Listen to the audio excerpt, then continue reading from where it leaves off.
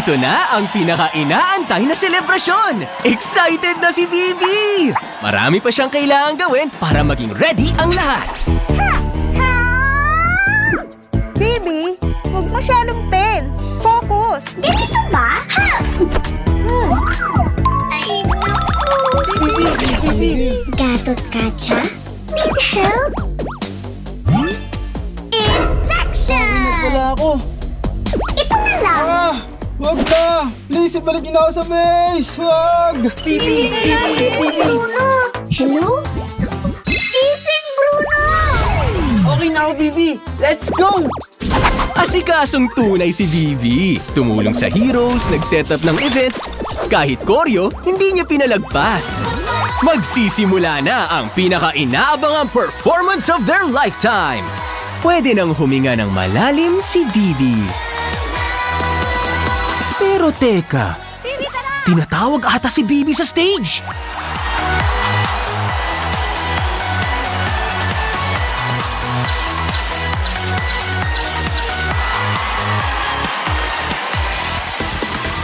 Todo kilig, todo bigay, todo ang saya ni Bibi! Dahil sa pagkakataong ito, si Bibi naman ang bumida. Nice to meet you!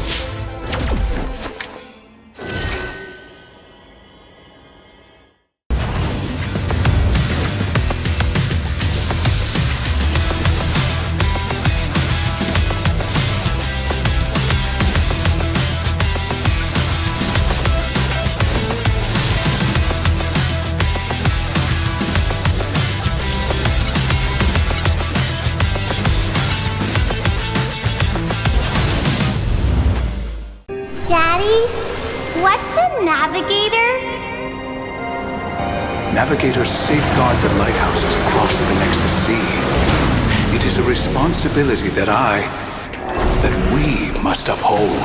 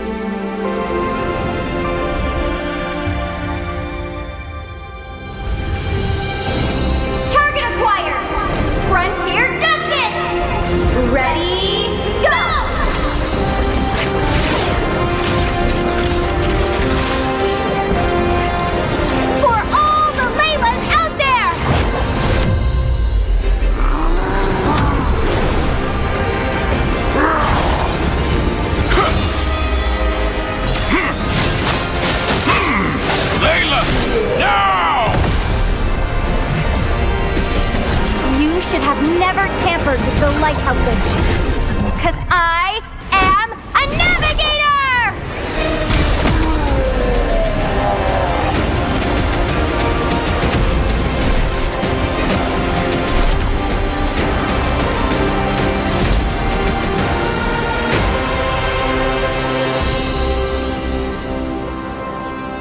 I'm gonna be the best navigator ever! I know you will. I thought it was finally over. Until I heard the whisper of the void.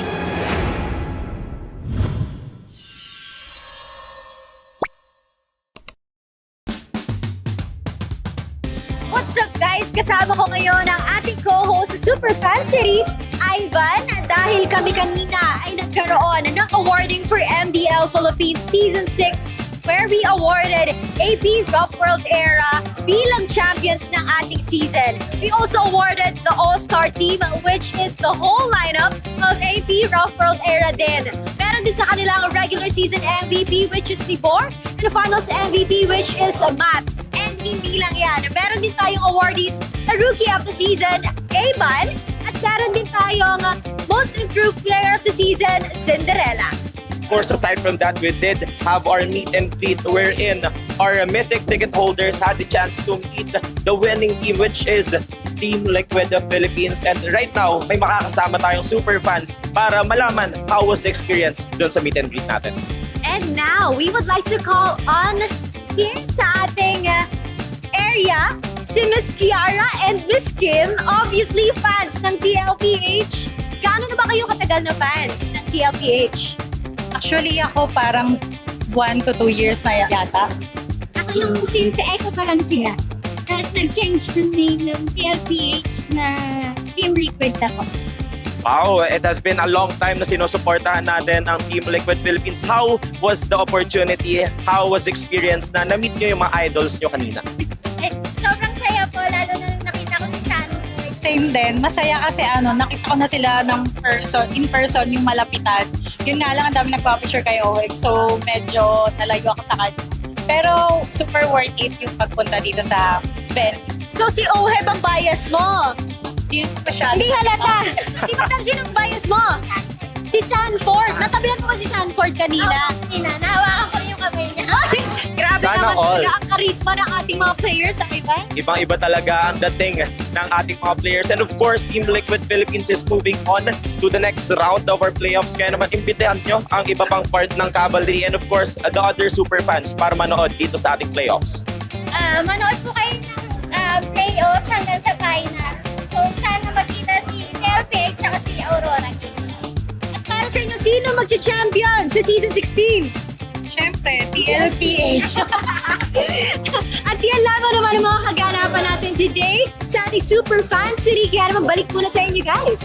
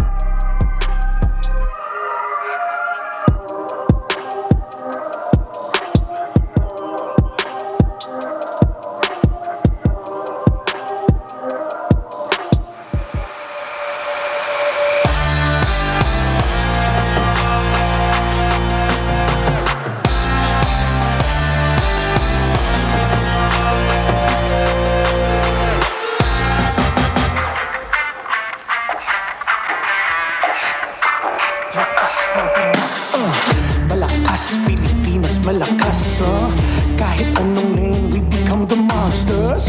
Malakas, Pilipinas, malakas, face the golden sun and repping for the 3 stars. Get us to the top, no ifs, no buts. Winning any game para to sa PIN, yes. Di mo matitinag aming boses sa new level. Nasa kalye man o mobile, you know I become a legend. Listen, open fire, we unite, we winners. Put me pressure like diamonds sa mayor. Switching lane na parang gera. HP racing leaders sa tapos kakatag buhat ni Hilda. Full dome SS parang Laila. To the last day of the MPL Philippines Season 16 playoffs. Liquid TLPH Malakas para sa Pinas. Nasa amin ang alas, hindi nandito. Tapos kinikilala sa taas kasi kami ang malakas para sa Pinas.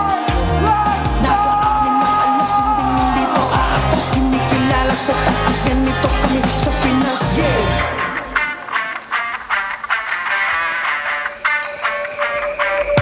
Laging MVP, no surrender, no retreat. Pag nagsama-sama, just imagine what we can achieve. Laging MVP, no surrender, no retreat. Giving 100 on my all, cause we just cannot be defeated. We are unstoppable, immune and invulnerable. Ready ang equipped, lahat frozen, mala, crowd control. Pakita on the jab, beast to the southeast. Taas ang matawag, proud and loud, cause every enemy we devour. Susundan ko ang iyong bakas, kasama pataas, tagumpay natin to dahil tayo'y malakas para sa Pinas.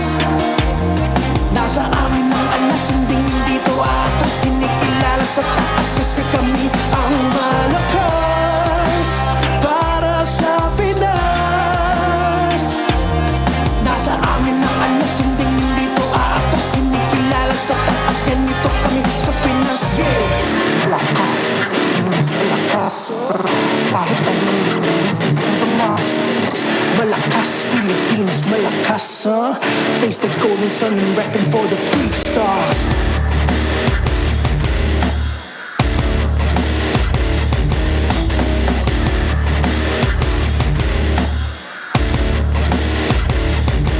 Ang lakas ng Pinas, we unite, we the stars. Ang lakas ng Pinas, we unite, we the stars. Ang lakas ng Pinas, we unite, we the stars. Ang lakas ng Pinas, we the stars.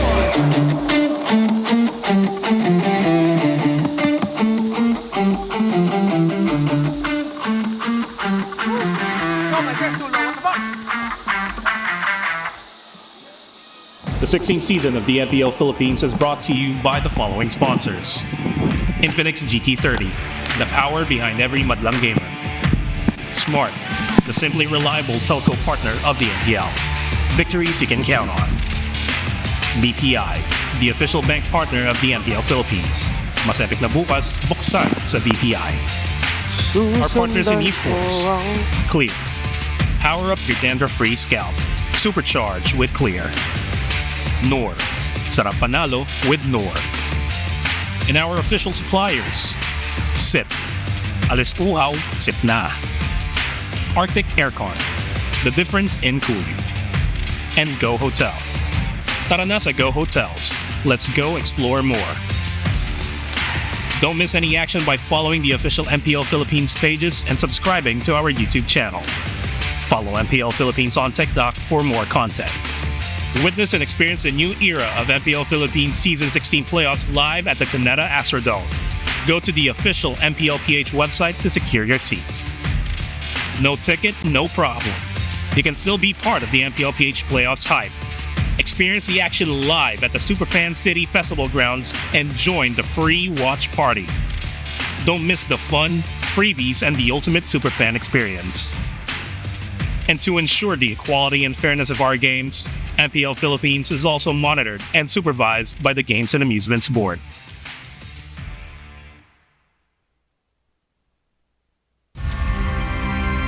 Handa na ba kayo maging saksi sa aksyon? Welcome to MPL Philippines Season 16, the playoffs!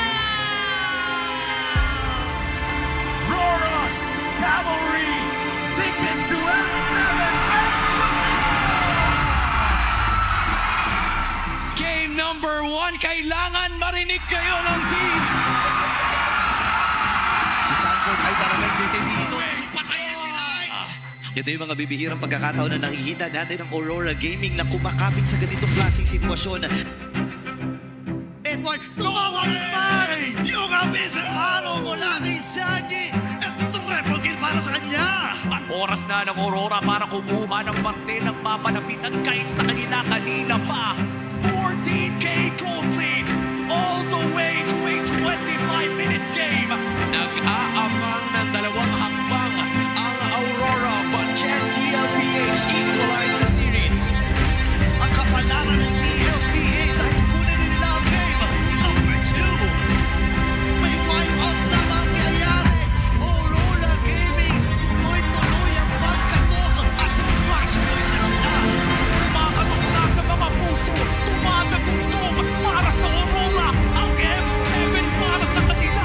Ang Grand Finals at nariyan na. Dire-diretso na lang talaga at pagliliwan ang kantahan. Patungod sa Jakarta, Indonesia. Dahil ang Aurora ang unang team ng Pinas.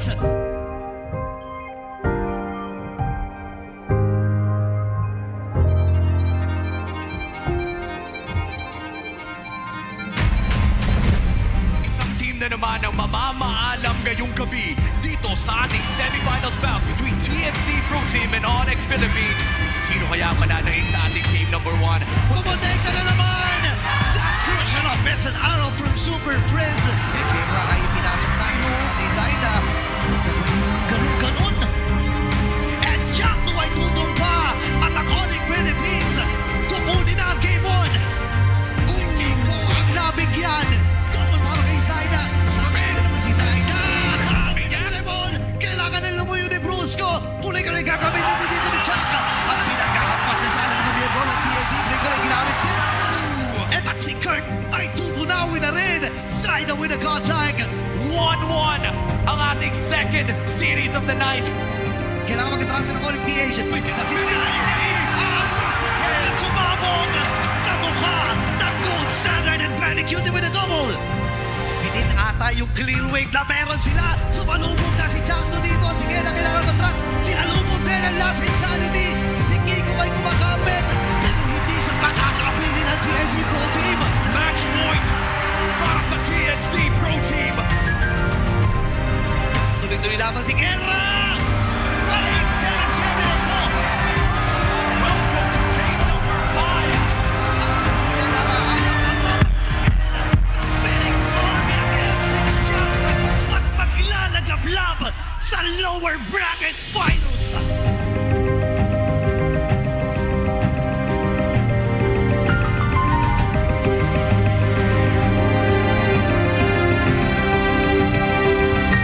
Give it up for your winners, TNC Pro Team. Whose dream will continue and who will fall out of the competition? Welcome! Welcome, super fans, to the 4th day of our playoffs. I'm Almira Tang, your host, and we are witnesses of a new era. TNC has risen to eliminate the world champions and are set to face the cavalry. Meanwhile, Aurora Gaming patiently waits for their next opponents in the grand finals. So sit back and feel the hype up in the air because we are about to witness another epic match. An underdog versus a titan. Simulan na natin ang bakbakan dito sa MPL Philippines Season 16, The Playoffs!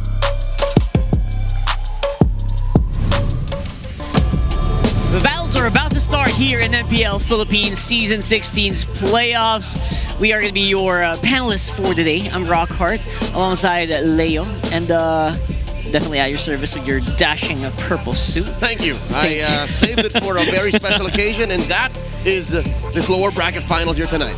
That's right. We have been enjoying a bit of a roller coaster ride here in MPL Philippines. I cannot really put in words what kind of timeline we're in right now, but before we get into all of that, obviously none of this would be possible without our awesome sponsors. Of course, We're gonna go ahead and get started there really quick. Of course, with BPI. Level up your game with Vibe by BPI. Download and sign up for Vibe, and you'll get 50 raffle entries. So that is going to be very helpful to get some of those wins. We have also like stalls and stands here for BPI. You can get a shirt outside. You can only get that later on. Because last month we did give 200 lucky winners 1,250 MLBB diamonds, man. That's a lot of diamonds. I wouldn't know what to do with that. But here's the thing. This month, we've got about a week or so left in October. We've raised the amount to potentially win 50,000 diamonds. That's right. 4 zeros. Download and sign up for Vibe now. Begin an epic tomorrow with Vibe by BPI. And there, of course, is going to be one of our partners. They've been with us throughout the whole season and enabling you guys to save up better as well. But don't forget, we're also helped out here by our friends from Smart. With Smart's Unli 5G experience, you get more data and more GG. Experience the winning power of Smart's Unli 5G and enjoy it with the Smart Digital Prepaid eSIM. Smart, the simply reliable telco partner of the MPL. Victories you can count on. That's right. We have counted on a lot of victories from Smart. I personally, with my Smart 5G. Thank you so much, Smart. Of course, don't forget, this tournament is monitored and supervised by the Games and Amusement Board here in the Philippines. Whew! All right, so before we get started, I just had to breathe in a little bit here because I can tell everyone around us right now is very, very tense. No one's moving. I wish I could pan the camera to them. The audience is not really. Rockart, the air is thick. The tension is palpable. I could feel it in my pockets. I can feel it in my little mustache. It really is the right timeline. Anything and everything can happen. We see TNC climb through the bottom. In my own personal predictions, they would have fell by now. That's right. And their climb was not easy, mind you. Every single game went almost to the maximum. No, not almost. It literally did. Every single game. Phoenix Army fans who bought tickets got maximum value. Even in the games they lost with the 2-3 on Aurora. Which is only one series, by the way. That is the number one team out of the regular season, the number one team in the league right now, and they sweat when they fought against TNC. They're definitely the most, the most gritty team right now here in MPL Philippines 16 playoffs. Of course, we also already have Aurora locked in and waiting in the grand finals in the best of 7. But we are also going to experience another best of 7 here this time around. Woo! TNC is up for a big one. We did see TLPH drop by into the lower bracket against Onyx, and now, and we're going to go and see if they can do it again, the best of 7 with TNC. Yeah, MPL Philippines is by far the only MPL in the world to have a lower bracket finals at 7, and that just proves how difficult it is to flourish and to maintain a position of power in the home of champions in this league. Again, just last night we witnessed the M6 World Champions, the Super Fam, third placers at the mid-season cup, by the way, lose to TNC. I bet the world is watching. All our friends from all around the world, from the MLBB ecosystem saying, what? There's a new challenger, TNC? That's right. The M6 World Champions cannot defend their title in the coming M7, which is really saying something because very few teams have been able to defend anyway. So we're here right now, and we're going to find out if TNC has what it takes to maybe fly out there and, show TNC or show Onyx that, we deserve to be able to beat you. We might be able to make it even further, but these are our players right now who are still gunning for that Immortal Cup. Look at that, a majority of Liquid, nay, all of them have already won an MPL Philippines title. 2 times for Perksiva, 4 for Sanji and Sanford, and then 5 for these GOATs. Again, if we still had the Hall of Legends, best believe Oheb and I don't think JP's on it. JP would be on it too. Carl Tizzi was part of the inaugural class. All this while, TNC, Thremar, Lancy, Benny Curie, multiple times they won it. I forgot that Zaida won. That's right. Zaida's already won a title. But Chaknu does not have an MPL. Can you believe that? Literal uncrowned king of at least the Phoenix Army right now. He's literally head general. Everyone is just diving onto the stage for his victories, and we saw that yesterday. Chaknu is that old master sergeant in the army that everyone looks up to.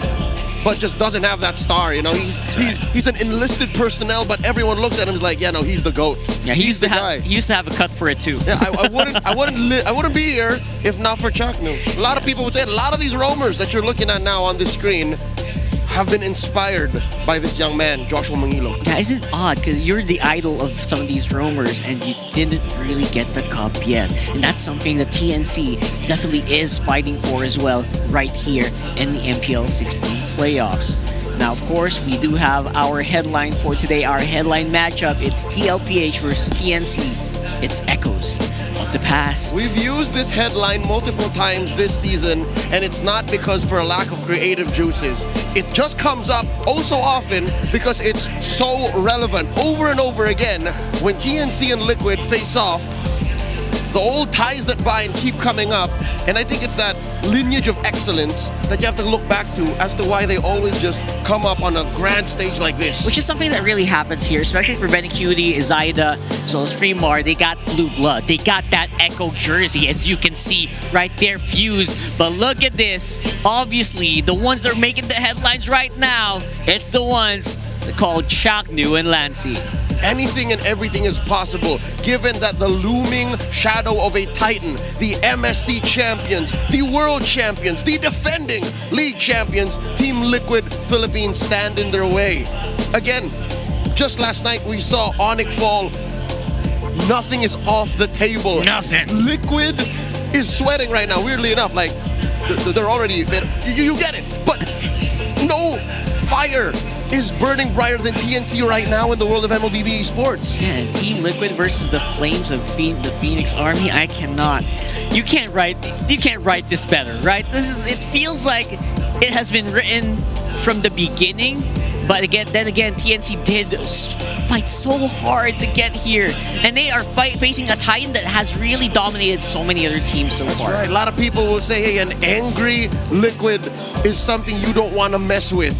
But look at this, TNC dares to try, dares to step up to the cavalry. And I'll tell you now, Rockhard, this is the kind of story, this is the fiber that makes up underdog stories in sports masterpieces. This is, I don't really usually say this, but this is what makes for absolute cinema. When a team like TNC just flips the script.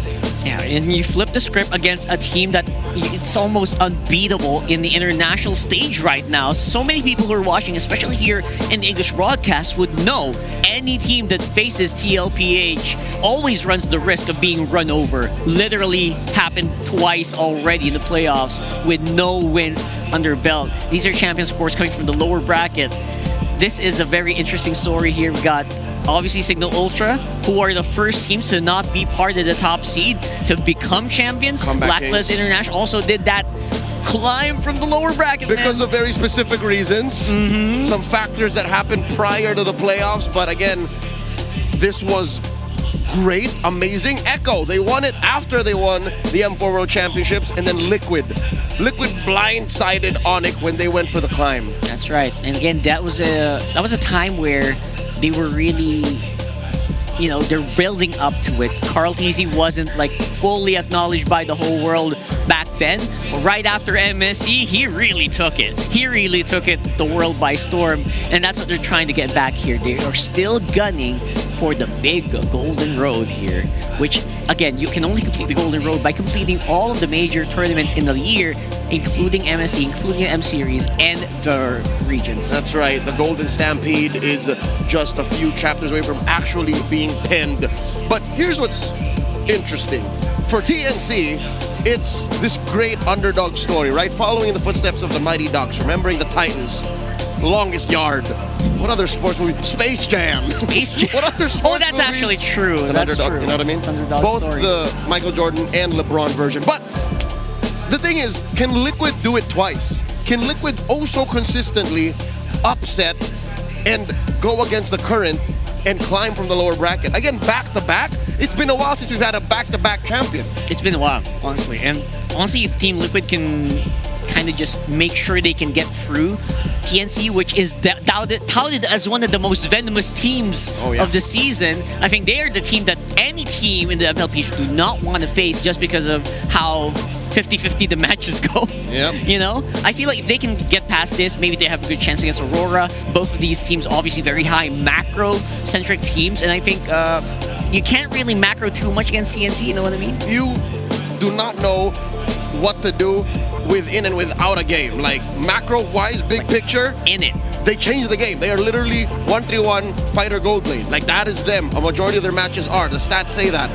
But in-game, Team Liquid has to put their head on a swivel, play 360, because the Phoenix Flash can come out of nowhere. Fights break out from TNC when you least expect them. And look at them. There you go. The difference between their body language. Is it just me, or is TNC a little more lax? They're a little chill, especially Chaknu here. He's got that pro player thing going. That leg up. He got a leg up. Leg up and that smirk. Yeah. And he's laughing. What's he laughing about? What's he laughing about? He laughs about a lot of things. But I can tell, you know what? This is something you actually brought it up, that Phoenix Splash, really scary. I think that happened right before the end of Game 5 yesterday. And we are seeing here, obviously, the battle of the international MVPs. Benny Cutie has proven himself time and time again, one of the craziest players in M4. But don't forget, he also did that alongside some of these players right here. That's right. You are looking at greatness. Carl TZ M2, Oheb M3, Sanford MSC 2025 just recently. Oh. And are we just breaking out into a flex up? Come on. Are we gonna flex here? Who Let's asked go. for this? Oh, come on. I like the bicep definition on that.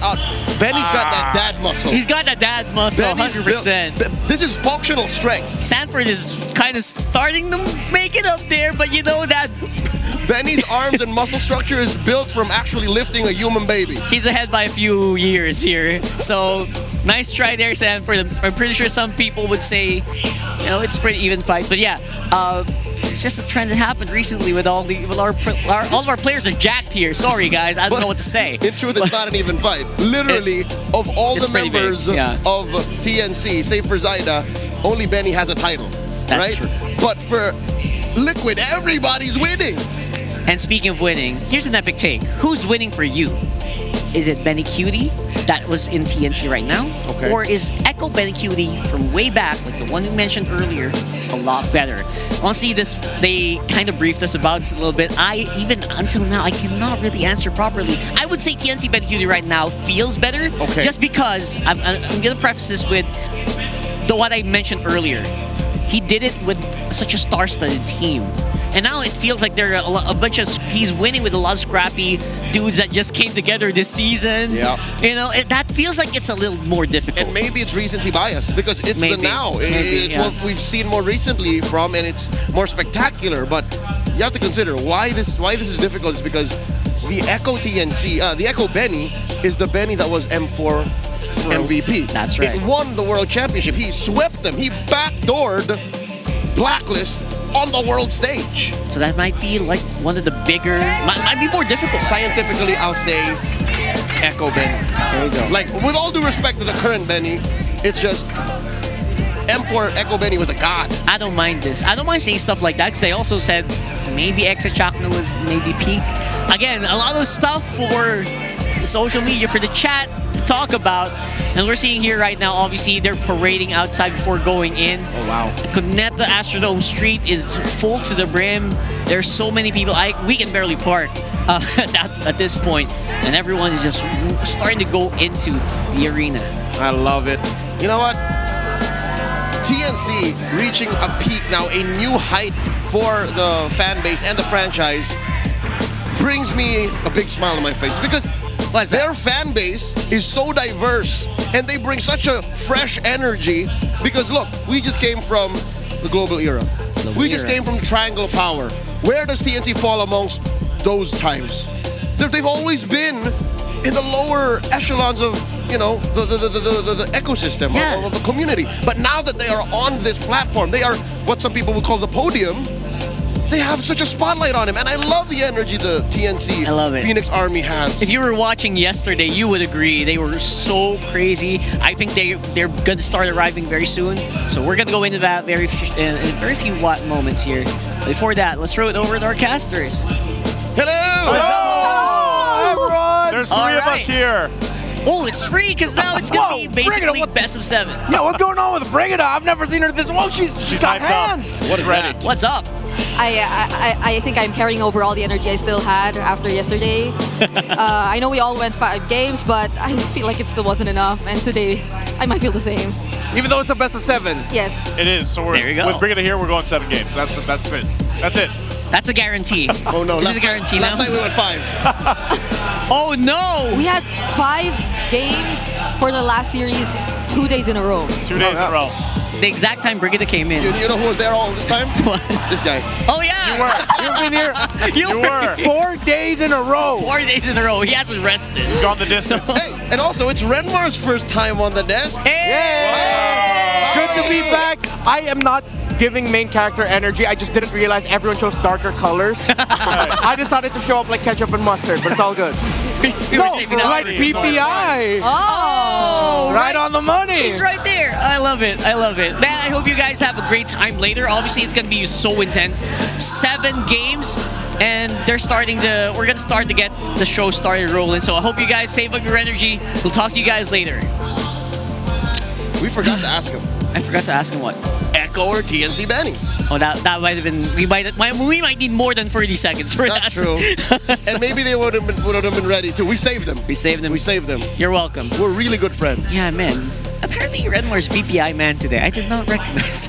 I think that was a spur of the moment thing. He just, I love it. I love it. He looked like more like he was loving it than anything.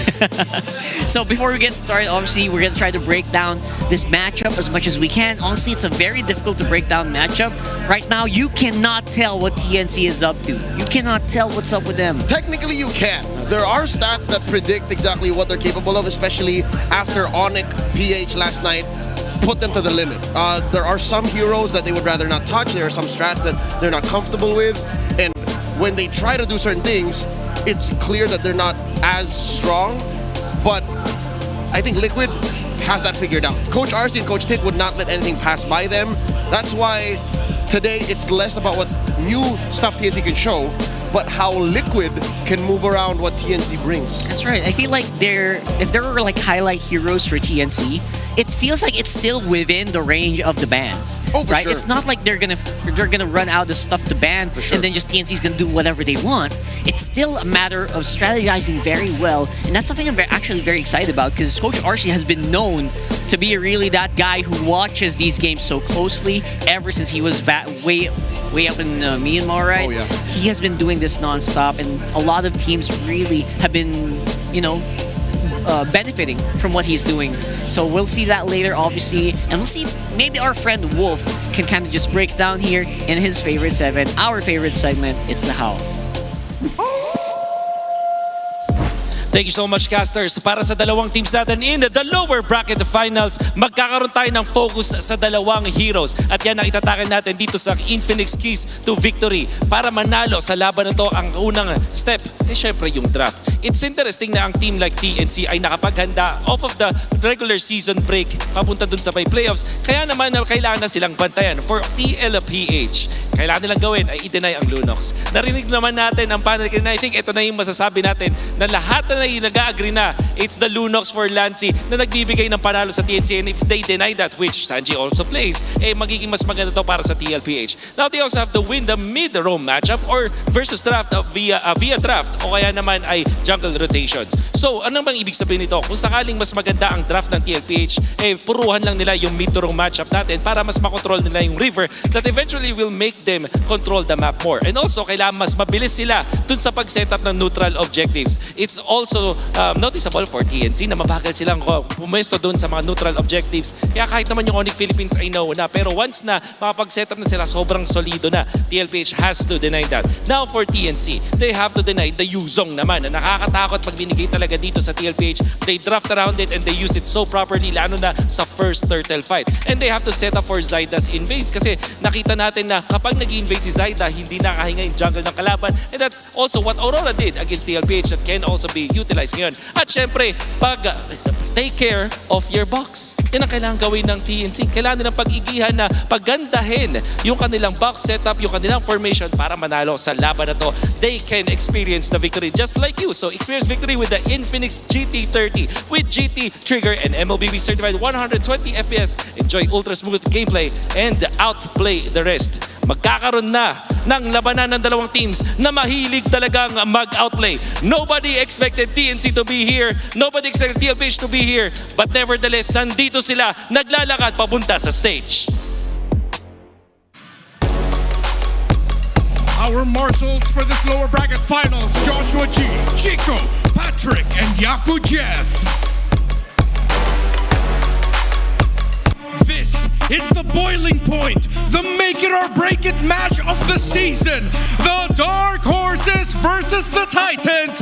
Introducing Sanford, Carl Teasy, Sanji, JB, and Oheb, the reigning, defending champions of the Philippines, Team Liquid!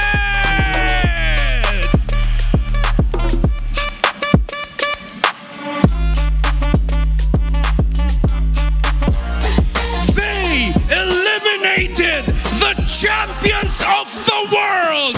Can they empty and ruin another throne? How high can they rise?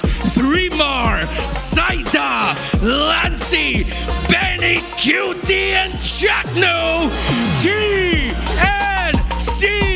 Pro Team!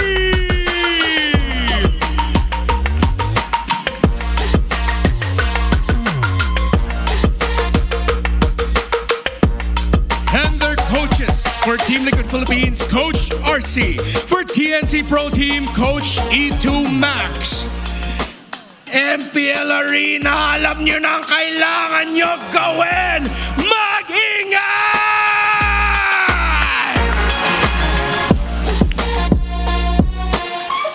Here are teams here for our lower bracket finals. It is TLPH first. It's refreshing to see that despite what happened yesterday, Liquid can have fun. You saw them enter the arena Aura farming. While Aura farming, Oheb at the lead. Especially since last night, it felt like Oheb was really shafted. Now on the other hand, TNC, they're coming in with a brand new swag. Rockhard, is it just me, or are they coming in looking like they know that the world is watching? Lancy is definitely looking gunned here, and I think he knows the pressure, right? The pressure that's on his shoulders right now, alongside the whole of the team. This is a big stakes for our only remaining homegrown team. That's right, TNC is a household name in Filipino esports, and look at how well TNC has played throughout the playoffs. Despite a rocky season 16, which a majority of these stats are taken from, you can see that they've always had that identity that they're very good at aggressive plays early on. First blood rates up, but they've slowly grown into building their game win rate and their overall stats because of how far they can take teams in the playoffs. Again, every single game that TNC has played went the distance. It's always maximum best of 5-game series. So that means there's TNC. time for them to catch up on the rest of those stats. That's right. And this is actually interesting. The way that they're shaping those stats as well is more on the early game, trying to get that first blood. And then after, if they do falter in the mid-game, right, they've got that late game, the genius of Chaklu to set them up and make sure that they can catch up even if cards are down. Save for the weird dip at about the 16 to 20 minute mark. Yes. That's when he burns out. And then 20 up, boom. Usually does happen. And we'll see if that happens here as well. Again, so excited to get back into the game. But before that, we go to our ping test. Jackno Pogi ka daw. Hello everyone! Dito kami lalaban versus Team Liquid. Liquid? Dating mga tropa yun ah. Liquid, bigay nyo na sa amin to. Di ba kami nakakaranas ng ganito? Sir! Lalo na sa mga kamukha siya ni Chris Brown. Mga pasayenyos. Guys, totoo ba kamukha ni Chris Brown si Chuck? Sir Chuck, kamukha ni Chris Brown? Spam nyo nga, comment below guys. Sabi namin sa Liquid guys, galingan natin lahat. Mga kapatid. Be the best team win. Sana manalo. Para sa M7 Dreams guys. At na lang ang may ilaw, top 3 na kami! Let's go! Ay, di dapat sineselebrate yung top 3, di ba? Okay lang ba celebrate yun? Normal yun sa mga baguhan niya.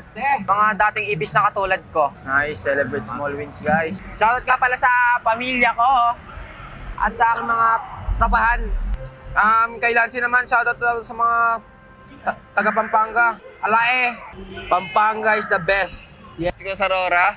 Sa Aurora? Sa TNC pa lang? Hindi, sabi doon, naging laban eh. Ayan, congrats sa Aurora. Pasok sila sa M7. Sana all. TNC. Ayan, good luck TNC. Message ko lang sa TNC dyan guys sa mga, ano to nga guys, sa Echo versus TLPH. May mga, good luck mga ka-Echo. Tignan na lang natin mga sinayang ng TLPH guys. Pag natalo kami, alam nyo na. Okay. We got a little bit of light aura here as well for Oheb and JP, which is surprised, man. I haven't seen JP smiling like that in a long time.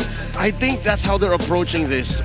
On purpose. They want to go into this best of 7 with high spirits and I'd say a nonchalant approach, because if you take last night's loss seriously and a little heavy, then that might affect your long-term energy going into the rest of the playoffs. Again, they are looking at Aurora already. That's right, exactly. I mean, they talked about it right there. It's going to be a best of 7, so in case you guys are wondering, there's only one match today, and it is going to be best of 7.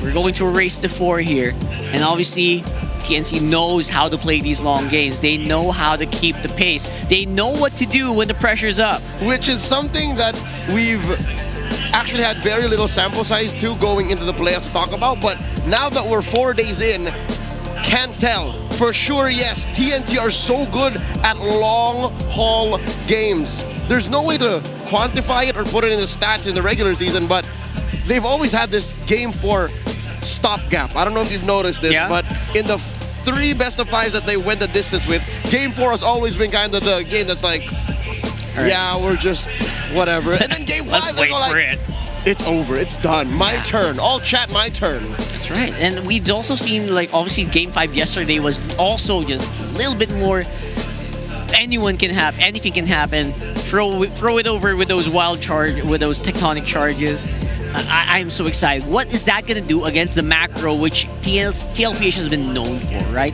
They've been known for going for really hard onto YSS, maybe giving Carl TZ really good head start and making sure they can take the game by the mid-season, by the mid-game, usually happening around 10 minutes, 11 minutes, then they go crazy. Yep, I think it's poetic that these two teams play in a majority different parts of the game.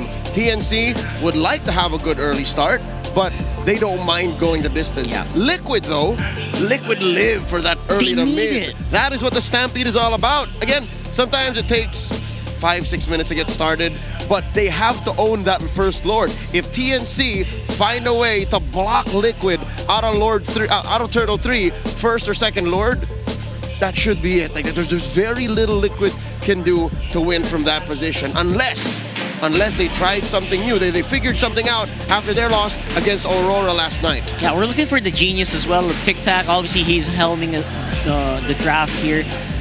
We're gonna see probably Carl TZ. The question is, can the GOAT really pop off even in a very bad start?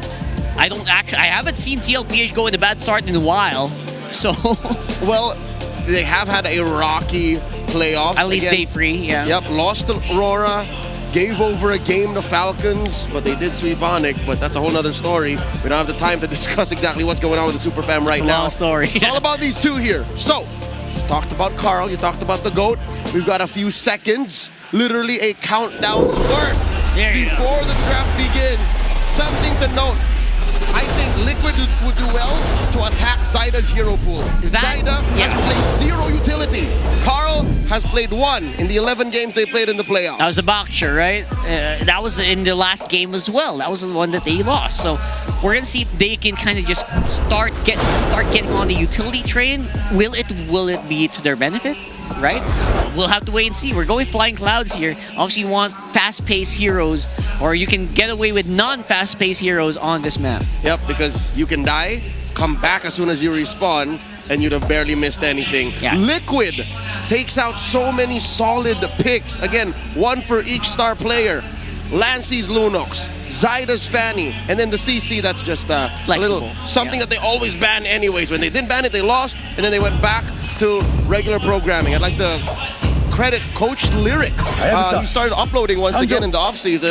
And he broke it down. And I super appreciate what he did for all of us. While TNC, Coach Etomax takes out the Lancelot, the Yuzhong, you gotta do it. That's what Wolf said in the Howl and the Hayabusa. What is Zyda gonna end up with? I love that our players are getting in word for word. Literally, Yuzhong and Lunox, which did bring Lancy into a very formidable state alongside TNC yesterday. And now that's a lot of assassin bans. We're looking at possible Zyda picks. I feel like one of them is going to have to go utility, Leo. I don't think there's a way around it. I think it's likely, Carl. Because of that Zushin Prio, TNC end up with that Yusen alongside the Gatot. Gatot, a big pick. JP really doesn't play much of the Grok. That is the unique pick that Chaknu has, so they're willing to roll the dice, let it through. We're going to go ahead and wait for what that pick is. Yeah, I want to confirm what that is because 100% the YSS is really strong in most of these matchups. It's really good. I like the YSS Gatot. Yeah, the YSS Gatot. And Chakno and the Gatot has been like, what do you call this? Salt on the fish.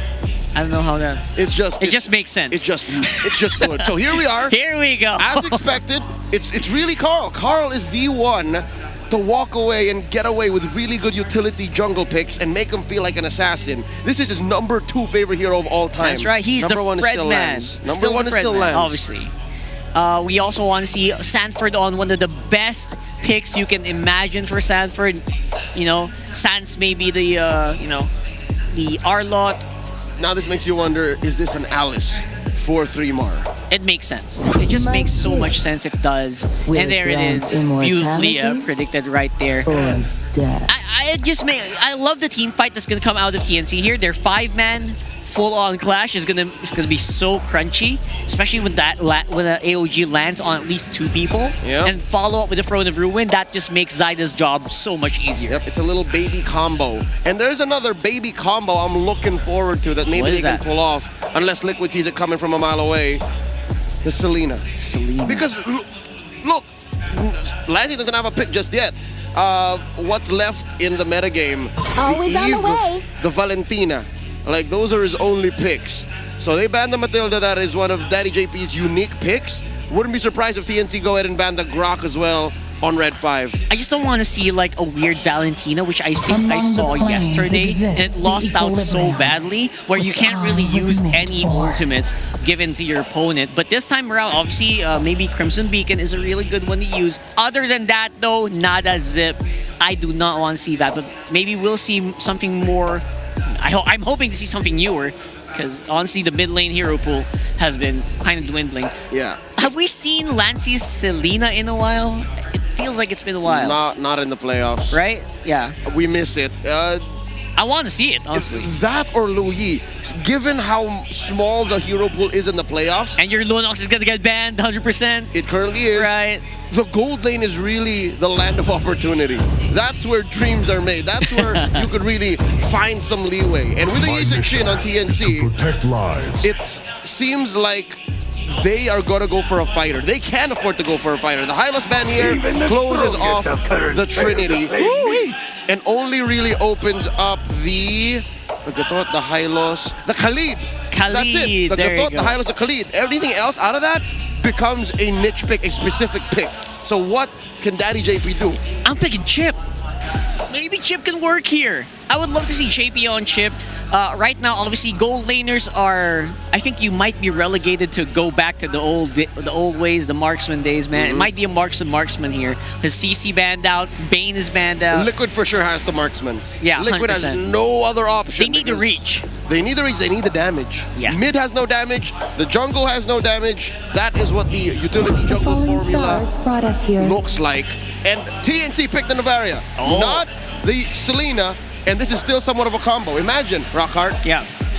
Echoes into a good AOG. Echoes into a Throne of Ruin. That could have been telegraphed, but 3mar has a little extra leeway because he's got better hitboxes. Also makes it easier to land those. Exactly. Yep. I love it. Extra vision. Extra boy, vision. Already walking away with a Mountain Shocker. Liquid have to figure it out. That's good damage. It's a traditional gold laner. It's not a marksman, but it's an old gold laner. Great start for Liquid. What do they give Daddy JP? What's the Rome, man? What's Rome looking like here? A Grizzok? Grok Khalid. Grok Khalid? rises when I give the word. It is a Khalid. There you go. I like it. This is good. It's good. Very liquid coated. They can go fast. They can play hard in the early. Benny Cutie. What about this though? So no CC. Maybe he thinks to break through the Fredrin. Cho.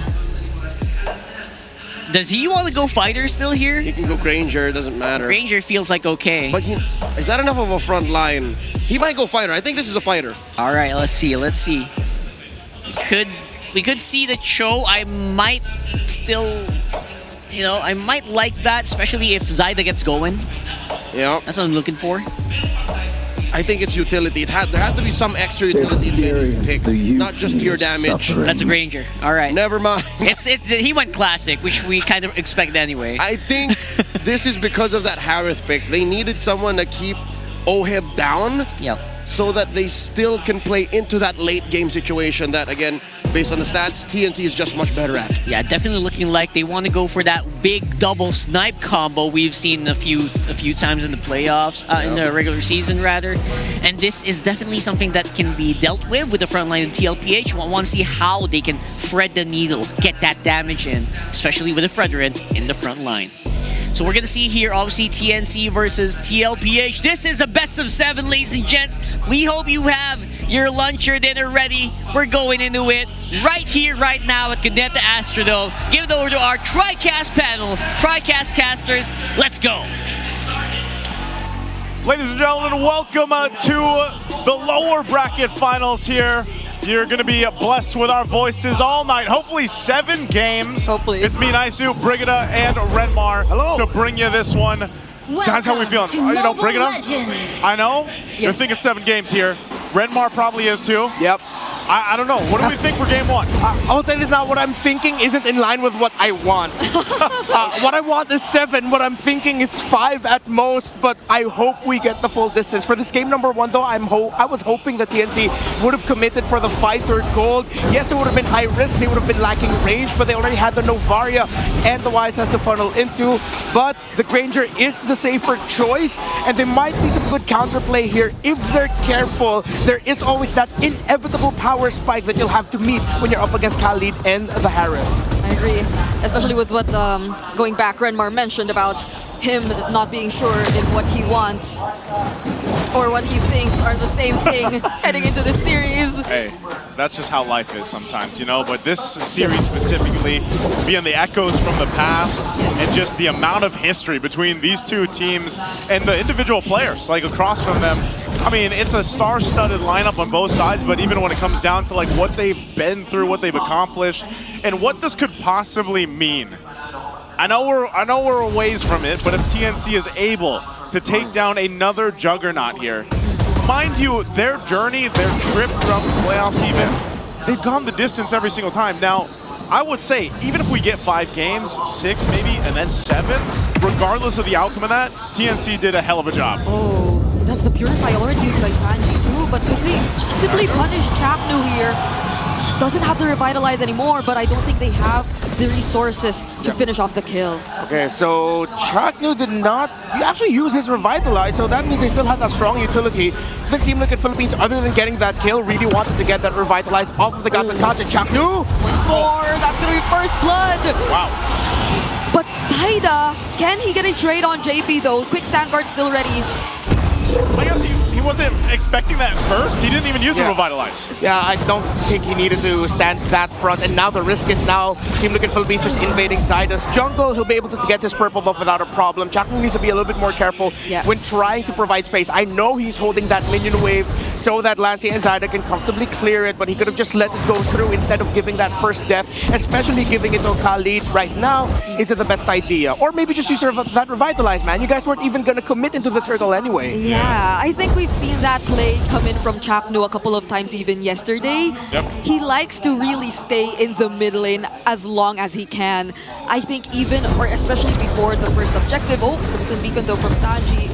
And And again, it's probably because of the priority, the amount of priority they have in the mid lane, or in the amount of space that they want to create for Lancey. Maybe all the more now that he's on the Navaria. Yeah, speaking about Lancey, this is a debut pick for him this season, but this was his old signature back in MPL Philippines Season 12 when he was still playing with Minana Evos back in the day. This was one of his constant picks, and he does really well with it. Hopefully we get to see a glimpse or another look again at why that Novaria was banned away from Minana Evos back then. Yeah, we might even... Hold on, this is right in the mid. There's a whole lot being thrown out here. Are they going to still go? Do they disengage? 3Mar's drawn in, but I think you just back off of this. A whole lot of nothing happening in mid. So, again, with Lancey specifically, I'm actually surprised that you brought that up because for some reason, I was thinking he had played it this season already. He hasn't, though. But that might be the case here because I think this is already a picture of you're not going to build any more MMR on your Lunox Lancey, unfortunately, unless it slips through one game and TLPH just has an answer for that Lunox that's popped up so many times now in the past couple of days. We'll see what TNC does here. Second turtle of the game is coming up. Gold Lane's doing a thing. They're going 1v1 all day. Benny Cutie is, I think he's maintaining the lead at least for now, probably just by a little bit. We'll have to see what the gold difference is there between our gold laners. But looking into the second turtle, they're in position. It's up to TNC to get in here. A slight advantage, maybe even. Lancey doesn't have his flicker. Sanford already going in with the Brave Spider, but Carl only gets to prioritize the turtle. Look at the Throne of Ruin, though, coming in from 3Mar. It got 4 members, and now Liquid have to run away. A Bracer's Draft committed over there. Even the Zaman Force from OHEB, they're still fighting back. OHEB's fighting back. The Gleam was forced out of 3Mar. Yeah, that was a great read by OHEB, knowing that even if there were 4 members of TNC surrounding him, they couldn't have handled the Harith at this point with the Zaman Force. Have to commend 3Mar. Perfect entry there with the Throne of Ruin. I thought the Astral Echo from Lancey came in a little bit too early, but I believe he just used it to get more vision. I wish we could have seen it timed a little bit closer to the entry of the Alice to really maximize the Throne of Ruin even more. But at this point, this is just me nitpicking. That was still a great approach by these two. Yeah, and so with this, that's 2 turtles in the hands of TLPH. We know they like to play this game.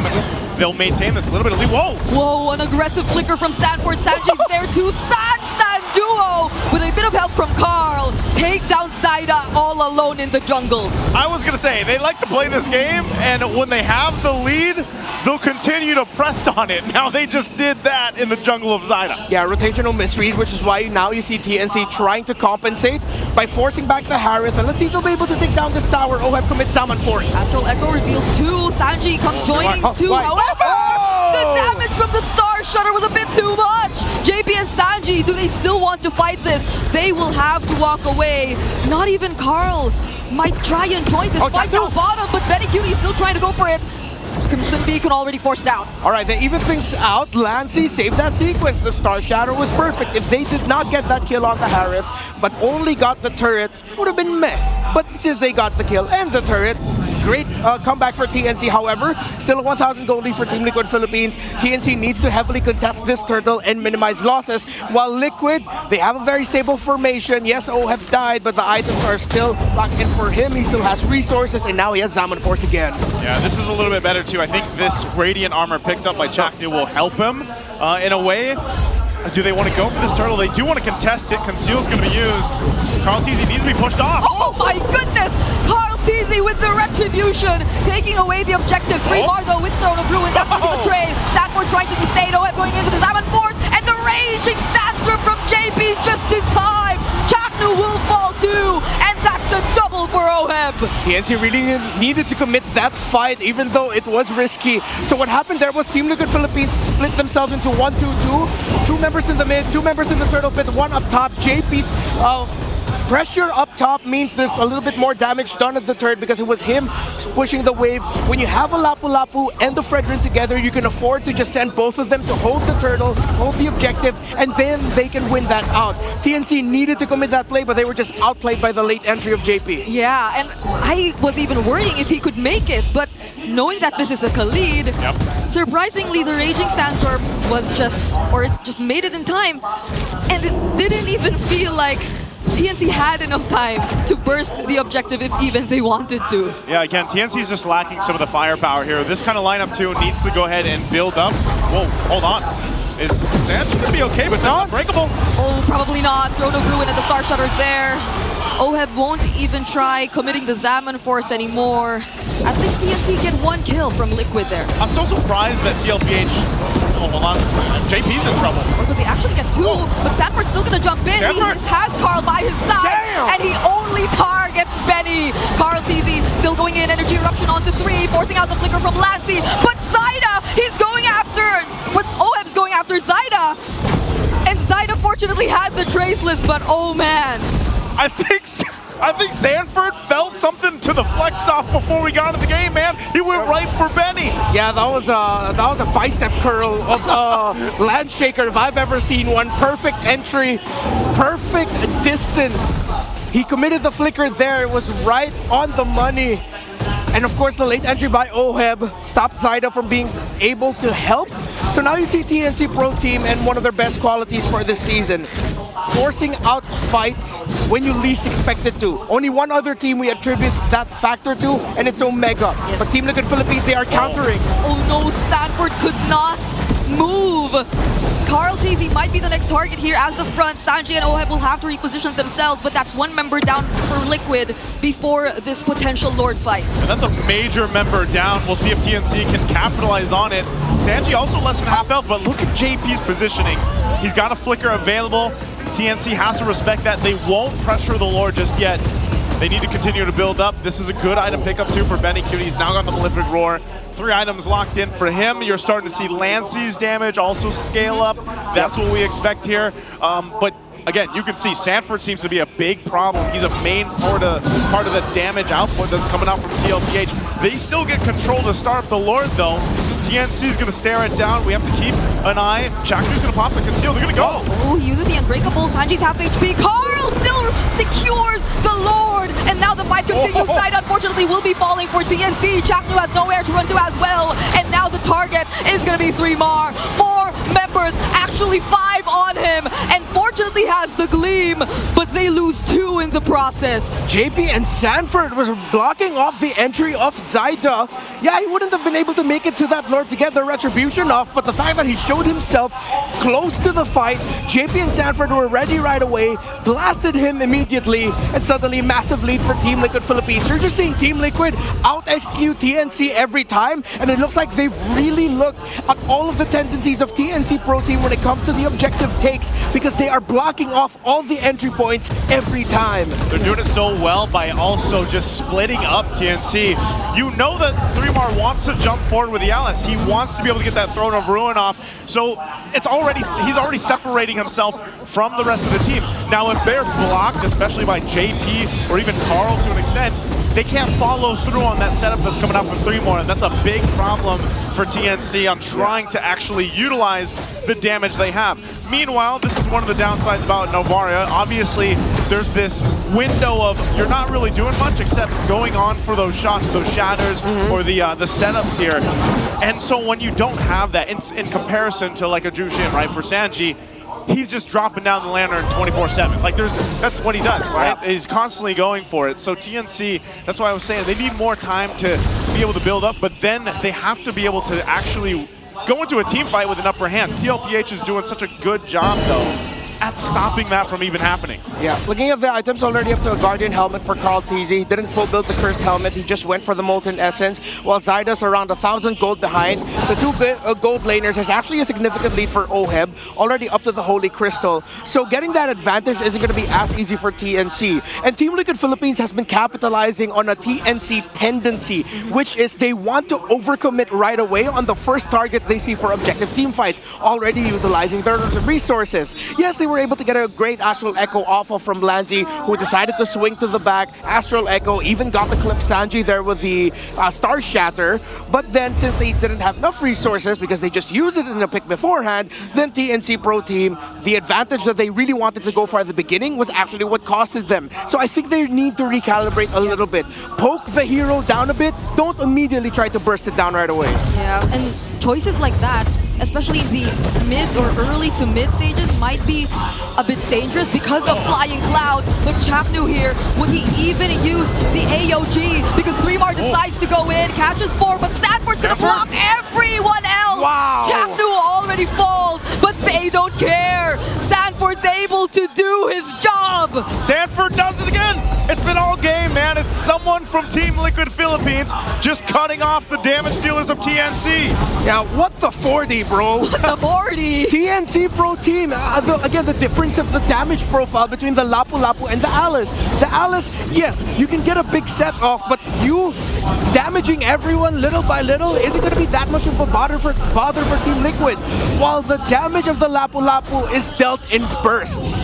So it's a different reaction from both that actually favors Team Liquid. 8,400 and climbing in the gold lead. Free Lord, and this is going to be a very tough comeback for TNC.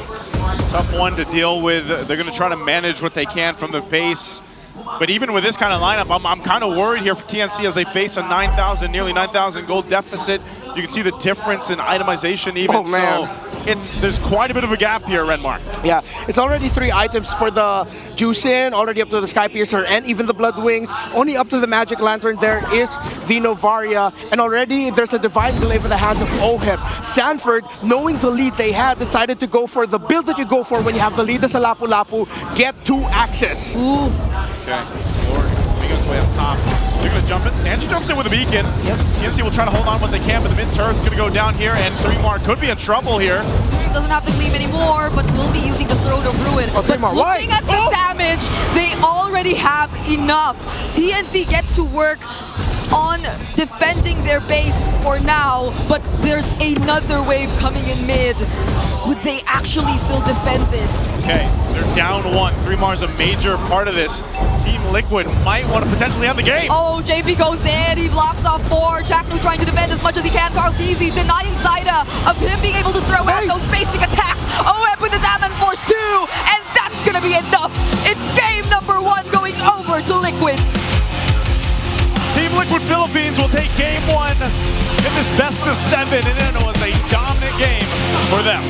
Yeah, they may not look easy, not gonna lie. TNC Pro Team looked competitive in the early portions, but Liquid knew their power spikes, Liquid knew their strengths, and they messed up TNC Pro Team.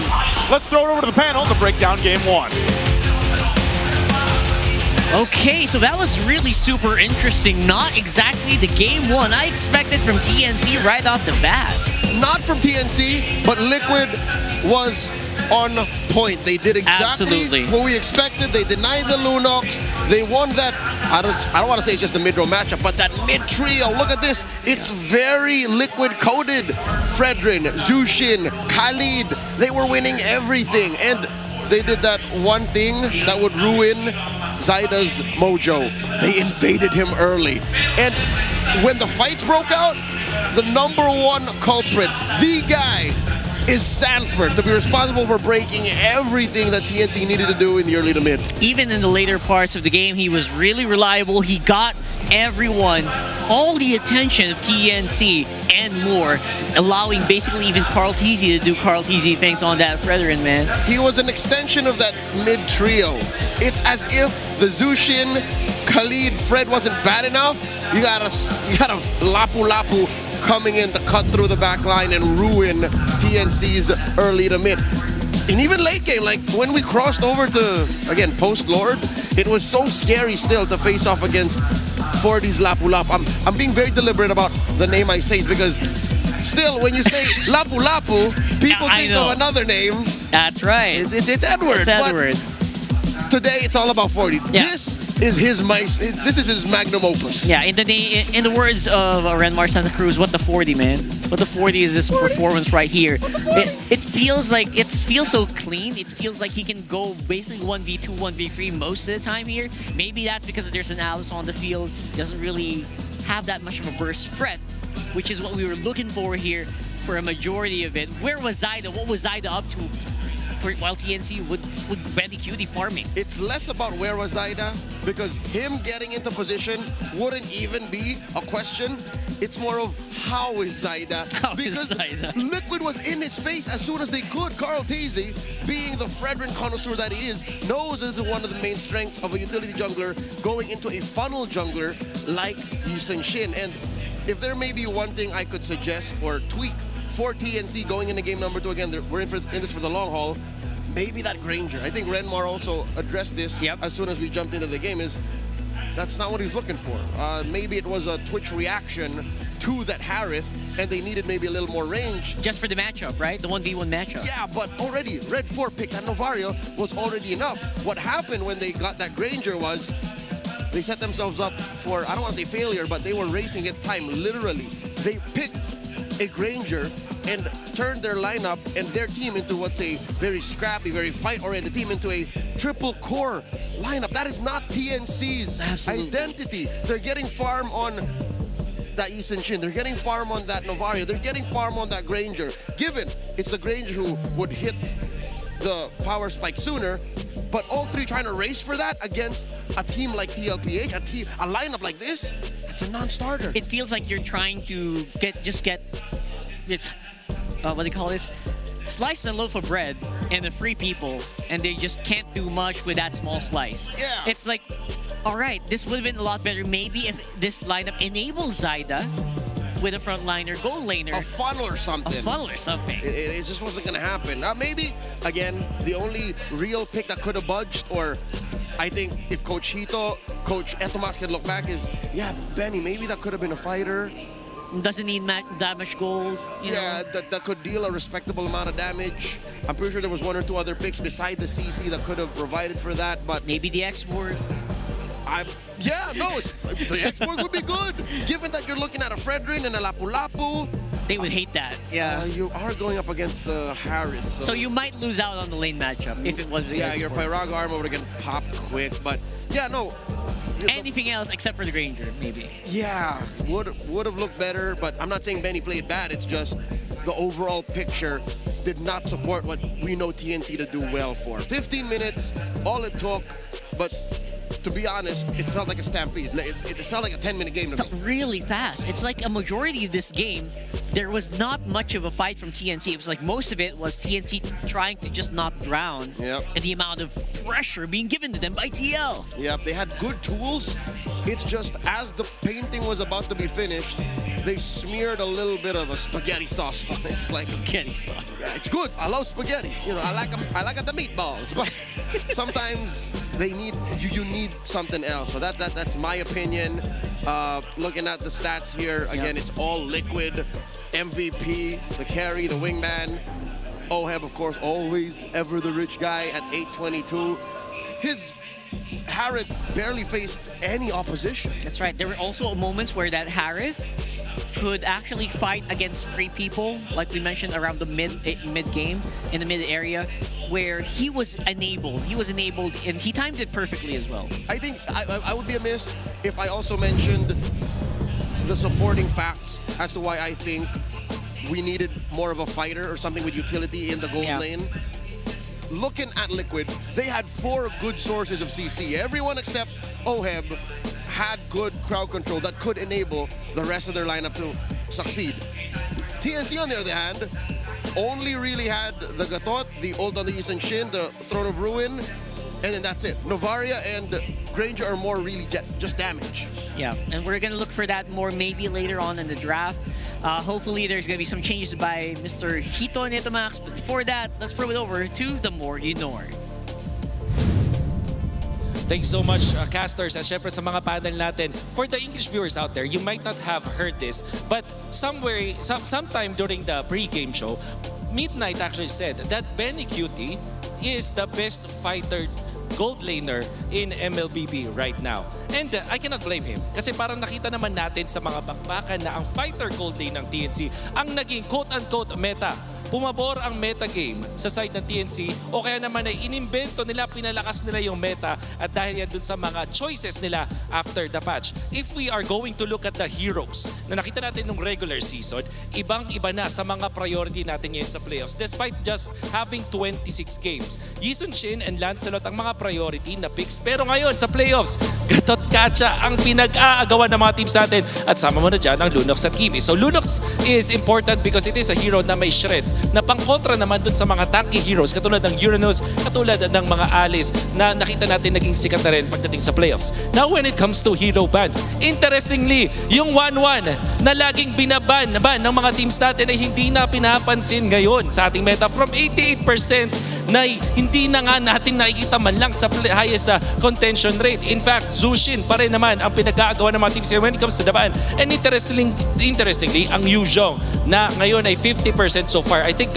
magde-develop nga ito na ito na siguro yung most banned sa last stages ng ating playoffs. At syempre, when it comes to contention rate, CC ang pinag-aagawan as well as Lancelot and Jushin ang mga heroes na talaga namang ginagamit ng mga players natin. Exactly, TNC. To be specific is TNC. Dahil, bakit nga naman ito ay sa fighter gold lanes na pinapalakas ni Benny Cutie. Gatot Kacha at 96% is to me surprising. In my head, 100% pa rin para sa Gatot Kacha. Pero sana ay may mga natutunan kayo para naman ma-apply nyo yan sa RG at manalo nga kayo. Sa sarap manalo with Honor, masarap din ang magkaroon ng bagong kaalaman. This is the more you know.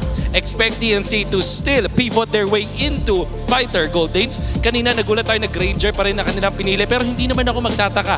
This is a 7-game series. Marami pang mangyayari. Marami pa tayong fighters na makikita at marami pang MLBB to be played. Maraming salamat. Back to the panel. There you go. So the more you know, and I think he was kind of just attributing to what we were talking about earlier. Benny Cutie is definitely one of the best fighter gold lanes in the league, and when you say that, it feels like in the world, in history, in history. So why are we not utilizing that? I feel like that's what kind of Wolf is trying to go with. I feel a little validated. Thank you, Wolf. Thank you, Nor. I thought I was speaking out of my behind when I was spewing out facts. It feels right. My opinion, but now you know what? For those of y'all who don't speak Tagalog or couldn't pick up on the context, Wolf just said, yeah, the heroes that they picked and what they prioritized eventually spelled out to that red 5 pick being more of a fighter gold lane. Should have been. Felt like it should have been. Shoulda, woulda, coulda. But woulda, coulda. You know what? Wolf is right. This is a long haul match. Lessons could be learned. There could be some conditioning, some war going on. And I'd like to think Coach Hito and Coach Etomax have this under control. But we have to address the elephant in the room and consider that a point is still a point. You can't afford to just throw these over, especially when you're going up against apex predators, titans of industry like Coach RC and Coach Tic Tac. These guys are champs. I mean, it's already in the resume, and like that doesn't lie. They have been able to really beat out even like teams with international caliber. So that's something that TNC is trying to step up into. So I feel like you cannot really afford to try even for one round. So that's why I was thinking, you know, maybe there's something spicy that might come out of TNC here. But then again, it does feel like we might have to just come up with something new here. And what that is I think they should go blue. Let's go blue. Maybe. Game 2, go blue. Honestly, with blue, you have you have the ability to first pick the YSS, if ever it does open for Zyda, or maybe get a Lancelot in the field. We'll see, right? These are bad. We'll talk about the draft maybe later on, but for now, let's throw it over to our friend Odin, who is coming out with some merch. What is up, MPL fans? The battle is getting intense here at the MPL Arena. Kaya naman, your very own Odin is back on the side with an MPL superfan, Mark Hill. Hello po. At dala niya ngayon ang kanyang old jersey from our past seasons. Ano ba ang mga dala mo ngayon? Suot ko po ngayon yung RSGS 10, yung first jersey na napalagyan ko din. Ito yung inarbo sa akin ng binigay sa akin ng kaibigan ng jersey na Next Play Ibus.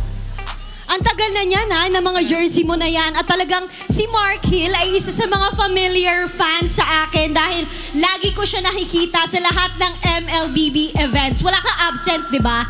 Means lang po, meron. Meron, mga pa isa-isa lang, pero lagi ko siyang nakikita. Dapat hindi ka na umamin eh. Niligtas na kita eh. Pero dahil dyan, deserve mo na mabigyan ng bagong merch. Tatawagin natin ang napaka-cute na mascot na si Bibi. Come Bibi, join us here. Siya ang magbibigay sa'yo ng iyong merch from MLBB 9th Anniversary. Mark Hill, dito ka sa gitna. You will receive a loot bag and it contains exclusive merchandise from our 9th anniversary. Okay, unwrap natin kasama si Bibi. Hawakan ko muna ang jersey mo and Mike. Ayan. Ayaw niya bitawan yung jersey niya. Yung mic na lang daw. Ano meron dyan? Stickers, actually. Tapos may... Ayan, stickers. And then? Cup.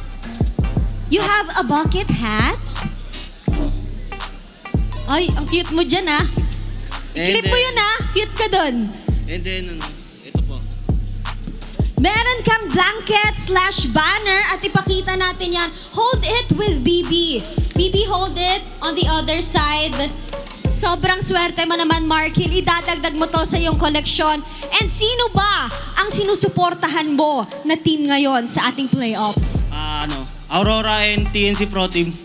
So, ina-assume mo na sila makakapasok bukas sa Grand Finals? Yun yung, di ko Prediction masasabi. mo? Prediction ko, pero sana mangyari, pero kaya lang Wala lang kaya lang. Oh. 50-50. Walang kaya lang, 50-50. Pero tiwala lang ako kay Lancy tsaka Chakno. Naririnig ka nila ngayon? Ano ang gusto mong sabihin sa mga paborito mong players?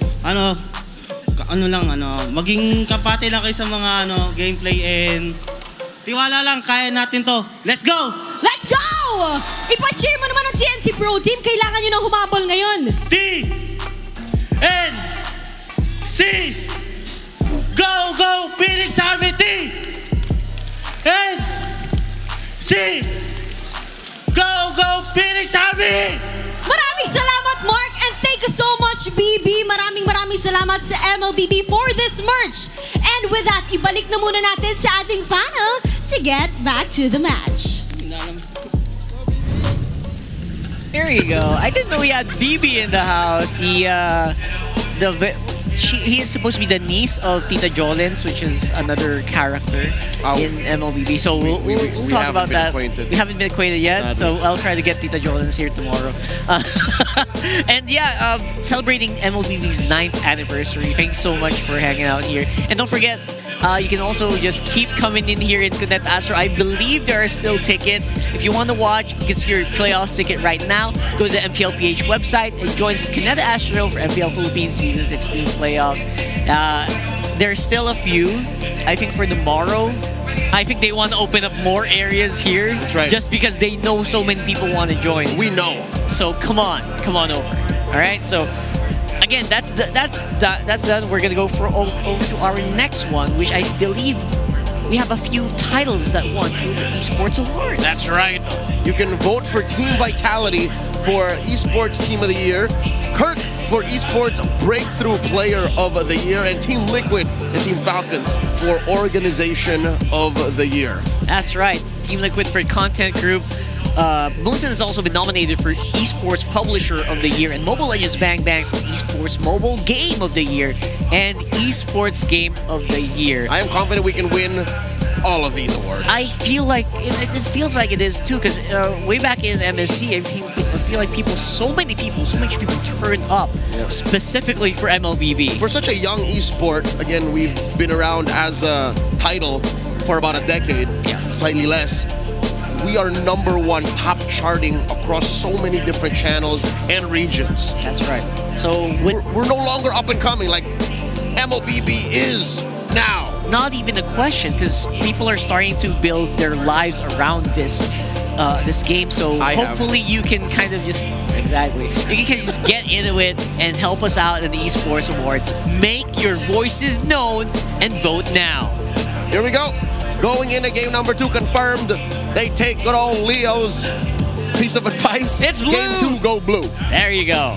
So the blue side picks we're looking for, obviously, YSS is still highly contested, even with Team Liquid. Lancelot will probably get either picked or banned out. Yeah, if Liquid does not ban it on red side, I think Zyda would rather pick that. I blue think one. so too. Worth it. Or using shit if it's open. They're not like Liquid, wherein if it's blue one, they would go to Shin. That's a very Liquid thing to do. Exactly. So we're gonna see maybe some what do you call this? Changes on how TNC will do it, but we are gonna see that right after this beautiful countdown. I hope we keep doing this every season. Oh, look at BB. He's so adorable. And BB's right there in the middle. He's sitting up front. You know how your parents tell you not to watch TV up close? BB Doesn't didn't get apply that to BB. message. His anatomy is different. That's right. Does BB? I hope she's not holding. He or she's not holding a camera. I think it's he. I think it's a he. All right. BB is a he. He seems like he's doing the gyrus work. The way he's right there. Broken Walls here. 38% win rate and a 68% win rate here for TLPH. 60 to 38. It's not bad. It's not bad. I still think that the map choice here for Broken Walls is kind of neutral for most teams. Yep, this is a map that rarely affects much when it comes to rotations or big ticket changes to their gameplay. So we see Coach Etomax banning on the Harriet, the Zushin, and the Baksha. The dragon spirit and here. Since they did not ban the Zhuzhong, They call me a hero. Liquid Save my nation doesn't ban the Zushin. They get it. This is a trademark 2-pick swing. Gatot Kacha plus a jungler. TNC walks away with the dragon. Is that worth it? I think it is. Because you're winning early game from that lane. You could put a Joy on... Joy or Haya on Zyda and call it a day like you're fine. Haya now! Haya now! Haya now seems to be the call. You don't want it to get banned out in second phase here. Yeah, because if you don't Joy or Haya now, Liquid's gonna ban... Oh, it's a ban! Fanny's still open! Even better! Fanny's still open. They're forcing Oheb to pick a Cho. Or something to the effect, like something to lock him down.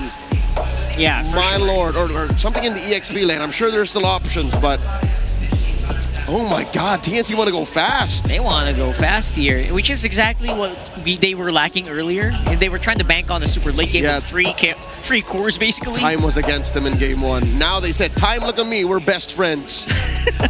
They don't want this game to drag long because those are the times where Isachin feels so strong. But look at that. There it is. That's Oheb's pick. That's an Oheb pick right there. You're a 1-3-1. You got Isachin in the jungle. You can afford a fighter gold lane and a fighter that ruins Fanny's day. Bibby's just watching. Bibby's here for the vibes. I know. Bibby loves this. Right in the middle of it. I guess I don't know if Bibi can fit in the chair. I want to cuddle him. But yeah. That's the vibe. That's the vibe right there. You can sit with me. Yeah, so right now, obviously, we want to see maybe a bit more of a front line that we're still missing here for TNC. I'm not sure what kind of front line they're thinking about. Gatot has been taken from Chaknu. Grok is open. Grok is open as well. Grok is open. I would love to see a Grok on Chaknu here. Grok would be good. But it's banned out. All right, right so we're down to the Hylos, which... Unless they really, really hate.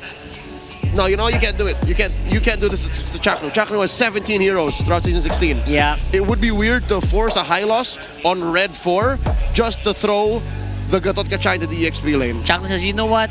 I've been through worse. I've been through worse binds than this one. I can eke one out. Make my day. Come on. So obviously a lot of roam bans have been given by TLPH here, and the XP bans coming in for TNC. Why the Phoveus ban? I smell a 1-1 in the gold lane. Could this be? Oh, I think so. There has to be a reason why you banned the Phoveus willy-nilly out of nowhere. There's still so many XP laners. I would not mind a 1-1 from Medicuti, honestly. But that, again, that's a lot of gold going into... with this current draft right now, it feels like it should be a fighter gold lane. Because you have the Kimmy, obviously can clear very well. Kimmy's halfway. Kimmy's halfway. Been halfway. She doesn't need that much farm. She would be good with it, but I think they can still afford a 1-1. We'll see that. See if a 1-1 can make it. Hylos is locked in. So that's a Chaknu hero, 100%. And it's a Bane. Bane, I think, falls closer to a Harith in terms of what kind of gold laner it is. But, technically it is a fighter. It's a fighter. Yep, so they close up with an Edith. Wow, it's been a hot minute. But where was you? It doesn't feel like the Bane does eat more gold than most. You need more gold, just to start, because that Holy Crystal ramp up seems so long, but some gold laners, I've seen them lock it in like 5 minutes, 5.5. So you should be fine. I feel better for TNC's draft now, But then game 1. Yes, but only because Liquid drafted in a way that they're really answering to Zyda's early fanny. Let's see if the answers are going to be enough. Let's load it onto game number 2. Very crucial matchups to get for TNC. Let's see if they can do it against TL right here in game 2. Casters, let's go. Let's go, we shall. Thank you so much to the panel again for breaking down at game 2. TLPH took game 1 under control, ended it very quickly, and this time around TNC decides to answer. Some interesting picks, one of those being the Fanny. We've seen Zyda play it before, so you know it's one of his favorite heroes. And also, Benny Q getting the Bane again. And mind you, we saw the synergy between the Yuzhong and the Kimmy. It's undefeated right now in terms of hero synergy. What do we think about game 2's draft here, Redmar? All right, so the same thing for every Bane game. No matter how good the early to mid game of Team Liquid Philippines is, are you ready for when Benny QT gets that Holy Crystal and most likely the Lightning Cruncher second item, depending on what he's deciding to go for? Because that's always the inevitable power spike when you have that Bane. So they will try to take control of the early game with putting pressure through the Yuzhong. They can somewhat be okay with letting Benny QT just be somewhat not too freely farming, just temper it a little bit. Yeah, and it's actually the debut pick for the Edith this season.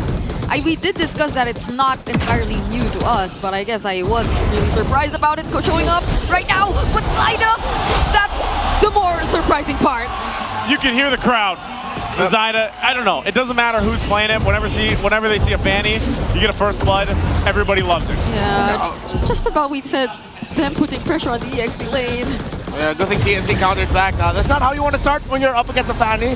I mean, it's not like it's going to be like, oh, GG, no way Team Liquid's going to make a comeback from this, but that's not how you want to start things off against a Fanny, against an iconic Fanny. The last time we saw this, he went perfect, no deaths, and got an MVP performance with it. It's just something about... It's something about the hero Fanny. You know, there's not that many junglers left competitively around the world that will pick it up and have the confidence to bring it in this situation. Again, it's only game 2 in a best of 7, but if somehow you get a better start here than what TNC had in the game 1, that's the best case scenario. They're blitzing this turtle though. Yeah. I don't think JP is going to be able to do much, and it looks like this is going to TNC unless... Oh, can Carl even actually catch up? 3 Mars just going to block the way. JP2 will be falling down. Sanford already using the Primal Wrath. Yep. But TNC don't want to fight.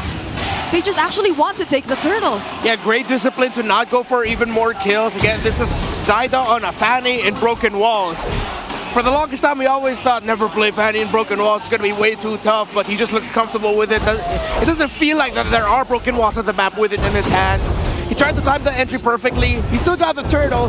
TNC Pro Team, they can just continue snowballing through here now. Yep, and what's happening here is Benny Cutie's able to just go ahead and do his thing. You know, he can farm up, got a little bit of extra gold over there, and we all know that that's a timing thing for this Bane. Definitely going for that Holy Crystal.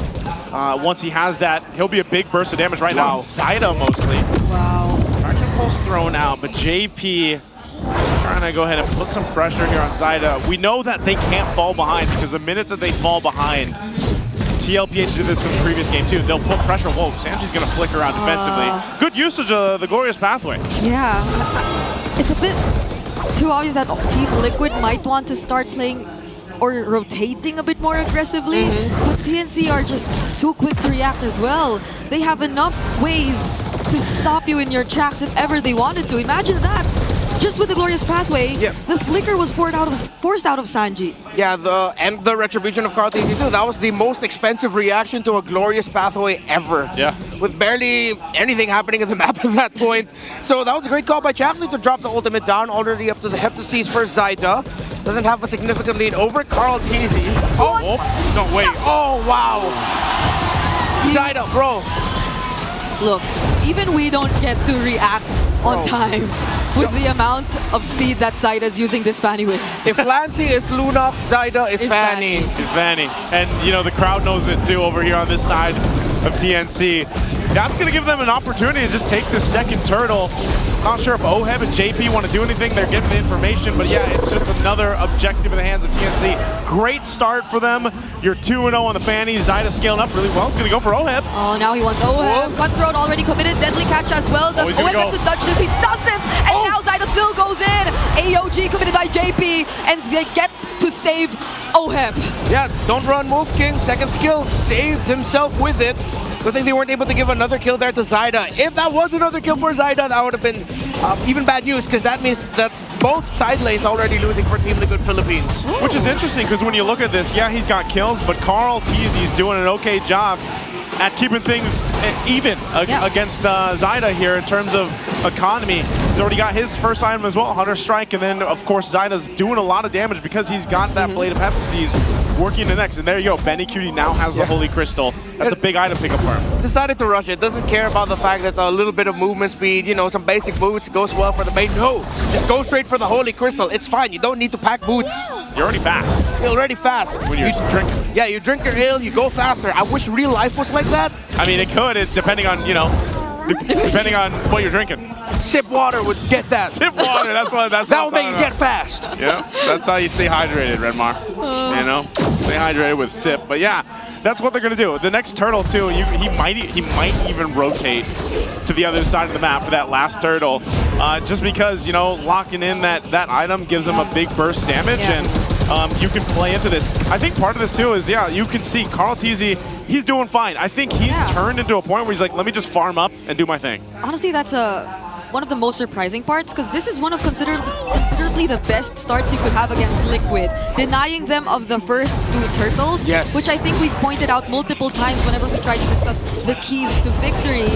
But now Sanford, he might have a bit more tools to deal with these potential pick-off attempts. But what he doesn't know is that there are actually 3 members waiting for him at that spot. So he has absolutely no way out of it. Black Dragon form, does 3-mark commit?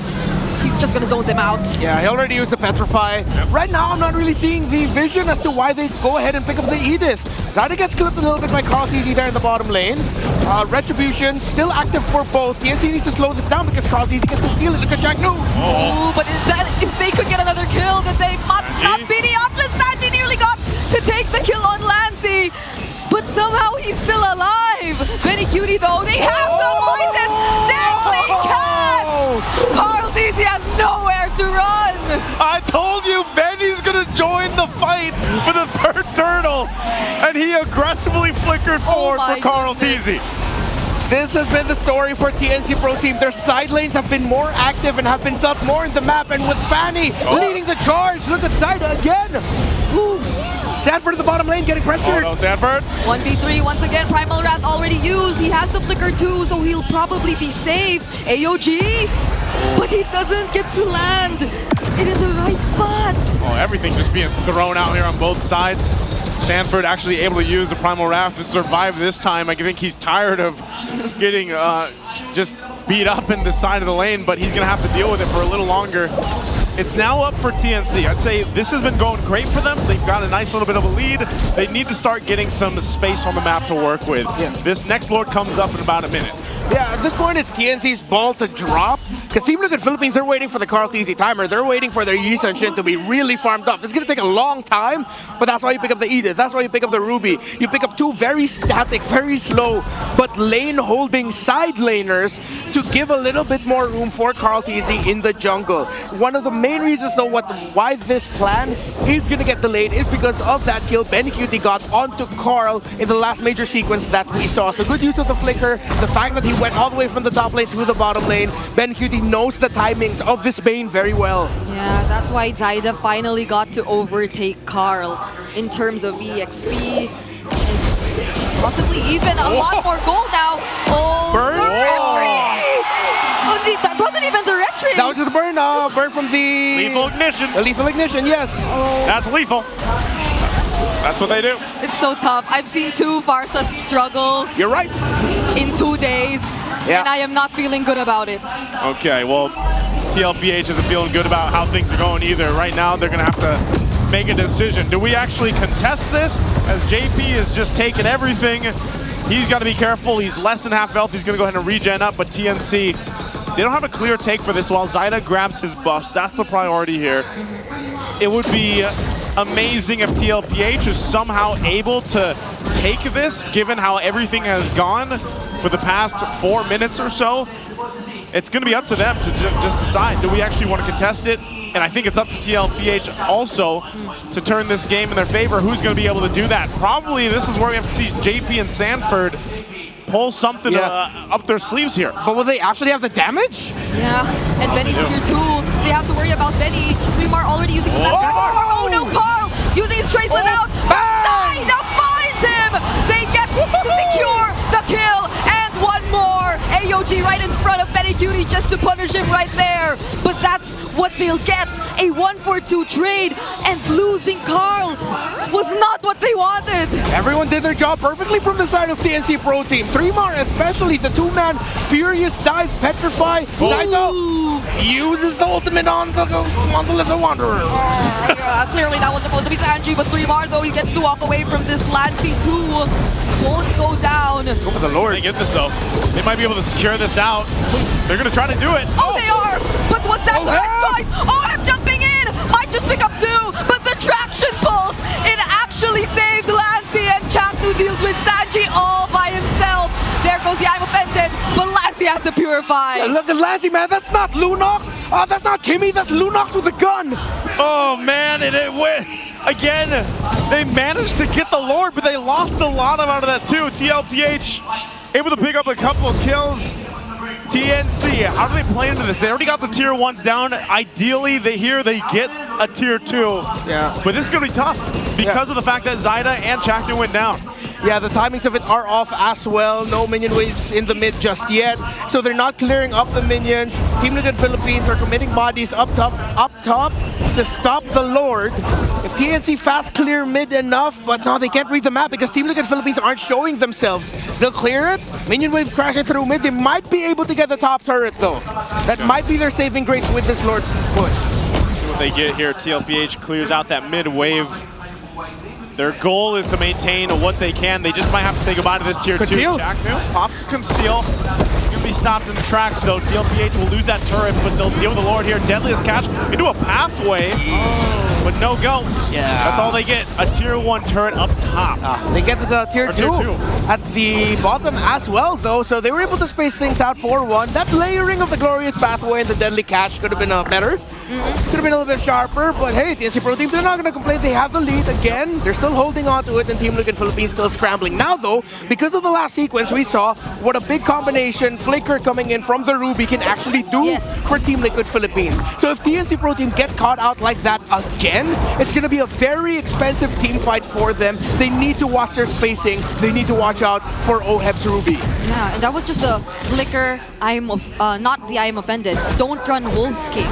So he just tried to put himself in between those two members of TNC who were already really low, but that could also be the I'm offended. So maybe if Team Liquid Philippines start playing this a bit more aggressively, they could potentially find much more favorable pickups, but ideally, you have to have a clear idea of where Benny Cutie is. I feel like Benny Cutie and his sudden burst damage could be the major difference maker in the team fights later on. And the one that's going to feel that the most and has been feeling that pressure is Sanji. Sanji's such a big component of that damage profile that TLPH has, and a lot of times it's either Zaida or it could be Benny as well that forces him to either end that Feathered Airstrike early or even to go ahead and wings by wings out. That's happened a lot of times. So Sanji, he's the one dealing with the most pressure, I feel like, right now for TLPH in terms of survivability. And that's something they're going to have to work with. Real quick, though, you guys can take a look at this. This is the Infinix GT30 Pro Experience Victory for every Madlang gamer. Right now, we're getting a good look at Zaida here on the Fanny. So that's how you do it. That's how you do it. So this is how you clear minion waves with the Fanny. Ah, you need finger sleeves. I never knew. Just basic attack. Triggers. Yeah. Okay, now Lord's up. We're almost 14 minutes in. Zaida, is he going to go? Oh, that's some Echo tactics right there. I was going to say, good check there. Oh, Chaknu. Oh, the damage seems to be quite enough. Flicker from Sanji, but Zaida's trying to hunt him down, though. He just stays on top of the wall, and Zaida couldn't find him. There goes the counter AOG, forcing out the Purify from Lancy, but 3mar still decides to go in. Zaida too looking for a target, but JP, he couldn't handle the damage. Oh, he missed. From Sanford, not gonna be enough. Carl Teasy gets caught as well. One by one, Liquid are falling. Chaknu seems to be the only trade. Can OM handle this all alone? It might be a no. They have to walk away. It's only him and Sanji. What a bloody fight! They just ignored the Lord and they decided to fight anyway. That's what we're gonna see here. TNC, unfortunately, aren't able to capitalize just yet, but they will start up the Lord. Yeah, JP got caught out there because he saw the gears turning in Team Liquid Philippines' heads. They wanted to join in. They wanted to fight, but Benny Cutie didn't throw his sharks out just yet. Once the sharks were finally thrown out, that's when Liquid decided to go forward. Sanford missed out the Earth Shatter, there we go. Earth Shatter flicker, and then TNC decided to punish. Sorry, it's too similar to Land Shaker, okay? I was gonna say. And then for the land shakes and shatters. Yeah. Yes. Now, again, I asked Liquid, why the Edith? Why not something with a little bit more lockdown? Maybe even why the Ruby? Was the Ruby your answer to the Fanny? It's not really working out. No one's protecting Sanji. No one's protecting Carl TZ. Zyda is eating good. Yeah, the way it's a red 3 Ruby pick felt like it was a response to the Fanny. Because they could have run out of options to counter it. But they can't even find the right timings to use those multiple layers of CC. Because Zyda, he's just such a difficult target to catch. We'll see if they can figure it out here. This might be the moment for TLPH to go ahead and layer down that crowd control if they can. The Lord's gonna go ahead and march in, charge into this bottom base turret of TLPH. They'll lose that one, holding on to the mid and the top. Conceal's gonna be used. Dragon form pops too. TNC wants to go. Okay, JP finds where the other members of TNC are trying to go. Sanji, already caught by the traction pulse, doesn't have the feathered airstrike either, but all they want is to defend the Lord for now. Team Liquid saw it coming. They will probably definitely lose one base turret there. Yeah, I also appreciate the growth by TNC Pro Team. If this was the regular season, they would have committed that fight heavily. Yep. Probably lost members, and then suddenly it's a Team Liquid swing, but they stuck to their discipline. Chapnu usually would have just stacked all the way, kept OHEP all the way back, maybe even go for Sanji under the base turret, but no, he decided to back off. So you see the growth here, you see the discipline. And this comeback from Team Liquid Philippines will really have to come from the fact if they can catch Zyda off guard. I'm not even just looking at Benny and Lancey anymore. They need to somehow find this miraculous start wherein Zyda gets caught out by OHEB and everyone else by Team Liquid. They take the Fanny down right away because you got the dude doing things like that. You need this Fanny out if you want to fight properly for Team Liquid. And then after that, then you can think about, okay, what about the Sharks coming out of the Bane? What about 3mar with his Furious Dive Petrify? You can think about that later. Just take the Fanny out first. Which is hard to do. I mean, look at his itemization. And not only trying to catch Zyda, but then his itemization. He's got the wings, he's got a brute force breastplate. Yes. You know, like, and of course the mobility is a factor into actually taking him out too. So a lot, if you look at it that way, it's like TLPH has to give so much just to handle Zyda. And that's like one of the main problems. Benny Cutie is the other one. I don't know how many stacks he has on the Sky Piercer either, but even without it, he's got big damn. Like, he's got the Holy Crystal, Divine Glaive, the Lightning Crushing, and I believe the wings. So he's eating good too. And that's why part of this idea is whether it's Chaknu, whether it's 3mar setting things up, it doesn't matter. They're able to catch someone, and if they kind of feign their engagement with a Glorious Pathway, then it could actually work in their favor. Also, with that kind of lineup, you have such a good advantage when it comes to dealing with this Lord take here. You can see that they're going to get the positioning favored for TNC right now. Did they see him? Oh, did they see him? Check the bush, check the bush. Okay, so OHEB's actually helping Carl TZ out here. That's why. Oh, JP. AOG out. Major resource already committed from Liquid. But Chapnu, is he going to be the target? Carl TZ. They spot Zyda. Yeah. They can't fully commit. Look at that formation. Sanford, OHEB really just standing in front of Carl TZ and Sanji together to protect their main sources of damage here. JP's still about to come back. Yeah. While TNC slow things down, they're not going to rush it. They want to get the buffs onto Zyda first. Another thing we should be looking at the next big team fight is how 3mar's going to be using the Yuzong. So far, he hasn't been heavily diving into the backline way too much. He's using the Dragon to threaten, and then he rejoins the other members of TNC when, say, JP or Sanford get too close. Then he uses the Petrify. If he veers off away from that and overcommits onto Sanji and Carl TZ, that might be something TNC wouldn't want to happen. There's also going to be a push down on that long lane on the other side of the map, and he's going to have to deal with that. Look at this half health of the Lord here. Is TNC able to commit? They'll be backed off of it though. Angie joined the fight. Primal Wrath pop too. Yep, they're trying to burst everything down all at once. Shackle the first of all. They are actually hunting Carl, but who gets the objective? It's still gonna be Zyda. Will 3mar be punished though? AOG committed onto him. Zyda looking for a target. It might be Sanjay next. But there goes the onward from Sanford. This might be the opening for Liquid, but Benny flickers in. Finds the kill on Sanji. Even Oheb, he's making things happen even though they lost Zyda. Oh my goodness, it's Sanford. He's trying to buy time. The Lord was already secured. And it'll be a triple for Benny Cutie, maybe Bane Cutie. 3 kills, Lord marching in. Daddy and Carl teasing. Yes, I called him Daddy. That's his moniker, okay? Trying to defend. This is going to be way too tough. I think this is it. TNC might take it here unless something can happen here. This is a beat up Lord. Can they defend? JP trying to attack the damage. Go for it, 3mar. Traction pulse already. Deadly catch towards the base. And clearly that's it. A 1-1 for this best of 7. It's looking like the Phoenix will rise tonight as well. We've got a series that's 1-1 right now. Get stomped, stomp them back, lose, win. They keep doing this. Hey, let's throw it over to the panel to break down game 2. I don't know, guys. You said stomp so many times. It does feel like a stomp right here with Benny Cutie going 7-1 on that.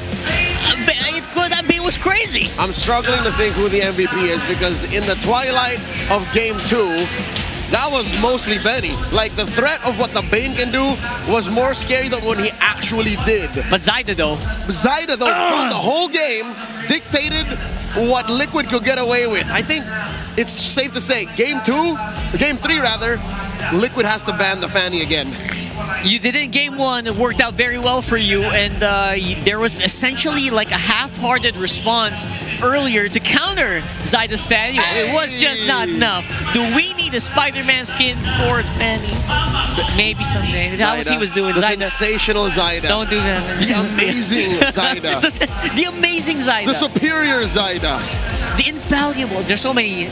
That's just Spider-Man's Spider-Man line. That's not sorry. Yeah. But here it is, Zyda right here with just a tremendous Fanny game. He was all over the map. I love how TNC looked at their game 1 draft and said, yeah, no, that's not us. And they, as early as Blue 2-3 said, yeah, after we steal the Yuzhong, we checked off that box. How's about we go back to our identity, pick what's comfortable. Yeah, brought you back. Fanny, Kimmy, and then played out. Again, I believe that the adage of the draft is half the game is true, and I think it's more than half. At this point, it's just this game. I think it's 60% the draft so far in the series. Yeah, we're talking about this before we went on camera. It felt like, you know what, they were trying to answer the Fanny, which the TriCast was trying to answer. That's right. But it was very half-hearted. You know what, you're trying to go for a soft pull-in with a Ruby. Yep. You're trying to catch with the AOG. Okay, Edith can also do that to some extent, but these are very hit and miss. What were the other options? Because again, put yourself in Liquid shoes. You presented, again, not to put words in your mouth, but what about Franco? I literally said that. Yes, I did say that. What would have been the option? Move the Gatot over to the EXP lane. That's fine as well. Not ideal, because again, Gatot is one of the 3 trifectas in the roam right now, in addition to Hylos, Gatot, Grok / Khalid. Yes. Like, those are your only real big ticket roamers. If you switched it up, you did Gatot XP lane and then Franco just for the Fanny. Maybe 50-50, I'd say. Like, it would be good to lock on the Fanny, but what would it do against the rest of TNC's lineup? And what would it do against the Bane as well? Like, can you kind of just make sure that the Bane doesn't reach the late game? Is that going to be a possibility there? That's why I was also kind of hesitating when I said Franco. But then again, it might have been better than what we saw here right here. Yeah, there's a reason why Edith did not show up alongside Phylax in Season 16. Like, that whole little girl robot duo. The whole season, I was surprised to know, or when they mentioned, it's a debut pick for the whole season. Not the playoffs, the season. It's a swing and a miss. So Liquid tried, Coach RC, Coach Take That, they tried to cook. and it did not fly. 20-minute game again. TNC proves that if you give them enough time, they will find a way out of what could have been a comeback. I'll tell you now, there was a moment where Liquid found the comeback. They found a way to, again, time out Zaida's entries, to time out that Petrify, the Black Dragon form, and to wait for Benny's deadly catch. Once those were out the window, Liquid found a way. But that was just, what, one moment, one play in the mid-game? Yeah, one play. For a majority of it, Benny QD did a very good job of keeping low-key, keeping a low profile, while the rest of the map was being overtaken by Zaida, Fremar was flying, Lancy was just hiding people non-stop, and then Chaknu throws out that carpet, the Glorious Pathway. We didn't see the full combo of the Deadly Catch, Glorious Pathway that much, but we didn't need it. Yep, Exactly. It was just too perfect. Real quick, peek over at Benny QD's items. That Skypiercer, second item build. He goes Holy Crystal, Skypiercer. That's how he knew. Crazy. That's what he was going to be, the major threat to Liquid's lives. And again, you're looking at an Edith, a Ruby, a Gatot, like a lot of HP. So the instant kill effect that you get from a Skypiercer definitely helped, especially since it went the distance. And this was a crazy game to be a YSS with sharks chasing you. It was not an ideal game, honestly. Usually this lineup would do well to funnel all the resources into the YSS, but Carl Casey could not move properly in this game, just like in game 1 when Zaida was playing it. Yep, range was an issue. And again, just the sheer amount of utility and damage TNC was playing with was just too much. Again, the BPI rate guy Zaida, he himself alone could threaten Carl Teasy, and again, the Edith and the Ruby were struggling to protect Carl, and that's not what you want to be. As the cavalry, that's not your identity. They overstretch themselves just to try and build around what they picked in the first 1 and 2, like red 1 and 2. All this while answering what TNC did. So it's a little too much. It's not them, it's not TL. It's task saturation. That's right. That's what they're trying to do. I guess what you want to do here is obviously the TL way, to try to stampede through them, to try to just steamroll them into panicking. But no, we did not see that in this game. TNC was really calm and collected, even in the times where Benny QD was still trying to build up onto that Holy Crystal. He was trying to make sure that he doesn't get victimized here by the gangs coming in from the Gatot. Nope. So we saw a lot of that, and we saw this Fannies go crazy. And I wonder, again, this is on a map that is, for a lot of people, is not ideal to play Fanny on. No, but again, Zaida is currently the Fanny in MPL Philippines. He's the man. He's a few steps away from being the Fanny in the world stage. Again, we are fighting for the grand final slot and that M7 spot as a Filipino representative. So going into game 3, the gloves are off. Again, TNC found their groove. If I'm putting myself in Liquid shoes, their turn to go blue again, and then ban Fanny, ban CC, ban Lunox. Like, that's a good start. That works already. I feel like you don't want to change that, and maybe just adjust on your red 2s, on your blue 4 and 5. Blue bans. 4 and 5. Yeah, that's blue fine. Blue 2 and 3 is also a very strong pick, like the way that they drafted in game 1. If you can make TNC make more mistakes again, like in game 1, like that red 5 swing, like, you could do that too. And it's all about trying to bait it out. Again, it's going to be high-level mind games coming in the draft for game number 3 for sure. But before that, let's try to break it down a little bit more with our analyst.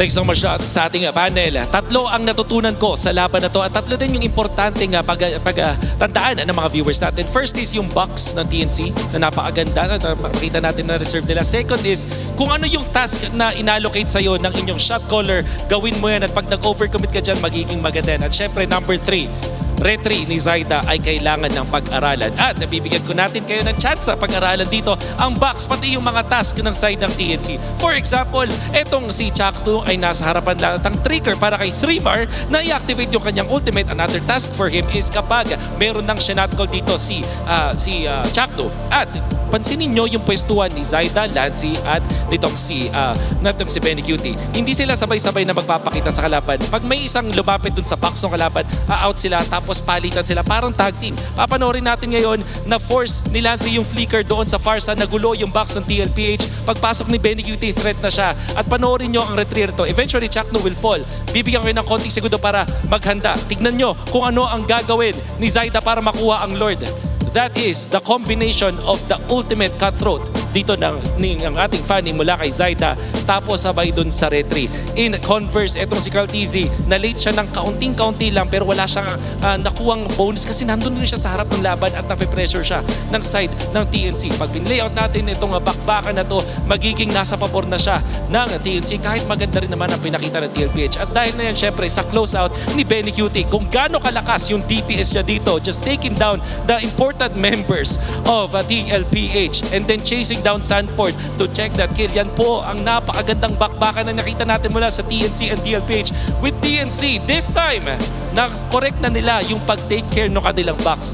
Madaming beses sa Season 16, sinasabi ko na hindi ganun kaganda ang box control ng TNC. But in the playoffs, it's totally different. That is what we saw from that game. Now, back to you, panel.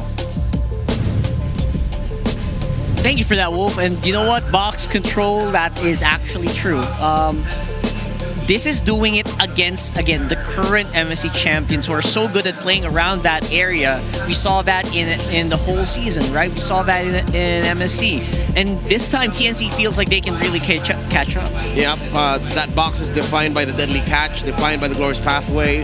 If they can sneak these picks in, even when they're on red, they should be a-okay. Right, don't forget to sip purified water, by the way, since you're so busy chasing these boxes with filtered through volcanic rocks for a crisp and clean taste. That is sip purified water here.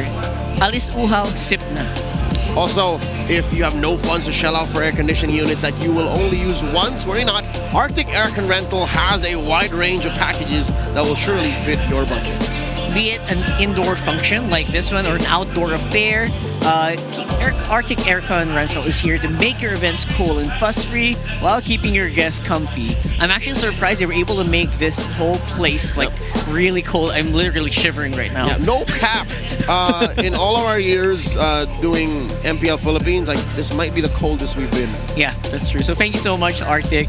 And of course, don't forget, let's go to Go Hotels. Hashtag go explore more with Go Hotels. Go ahead and call them right here if you want to book your next vacation. You want to stay out here, you want to watch MPL Philippines Season 16. There's also one nearby. Go ahead and book them. Call them on those numbers. I know that you, much like a lot of us, are excited to get some rest tonight. Get some rest. Everyone just wants to get some rest. Later tonight, especially Burrito. After this long day, I'm expecting for it to be a long day already. Again, just quick time check. It's 6:30. It's 6:30. Despite being only one series today, I expect it to be a very long day. And of course, you don't want to sit in your chair scratching your head, so you want to use Clear with our super fan Clear head of the day. Not me. I got a shoulders clear of dandruff, so nothing. See, They nothing. gave us, they gave us a whole package. Look at that guy. Nothing on his head. Nothing. Ever. He's clear. Power up your dandruff-free scalp, supercharged with Clear. There you go. See, he's tough in it. There you go. That's how you do. That is how you do. Nothing. So thank you so much. Also, Clear also gave us a bit of supply before we started. I'm not running out of shampoo. Not in the near future. So thank you so much. And we will not be scratching our heads too much, hopefully, especially TLPH, who seem to be, I don't know what happened there. You're scratching your head, but for a different reason. I am, but mainly because of their decisions. I'm not surprised at the outcome. The picks. Yeah, this is a draft from both sides that made sense in the moment, but in execution, again, just like in a very popular genre of games that they call auto battlers, like Magic Chess Go-Go. Magic Chess Go-Go. You know, like what happens when the rounds begin is influenced by your decisions prior. So that's what this draft was all about. Like that's what we see here.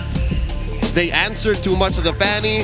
They did not respect the fundamentals of what a box-defining lineup is, and TLPH got punished. Like that's the long and short of it. It was essentially just a really strong punish into a draft, into a pick that could have maybe not have received that much attention. Maybe they could have answered it in a different way. Either way, coming into M7 though, we have a spotlight for SRG OG. Look at that.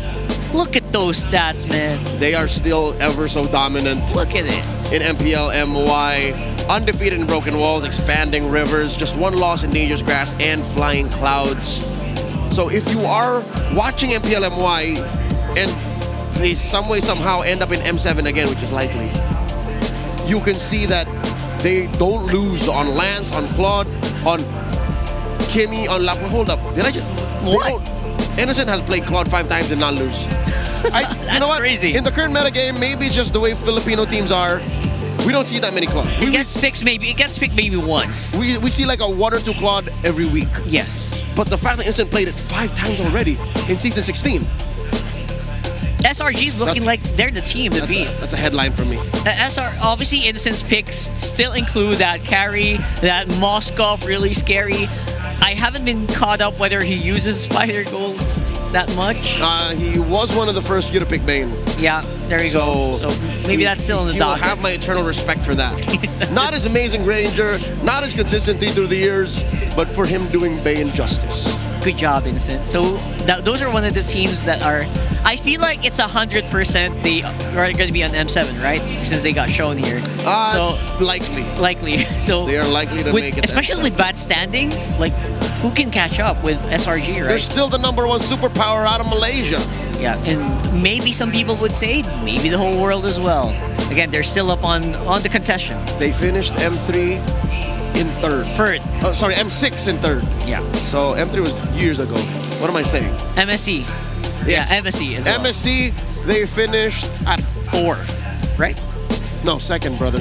Were they second? Were in the finals against Wait a second. Liquid, Yes, dog. you're right. See, What so am I saying? They're still strong. They're still good. They're so strong. 100%. And they're watching this game and like, oh no, there's another strong Filipino team. Yeah. TNC. Another team that's budding, that's looking like they're roaring to show, to prove themselves. We haven't figured out how to beat Liquid, and now TNC, come on. Again, some people might also argue Team Liquid is experiencing some fluctuations maybe on their consistency on this one. But then again, that's just the strength and the caliber of TNC maybe, right? That's true. And that just proves the caliber of Filipino MLBB is that a team like TNC who has been struggling through the years just comes up and like challenges the mid-season cup champions. Yeah, just throws down the glove and says, on God. That's how they say it, right? We're talking about tennis. That's how, right. Of course. Very good sport. So here we go. Archery. We did see a blue side pick for TNC, I believe. Pickleball. Did they pick blue here? We haven't seen yet, but I am very interested because I think best practice would for Liquid to go blue. Yeah, I feel like Game blue 3, is the Liquid way to blue, go. and then go back to what made that first game work. Repeat the first ban. And go from there. Oh, look at this guy. TNC has everything to worry about. Lancey deals the most damage out of TNC. Laugh at his propensity to pick Lunox all you will, but he got here doing just that. Got accused of ranking up your MMR in MPL Philippines in the tournament setting, but you know what? He's getting results, man. And who's laughing? Who's laughing now? Who's laughing now? TNC is looking down on the haters. Because they're up here. They're at the cusp of making it to the grand finals. They're on the road to the top, man. And one of that, again, the player very key to that as well was Lancey, despite the clutches. Hold up. This needs an update. Because in game 2, he played a Kimmy. And it's also 100%. That's right. There you go. What was his pick in game 1? That's the one that got the loss, so forget about it. It's not counted. Still 100% on Kimmy in the playoffs. That's right. So obviously the Valentina, again, for the life of me, I still don't know why that was picked. We'll maybe see a different result later. Maybe we will see that on a lineup that makes sense. But right now, the eyes are on TL. What are they gonna do? How are they gonna answer this? Then again, we already know part 1. Like just redo the draft, redo the bans. Yep.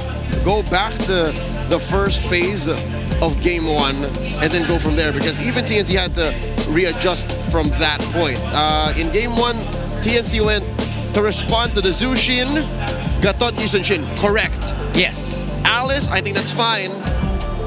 The swing happened in the bands red 4 and 5 and picks red 4 and 5. So maybe if Liquid can orchestrate that same sequence, they're off to a better start in regaining momentum. That's right. We're not saying that they're gonna win if they redo the whole draft, but Not instantly. not instantly, but definitely gonna be a step in the right direction. Maybe have Carl Tizzy more comfortable back on his heroes and go back in his dominating fashion, which they're so known for. TLPH just knows how to stomp it 10 minutes, 11 minutes into the game. That's right. Countdown's about to begin. We just saw Coach finding Hito. Go ahead and remind Zaida and Lancy of some key picks that they should watch out for going into the draft. Let's go. You almost saw the paper there shown by Hito. Yeah, he's pointing at something. Wanted to take a peek on that one. Obviously, you won't see it here. Random map draw. I would love to see some flying clouds again. Maybe. But it's going to be broken homes. Right. This is where we were in game 2.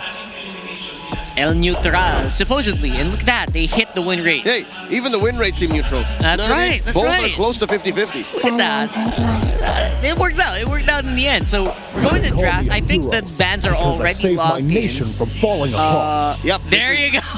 Literally the Step game 1 opener. I'm just going to go ahead and copy paste my notes. There you go. You can probably do that. Forget about it. Actually, it's not the same. They go ahead and steal the usage to start. YSS this time around on Carl Tizzy. Again, very strong, usually, on their drafts. And this is the powerful blue 2 and 3 you were talking about. Yep. What's the answer going to be against Chakdu's Grok and that Kimi on Lancelot? Yep. Sorry, no This Lunox is TNC's adjustment. They did not go Gatot Yusunshin because, again, Yusunshin's gone. They go Grok, Kimi. So much stronger start for TNC. Very fair. Yushin is already banned out, so I'm not sure if they want to get a mid laner here right away. But that's going to be Arlong. lead the charge. And Hilda. All right. They're preempting the Hayabusa. Yeah. The red 3 Hayabusa, the red 3 Joy. Make my day, says Liquid. And any scaling jungler will have a hard time with a Hilda chasing you all around the map. Any assassin. Assassin, there you go. That's true. Save for the Fredrin, which could get picked here. I don't know, man. Doesn't fit Zaida, doesn't has it? played 0 utility junglers in the playoffs. They might even just go ahead and pick a 3-mar hero and then Alice force Liquid to sandbag those assassin bans in 4 and 5. Drop the beat of the flag. Never mind. Never mind. Risky, too risky. So Zaida is not gonna fall for it. He's not gonna get forced into a Fredrin. He's gonna fight neck and neck, toe to toe, using that Joy. I don't blame him. If I were the coach, I would also just do that. Yeah, this is the best way to go. If you went the former route where I said, hey, you pick a 3-mar hero first, or even a Benny Cutie first. Benny usually gets picked in the later half anyways. You risk I am not the only one. what down by Zaida's these strengths are. So at chains. least with a Joy, you know that you're getting a good Zaida performance, or at least an okay Zaida performance. Harris gets banned out, so does Phoveus. Oh. Still looking for that gold bans here, probably for TNC. Maybe ban out a possible Fire Gold once more. Again, that's just how the things are going here. Nah, they're gonna fight her gold. They're gonna fight her gold too. I harness it. So that's gonna be Valentina out. Okay. What's that preempting? What's that preempting here? I think TNT are gonna pick big ticket ults going into the second phase. Oh, Bane got banned out. They attack Benny. Bane was also banned out in game 1. So Here in the it's a same redo. spot. Feels like a redo. In this very doesn't it? same spot. Okay. Red 4 could be 3-mar. What's the big ticket ulti here for XP that we're looking for? I don't know how I feel about the Alice, but it could be. I feel like Alice just makes sense, especially if you layer it in with alongside the Grok, right? Yep. A lot of dispositioning, good sustain. A lot of people are just stay still. It's a little too much magic damage though, so I might like the Lapu Lapu. Alright. Lapu Lapu more. Thinking about that XP lane already. This land is our homeland, And it is going to be soon be your Lapu. Get locked in ground. there. It's a better foil to the Yisun Shin, because all you gotta do is wait for the Traceless, you're mine. And balance it out as well, because you already have Joy and Kimi on the magic anyway. Yep. That seems to be it. So Liquid looking for pick for Sanji and Oheb. The two baby boys of Cavalry. I don't mind getting a Granger here because we're not gonna suffer the same fate as the Granger of TNC on game 1. Yes, but also you're on a Yusun Shin. Already, you feel like that's just it. You just have to give all the gold over to this guy. Yeah, funnel it over to Carl. Pick a fighter. Fighter but for what Oheb. Fighter, but what fighter is the That's question. right. Ruby might make some sense or better sense here. But at the same time, your damage might lack. You need magic damage as well. There's that Farsa. Yep. It's still the Ruby. So they're gonna say go again. Okay, fine. Because it's the same picks they had in game 2. And I think Liquid they changed up 1. Are trying to address what went wrong in game 1. Or Yes. 2 game 2 rather. So what's Benny to pick? I think they can still afford a fighter, dog. Yeah. I'm gonna say now. 100%. Because they have a Joy and a Kimmy. That's enough. Pick a fighter. Which fighter, though, is the big question. We seem to be running out. A lot of them are banned out already. A little annoying and risky given the Arlott and the Ruby, but a Cho. I think Benny can still Cho. And we've seen him be very comfortable on it. So I wouldn't mind seeing that here. Lest they go another great marksman, I don't think they will. This has to be a fighter. Cho X-Borg. Cho X-Borg is really good. There you go. Cho's easier. Man, it's either we know TNC now, you called a lot of these things. or I'm pretty good at my job and I can be an analyst. Both can be true. Both can be probably true here, Leo. No, it's just I love TNC's brand of MLBB. It feels great. It's good because they have so many threats and they come online when they need it to. Not just because they have a Bane as well. They love picking their Bane. Not just. All this while, it's just my humble opinion, Liquid feels like they live in the past. Liquid feels like they're trying to correct what happened in game 2 and get a win off of that. Yeah, they might be trying to answer too much as well against TNC's lineup, which again, we've seen in game 2 was going to be a big mistake. And I hope it doesn't get repeated here because... Although I do like the Hilda. I like the Hilda great. because it's going to run right into that Joy and that Kimmy, but... Aside from that, like everything else is like... yeah, everything else looks better for TNC. Yeah, so let's see. And Chakno on the Grok feels just so intuitive. It feels so slotted It's him. It's him. Right? You can't go wrong. Lancey should not die, ideally. I asked all the pro players from TN16. Half of them said, Grok, who do you think of? First pick, Chaknu. Groknu. Right there. So... Martizio and Lapu-Lapu will also just do well against Sanford in general. So let's see. Against Carl too. Against Sanji too. Everyone. So that Lapu pick was just really on the dot. Again, they're trying to balance out their magic damage and their physical damage. Yep. It works very well. Lapu-Lapu is going to output. And the Cho. And the Cho. See, Benny's going to build this hybrid. And I wouldn't be okay with just calling it a fighter in the gold lane. It's an assassin in the gold lane. I expect a lot of kills come through earlier on, especially for TNC because of the Cho pick. Yep. It'll be a lot harder for them to gank. Actually, they're the ones who are probably going to do the ganking here. That's right. So because Carl is still going to be on farming duty. Yes, right. That's right. At least for the first 5 to 6 minutes. Not even. I'll say... You think around 8, 9 to 10, conservatively speaking, yeah. All right. Because, look, what's the power spike you're looking for here? It's going to mainly come from the Yusun... No, not the Yusun Shin. It's going to mainly come from the Farsa. Like, that is the initial salvo of damage. That's it. And then you transition to maybe good pulls from Oheb, and then that's when Carl comes online. Oheb is also going to be just relegated to the clearing as well. Oheb or 40. Oheb or 40, like either way, because we've seen some Arlots go ham. They're basically on the same role. So that is TNC. That is what you did to the game. What? You changed the game. You put fighters on both ends of the map. They're so interchangeable and they're just doing the same job. Man, oh man, I am so excited to have some changes with this soon. I hope we get a new hero, maybe Obsidian makes Oh my God! it. Look at that! That guy brought it back. That's an OG. That's the same image from last night. That's right, exactly. It's crumpled up, so you know they already used it. That's 2019 Chaknu. It is 2019 Chaknu though. He is their patron. This is the drill's master sergeant you were talking about earlier. Legend goes, that photo, when he's not bringing it to events like this, stays in his room on a wall. On a shrine of Chaknu. It's just up there. It's hanging up there, and everyone's just looking Gives at a little it. touch and a kiss before he leaves. And every everyone's day. just bowing to it a little bit every time they pass by the hallways. Yeah. Say thank you, Chaknu. Every star they get in RGs. The blessed photo. Or some people would say cursed, but I would say it's blessed. Who says it's cursed? Some people do. They're wrong. They're all wrong, I know. So we're gonna try to slow it down a little bit. I still heard a little bit of a low growl when everyone banned out, when TLPH banned out the Lunox. I think everyone still wants to see the Lunox here today. The world now went from laughing at the Lunox to being scared of it. Just and all the fans hoping that it also makes an appearance because it's just so scary in the right hands. And The right honestly, hand being Lancey's. Lancey, exactly. I would love. You know what? Oheb also has like a little bit of a history there, so I would not mind to see that as well in the hands of TLPH eventually. And Mima, come on, Mima's been here since day one. Oh, Mima Dar's feeling herself. Oh wow! Oh, well, it's a Muse battle. Oh. They were here last night too! That's right, it's a new challenger, folks! They are... You know what? TNC, this Muse of theirs won them last night. Absolutely. They would not be able to drop Onyx without the support of their Muse. Look at that! They had a different representative, and today... TNC 360!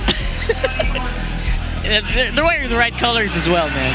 Yep. I don't know what to say. They came prepared. They came prepared. Mima Dars, I don't know if that's allowed. Man. Mima Dars, there are children watching. I don't think you should do that. Yes. But look at that. We got backup here from the multiverse. Oh.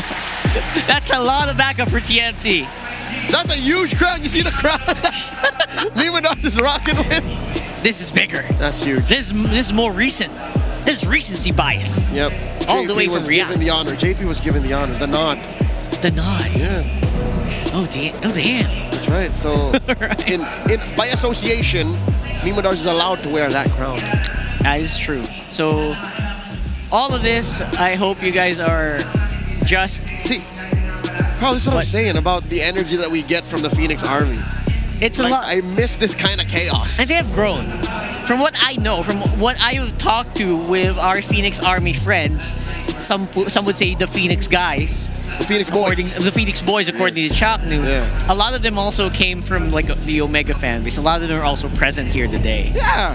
So that's what's so cool about these fan bases, these communities, is they're very inclusive. Like you can be part of one and part of the other as well. Very flexible. And then you can change the energy you have when you're with different groups. Yes, because, you know, TLPH, they also have a lot of like combined group efforts. Like some of them are from like way back then. Oh yeah. From Aurora, from Blacklist. Agents, because they followed OHEB. See, so we are in an era where you are probably not a fan of just one team.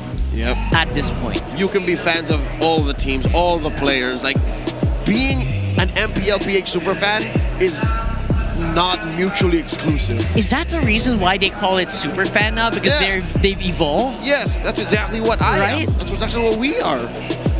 Man, it is just so nice to see. We're just super fans in suits, man. Super fans in suits. Yeah, we're paid to enjoy this game and to share that experience with the international audience. Yeah, and then obviously all of that is just culminating to us just enjoying the game later on for sure. Yeah, a little bit of intellectual banter here and there, you know, like giving some insight. Yeah. Guessing some picks here and there, but and then later, after the cameras turned off, we're all shouting anyway. Yeah. Blurting out things that can't be on broadcast because of how cool things are. Yeah, exactly. So overall, everyone here is a super fan, and we have evolved. And are they wearing uniforms? Wait, it's a Saturday, isn't it? Hey, university is that school on weekends. That is okay. True. So she's in class. Wait a second. That's a working student. Literal working student. She's seated amongst the super fan area. The super multitask. Yep. Oh my goodness. That's adorable. That's actually insane. I love it. I love it. Where were this caliber of esports events when we were in school? We only had a yellow pad when we were in school, guys. I'm sorry. We didn't have like stuff. We couldn't attend online classes. So It's a big privilege, obviously. Online classes, what was that? That wasn't a thing. It can't It's either you were in school or you were not. That's why. That's why now you can kind of just forgive people who are coming into events in uniforms because they probably are multitasking to the maximum level. And there you go with our friends from Infinix. Hey, even those who make this event possible are having a good time. That's right. They're technically working, but also enjoying the show. That's right. And I think that you, if you're working right now, you would not be remiss. Your manager would not be so mad if you joined us here, especially if your work is mostly remote. Come on. Maybe you drop by for the finals. Because surprisingly, we have a few slots for the finals. Very little. I think very little slots. A majority of the prepaid tickets are sold out. Yes. So if there were to be more tickets, keep checking, keep refreshing that website. They would be ad hoc tickets. Like they would have just opened it up because we want more super fans to enjoy the grand finals experience. And I think they're going to open up some areas of this. That's what I heard. I'm not sure. You can sit over here. We'll know tomorrow. We'll accommodate you here if we need to. But you have to be part of the show. Well, honestly, at this point, maybe that area could be Do you want to predict drafts? You sit over here. We have an extra seat. We literally have an extra seat. This could be for you. We're looking for a guest that we could... Are you a former TLPH champion? Or player / staff? Staff would be fine as well. Would be for you. If you used to write scripts for us, if you used to be on part of the graphics... There's a good chance that if you were any of the above, we are friends on social media. You can send me a message. Yes. The seat could be for you. We could probably guess you right now if you're in the area. Can we do that? I don't know if I don't think we can. But given 24 hours notice, we might. We might be able to. See, could be for you. Tomorrow's a grand finals. It's also another best of 7, so you can expect it to be a very long day again. Like today? Because again, we don't know who has momentum. No one has true momentum yet. We're back on BO5. We're starting in BO5 again. Win 3, yeah. So they need to win 3 from here. Who would have thought that the defending champions, the defending mid-season cup champions, would be made sweat, at least this early on, in a best of 7 series by TNC. That's true. I actually expected TNC to kind of pick up after like a 2-0. Yeah. That's what they've been known for. You know, Chakmamba right here, he's been known to be one of the super late game players, and now he's transitioned into something definitely better. He's been able to control games with the Grok. And he got it. And he got the Grok. By the way, in case you guys are wondering what the draft looks like before we jump into the game, he has the Grok. There is a Kimmy. There is a Joy. The draft looks good for TNC. It does. And now we are going to be able to see them get back into it very soon. What is this highlight? Why is everyone just... Aren't you guys supposed to be working? This is a majority of the Filipino broadcast. Everyone's here, even if they don't have a shift. Yep. Again, if you're not here, where are you? Where are you? You should be watching. That's how good it is. People go here even without getting paid. They pay to be here. And that's how good this grand finals or this playoffs is going to be here. So come on in over. Cuneta Astro, it's pretty. It's near the heart of the Manila area. Yep. So we're going to do it. We have a few more seconds. Throw it over to our casters right now. Thanks so much, Leo and Rockhart. I love hearing you guys talk, you know? And I'm glad we're jumping into the game. What a perfect transition. Hey, what a perfect time to jump into game 3. If you're just joining us again, we took a little bit longer to get into this game, and here's a little refresh of the draft and the emblems. But yeah, I think this is a big one. After TNC took game 2, they get some very comfort picks here, Renmar. Yeah, Benny Cutie on the Assassin Emblem show still has the concussive blast, but this is going to be the one that builds BOD, if I'm not mistaken, by the 3rd item. So this is going to be damage, you're going to be hunting. Chaknoot can still play the traditional roamer. He's going to be changing things up with 3-Mar in terms of who's going to be holding the front. But this Ruby in game number 3 fares better than the Ruby in game number 2, because now your Don't Run Wolf King actually does more up against the Cho and the Joy. It doesn't do that much though up against the Lapu Lapu and Grok, so it's up to the timing of OHEB. But Sanji, oh my goodness! Oh, he's gonna pop the Purify though. Okay. So early on damage. Yeah. Early on pressure from TNC. I think that's the other thing is like how well OHEB is able to utilize this Ruby pick, but also I feel like Joy just hasn't done too well, you know? We've only seen it a couple times so far in the playoffs, and it is now in the hands of Zyda. We'll see if this time around he's able to kind of break that mold on how Joys have been performing. Especially now that our panelists have also highlighted the presence of a Hilda being a really great option against this lineup, because you could see it right now. JP just trying to always be in front of their faces, and now they get first blood onto 3mar. Zyda will fall next, and that's where you see how effective the Hilda is. Yeah, and the final slash of Sanford on the money yet again. Perfect initiation by the Arlot, the signature pick of 4D. There's something about the Joy, man. I don't know. Maybe it's just too squishy right now in the current meta, but Zyda got deleted. And I feel like, you know, playing against a final slash, and even to a sense, a lot of the crowd control that's going to come out from this lineup for TLPH is going to be a problem that TNC is constantly facing throughout this game. Look what's happening here too. Benny Cutie will go ahead and deal with JP. They wanted to go ahead and try to secure this purple buff, keep it safe. You can see where Zyda's positioning is too, and how they're going to rotate. As we saw in the last fight, the Arlot is going to be the X-Factor pick here. Yes, questions on the OHEB Ruby, but definitely how Sanford interplays with Carl TZ was actually perfect in the last sequence because they were able to use the turtle shift as well. Zyda, I wonder if he knows just how threatened his orange buff is. Jackal for the help. Jackal just wanted to block them. He just wanted to help Zyda because you could feel the threat of Liquid coming not just from JP now. It's from every single member who tries to scout him. And even just as he wanted to transition to the purple, that's where JP comes back in. This is Liquid starting off the game the way they want to. A free objective, no kills whatsoever on either of their sides, and both being very stable and efficient. Yeah, you're seeing how much work is needing to be done though to help Zyda right now. You can't be in a position where you fall too far behind against the YSS in the hands of Carl TZ.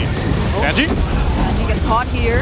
Chapnu won't use any other resource. And he flies away. Actually good that he didn't commit the tech charge there, though he could have. The fact that Sanji still has Purify means it would have been a wasted ultimate. Up top, Zyda pressured again. JP, man! What? That's all the damage from a Hilda alone? Yep. It's something about this Joy, man. I mean, you can't even get away from an Arlot in the hands of Sanford, and next thing you know, you're dead. And look at this. I mean, he's just got a Fury Hammer for the most part, man. Like, and that's enough to just tear through the Joy. JP's Hilda as well, doing things that he was known for, made a name for himself in MSC 2025. TNC, though, still healthy enough, but let's see just how heavily they'll commit. They need to find the Arlot first. Jackal gets to spot Sanford. Yep, now they find him. Raven Spider 2 committed on the Arlot. He'll have to run away. Thank you! 3mar actually picks up the kill. Will the other members of TNC follow up? They get to zone Liquid well enough. Yeah, condition check. They found Sanford. I don't think Sanford wanted to step out of that bush. He wanted to make the most out of his position there, but he stepped out for a moment.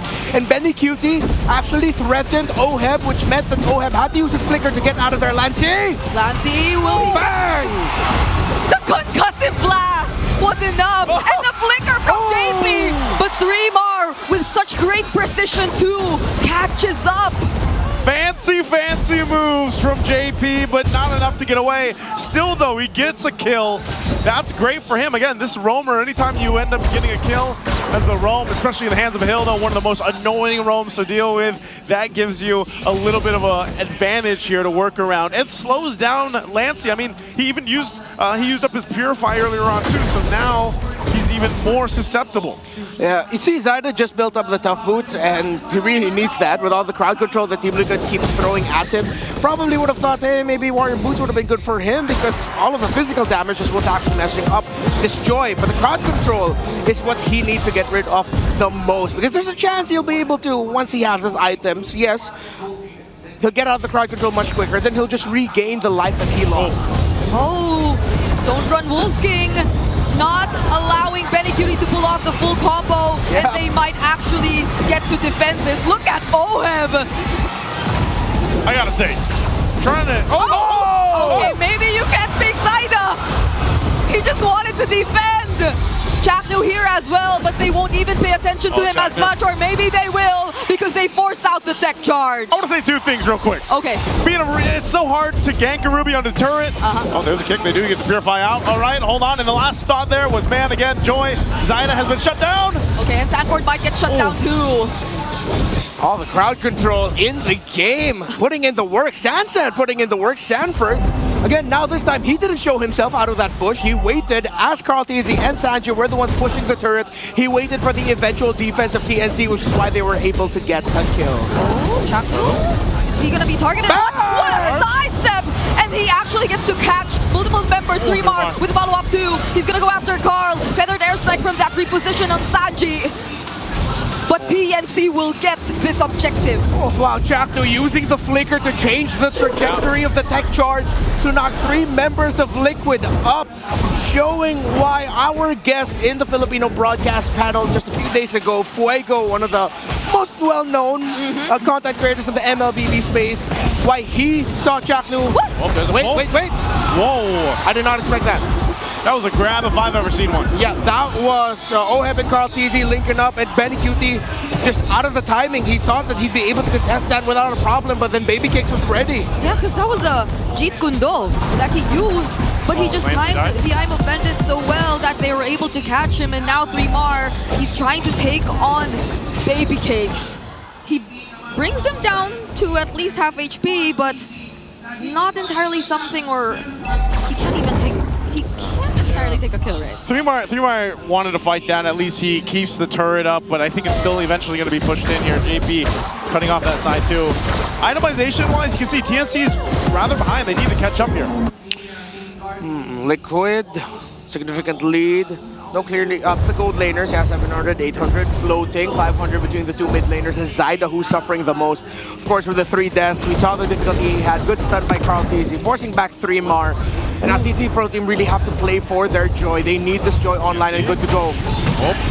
Betty knows 2 members. Way of the Dragon already committed. Tech charge 2. It still catches JP, but Oheb will go back. He doesn't catch anyone with the I'm offended, but oh my goodness, Sanford! He still finds a target. Sanji there too, but Zyda and Benny are after him. He still has the wings by wings, and now they change targets onto 3mar. He might not actually last, and that's a mega kill for Carl TZ. I look like an overcommittal there. I was surprised that Chaplin committed the tech charge.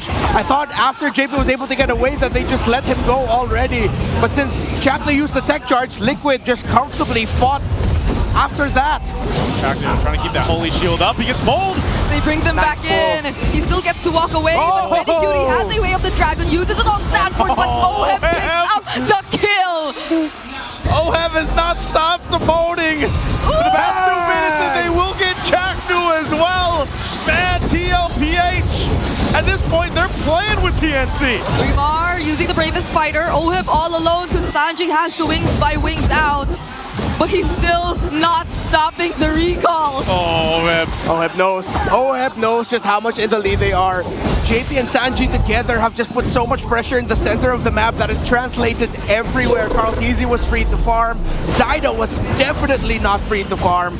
While Sanji, JP, and even Sanford eventually, once he started getting out of lane, recovering a lot of the entry points of TNC Pro Team. Look at where the Arlot is now. Still only just a Fury Hammer, but the damage that he's dealing is insane. Oracle, Radiant Armor to help with the magic damage, or even more. Team Liquid Philippines have built items so that even when Zyda, with the Holy Crystal, is still going to be thinking, why is my damage not enough? Unless it's actually the Farsa that he finds. But with the presence of the Ruby now who's out of lane and confidently TPing on them, not much of the Joy can do once Oheb gets a spot onto the Joy. Yeah, that's really a problem here is, you know, this time around when that Ruby got picked up, it was like, all right, you look at the lineup TNC has, that Ruby's going to be much more devastating to deal with than in the previous game, and that's exactly what's happening here for TNC. Facing this. A 4-man final slash from Sanford, picking up 2 kills even before the Lord gets to march in. Oheb with the I'm offended, also catching Betty. Now it's just Chapnu and 3mar on the defense. Oh, it's looking grim here. Chaknu, he's facing the Stampede. What can they do to prevent the Stampede? They'll tank everything, and they'll end game number 3. and a final slash. That was the 4D slash. Coming out of the bush, utilizing the conceal. Perfect setup by the Apex Predator. Whether it was the Ruby, the Arlot, everything was a problem for TNC in that one. We're going to have to throw it over to the panel to have them break down Game 3. This is what we're talking about, guys. When we say you can get stampeded by Team Liquid, it's this fast. 11 minutes, 12 minutes, it ain't even a thing. They get the win, and they get over TNC in the crucial. I think the key to Liquid's success in game number 3 is the fact that they knew what they were trying to do before the game even began. What I'm trying to say is, it's an execution diff. Execution diff. TNC, their draft was sound going into game number 3, but parts of this game, again, it was very quick, so all the more it was easier to punish. It seemed like they weren't talking. It seemed like a lot of communication was suffering, and guess what? Who best to sacrifice and to get in there and make you remember that, hey, you're fighting us, you're fighting the MSC champions, you're fighting defending champions. 40, the Apex Predator, oh my god. I did tell you, before even Carl TZ goes online with the Ethan Shin, it's one of 2 heroes that'll help him ramp up and get there. Not the Farsa, it's the Arlot or the Ruby, and here's Sanford step up. That's right. He's so aggressive, he even final slashed the cameraman. That's how strong he is. And he did it so well, he's like, oh, I'm sorry. Wait, was that right?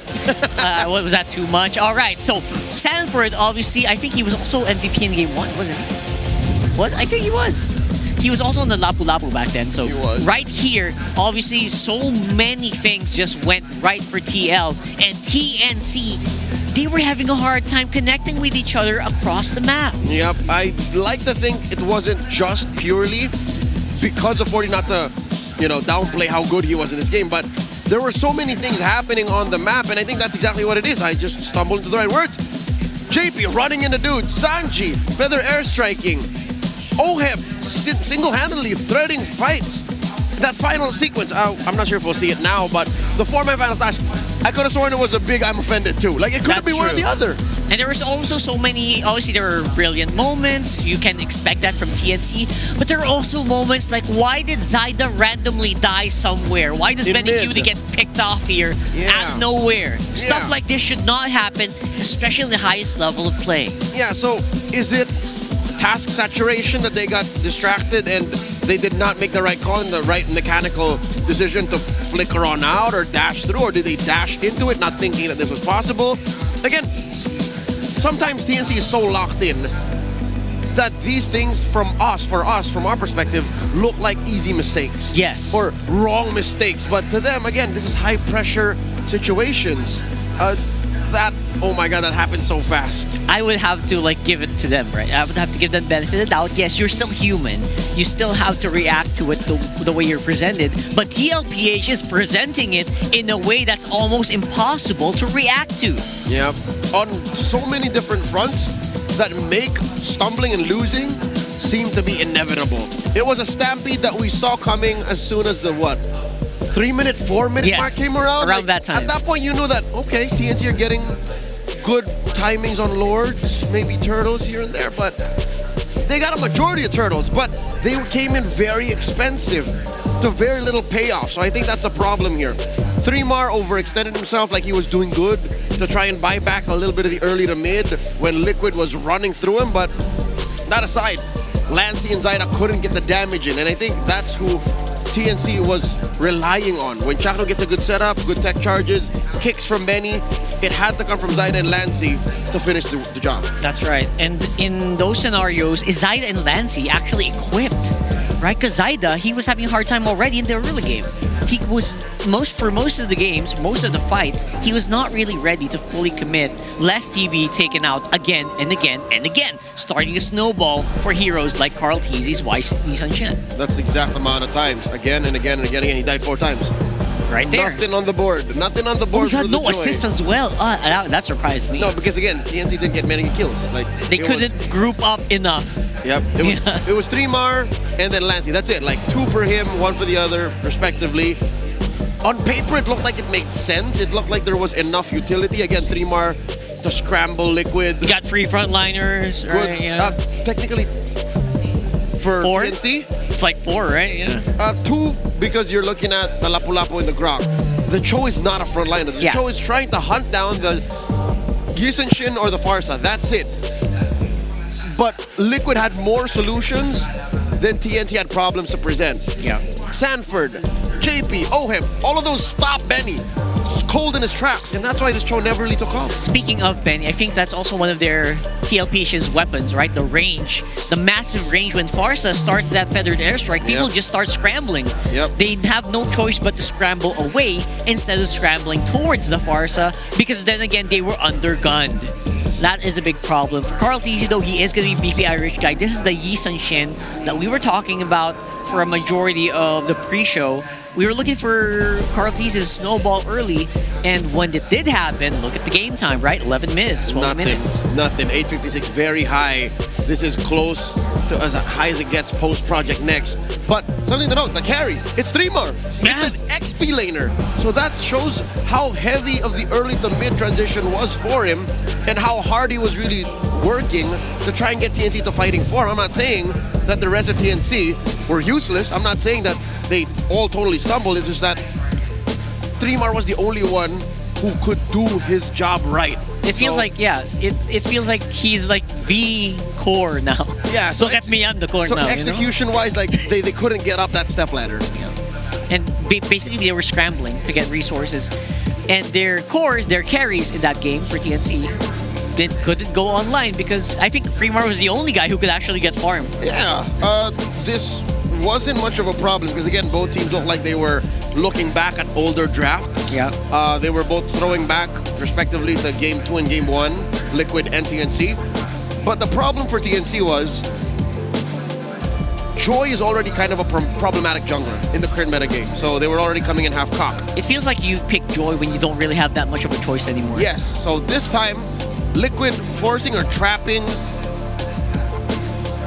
Zaida into that seems to have worked out. It was that or the Hayabusa.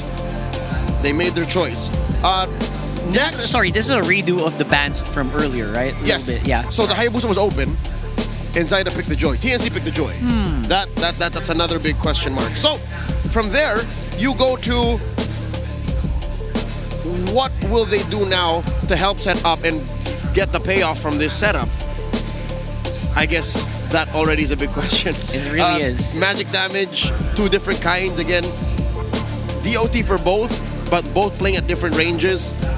Yeah, TNC have to get their big picture kind of drafts recalibrated. Yeah. Because if this is how it's going to be, that means they lose always the odd-numbered games. It's going to come down to this, so something has to change. Are we seeing a pattern here? You're absolutely right. Something has Odd-numbered to games. change. Come on, you got to change it up. Because you're right. Absolutely. Your first point is you got to recalibrate what your draft is supposed to be like. TNC's draft was supposed to be a lineup that was 5-man grouped together, but that didn't happen. So I guess that's a big what if. But for the meantime, though, join the new season of MLBB Rising Open. Still ongoing. It's an in-game mode designed to provide players with a platform to engage in competitive gameplay and earn in-game rewards. So go ahead, gather the squad, call them up, get them on the group chat, and jump into the action. Also, we'd like to remind everyone that the Aspirants' new skins are available. Participate in the Aspirants Unite themed draw event.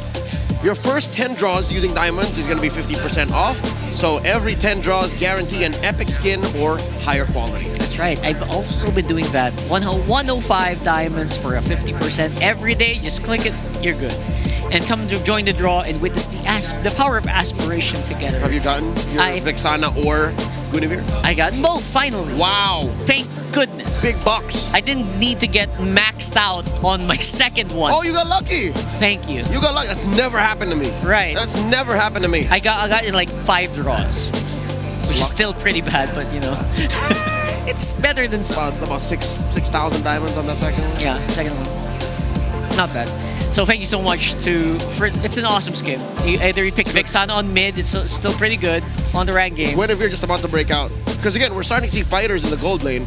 It's just a matter of time until Guinevere eventually breaks into, the meta game. It's very, because it does the same functions. So come on, teams, Let's go. Jennifer, please. Jennifer, anytime. Rayash is waiting. Not Vixana. Yeah, Rayash is watching. We had this conversation last night. Like, someday. It can happen. So before that though, let's take a breather. Let's throw it over to Odin. We got a surprise for you guys. Break muna tayo from all the actions that are happening in the MPL arena dahil alam naman natin na sobrang init na ng mga laban. And right now, right here with me sa MPL arena, kasama natin ang Sony Music Philippines artist. Give it up for Nobita! MPL, kamusta? Wow! Nasa starstruck ako sa inyo. The five of you guys, ngayon lang kami nagkaroon ng guest na isang band na pinapakinggan din naman talaga namin.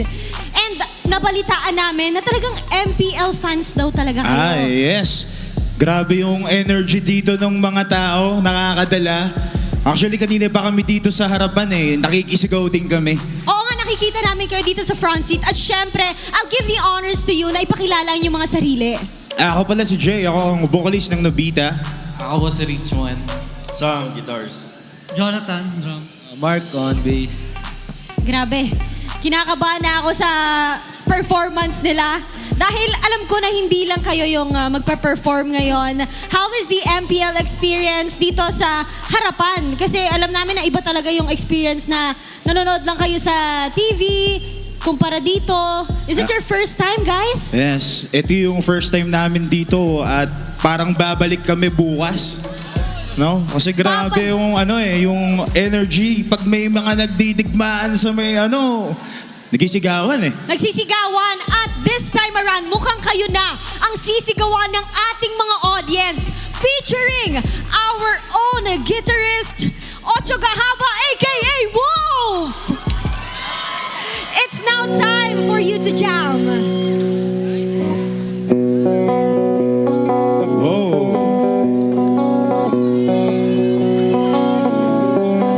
Okay, gandang pagmasdan ng iyong mga mata, kumikinang-kinang, di ko maintindihan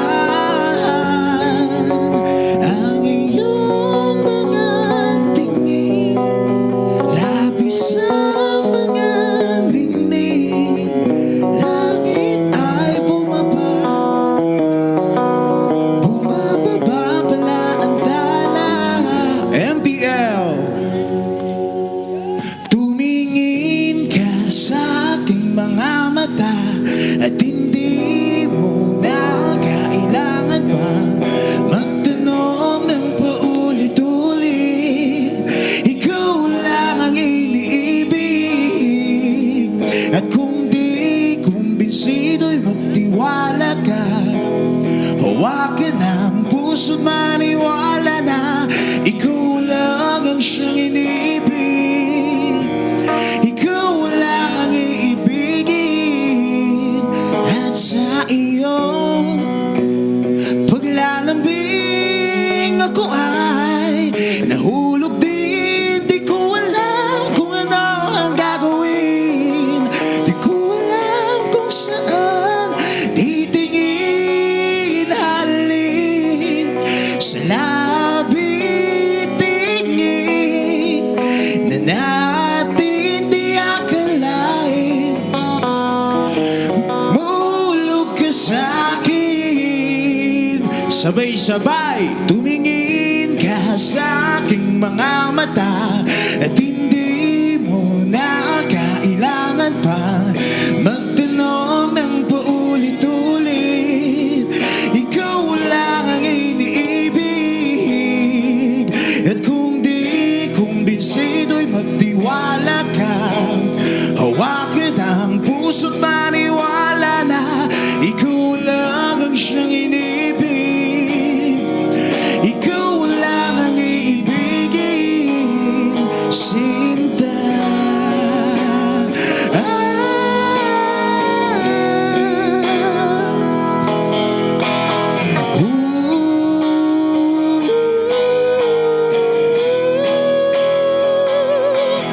At sa paglisa ng araw, akala di ka mahal.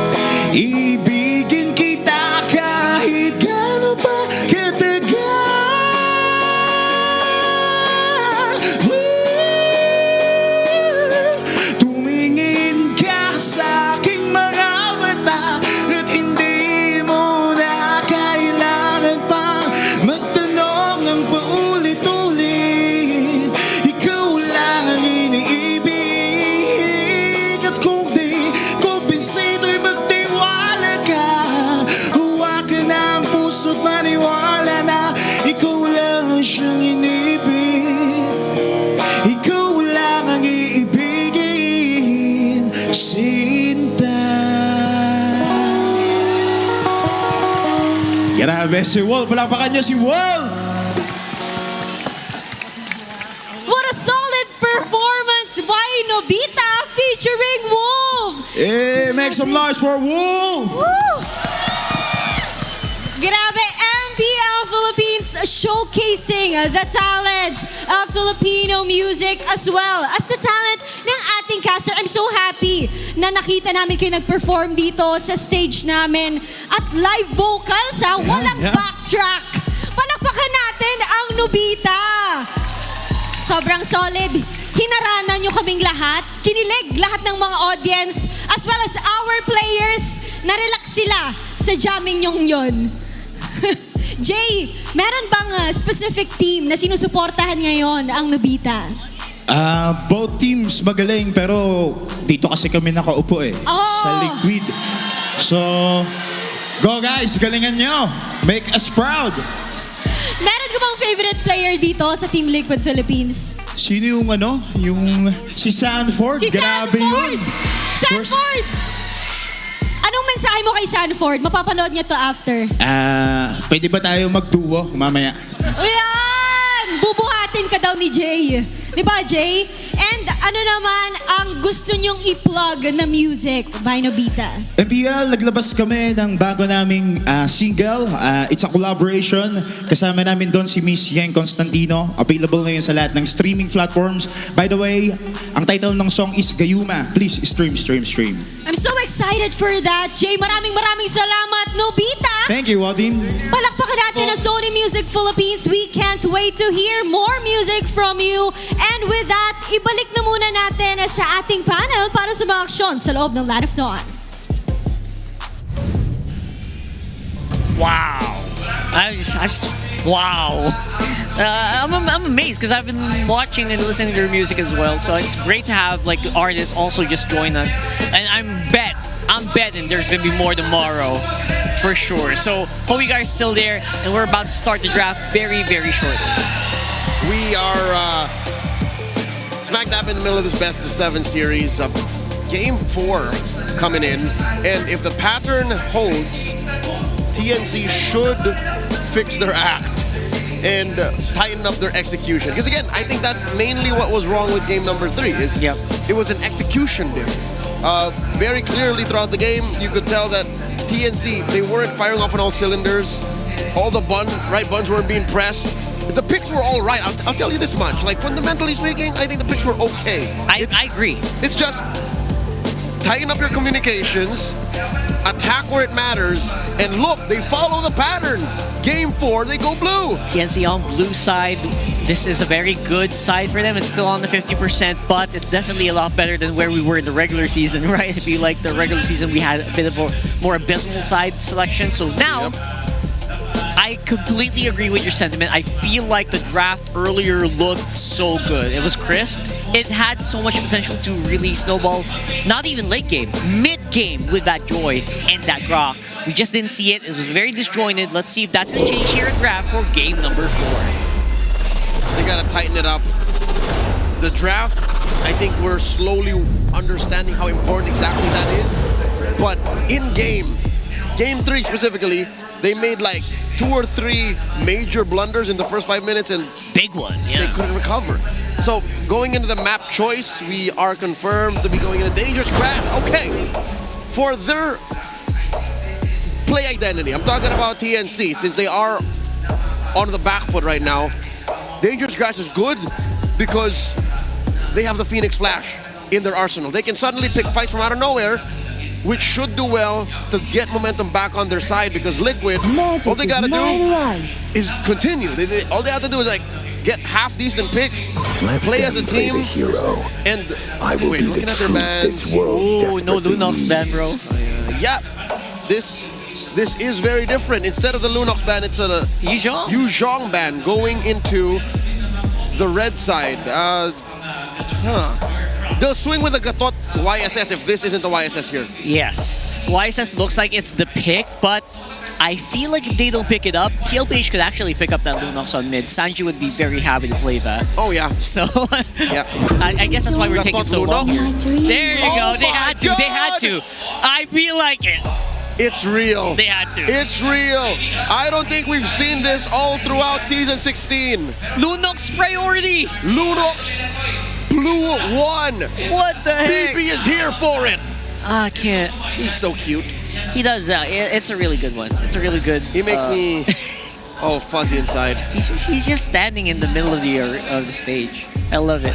I love he's so immersed into it. So, yeah, the Lunox, I feel like they could have reserved it for third slot, honestly, or for blue 2 and 3.